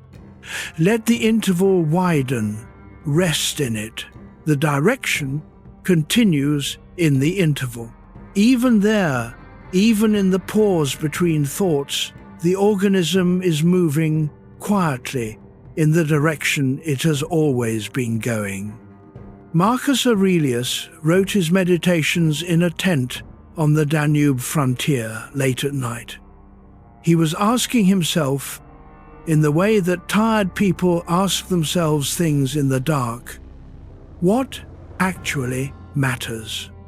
Not what does the empire require of me, not what does history demand, but what actually matters, stripped down to what is most essential. He kept coming back to the same answer. Do what good you can, be honest, let go of what you cannot change, and be here for what is actually here. The answer has not changed much across the centuries. It is very close to what Rogers was saying in a different language, in a different room, in a different century. What actually matters is what is here, which is this breath and this quiet and the reliable fact of the body's readiness to rest. Chapter 47. The Quiet paradox. Rogers sat in a room in La Jolla late in his life and wrote, "The relationship is what heals, not the theory, not the technique, not the insight, the relationship, the specific quality of what happens between two persons, when one of them genuinely turns toward the other and stays." We have been in that relationship tonight, you and this voice and this long, slow telling. The voice has been turning toward you, not to manage you, not to fix you or improve you or return you to some more functional version of yourself, to stay with you through the length of a night, through the full arc of one life that spent itself learning what it means to genuinely receive another person. And Roger's life is, in this sense, a form of company for the night. A man who learned painstakingly and across decades of error and correction and deepening that the conditions of genuine reception are the conditions of healing. That unconditional positive regard, the refusal to require the person in front of you to be different from what they actually are, is not sentimentality.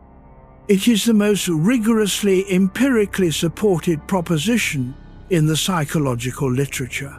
When the conditions are present, the person grows. The conditions are present tonight. No one is requiring you to be different. No assessment is being run. No comparison to the ideal self is being made. The room holds you as it is. The dark holds you as it is. The body, slowly settling, holds you as it is. There is nothing to do. The paradox that Rogers named is happening right now, in the gap between the self that was trying all day to be adequate to the world and the self that is lying here in the dark without anything left to perform. In that gap, something quiets. In that quiet, something becomes possible. You do not have to know what. It will have been what it needed to be by morning. Let the quiet deepen. Let the thoughts slow down. Let the breath go where it needs to go. Rogers knew that this is where healing lives. Not in the dramatic moments of insight, in the ordinary, recurring experience of being in a room where no one needs you to be different. You are in that room now. The Pacific at night is very quiet. Roger's windows in La Jolla faced west toward the water. In the late evenings, when the work was done, he would sometimes sit and watch the light go out of the sky. The sea does not require anything of you. It is simply there, vast and indifferent to your state, which is a form of company quite different from the company of persons. He had spent 85 years in the company of persons, in therapy rooms and lecture halls and church halls in Belfast, and community centres in South Africa, and encounter groups and seminars and classrooms and the ordinary rooms of an ordinary life. He had been with people in their most defended moments and their most open ones. He had heard things that no one else had heard and held them as the conditions required, without judgment, without management, with the patient full attention that Simone Weil would have recognized. The Pacific does not need to be heard. It simply goes on.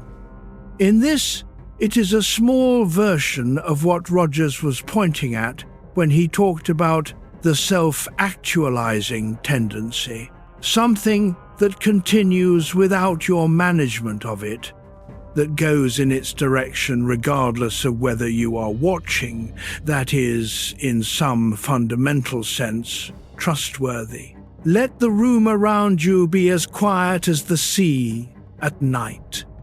You do not need to arrive anywhere tonight. You are already here, in the only place that is available to you in this moment, which is this room and this breath and this particular degree of tiredness. Rogers understood that the fully functioning person does not need to be anywhere other than where they are. They are responsive to what is here rather than organized around what might be somewhere else. What is here is very quiet. What is here is enough. Chapter 48. Sleep now. The farm in Illinois is quiet at this hour. The old house stands in the dark, and the long fields stretch out toward the tree line, and somewhere in that quiet the boy is still reading under his lamp, still keeping himself company, still learning to be present to himself in the absence of anyone to receive him. He will grow, the conditions will change. He will carry the loneliness of that farm into every room he enters, and out of that loneliness he will build something that reaches other people in rooms they cannot leave, in states they cannot name, in the specific darkness of 2 in the morning, when no one who loves them is awake. He will give what he could not receive, and the giving will be its own form of healing. Carl Rogers was right about the things that matter most, about the direction of the organism, about the paradox of acceptance, about the relationship as the thing that heals, about the conditions that make genuine human contact possible in a therapy room or a classroom or a peace workshop or the quiet dark of a night when someone who cannot sleep needs company. The conditions are here with you now. You are heard, not managed, not assessed, not compared, heard. This long night has been a form of genuine reception, one life, fully told, in the presence of yours. Let the breath settle. Let the thoughts go where thoughts go at the end of a long night. Let the body finish the work of settling that it has been doing for the last hour. Let it be enough to have come this far, to have listened this long, to have stayed. The most precise act of love is not to save someone, but to stay with them long enough that they no longer need saving. Sleep now.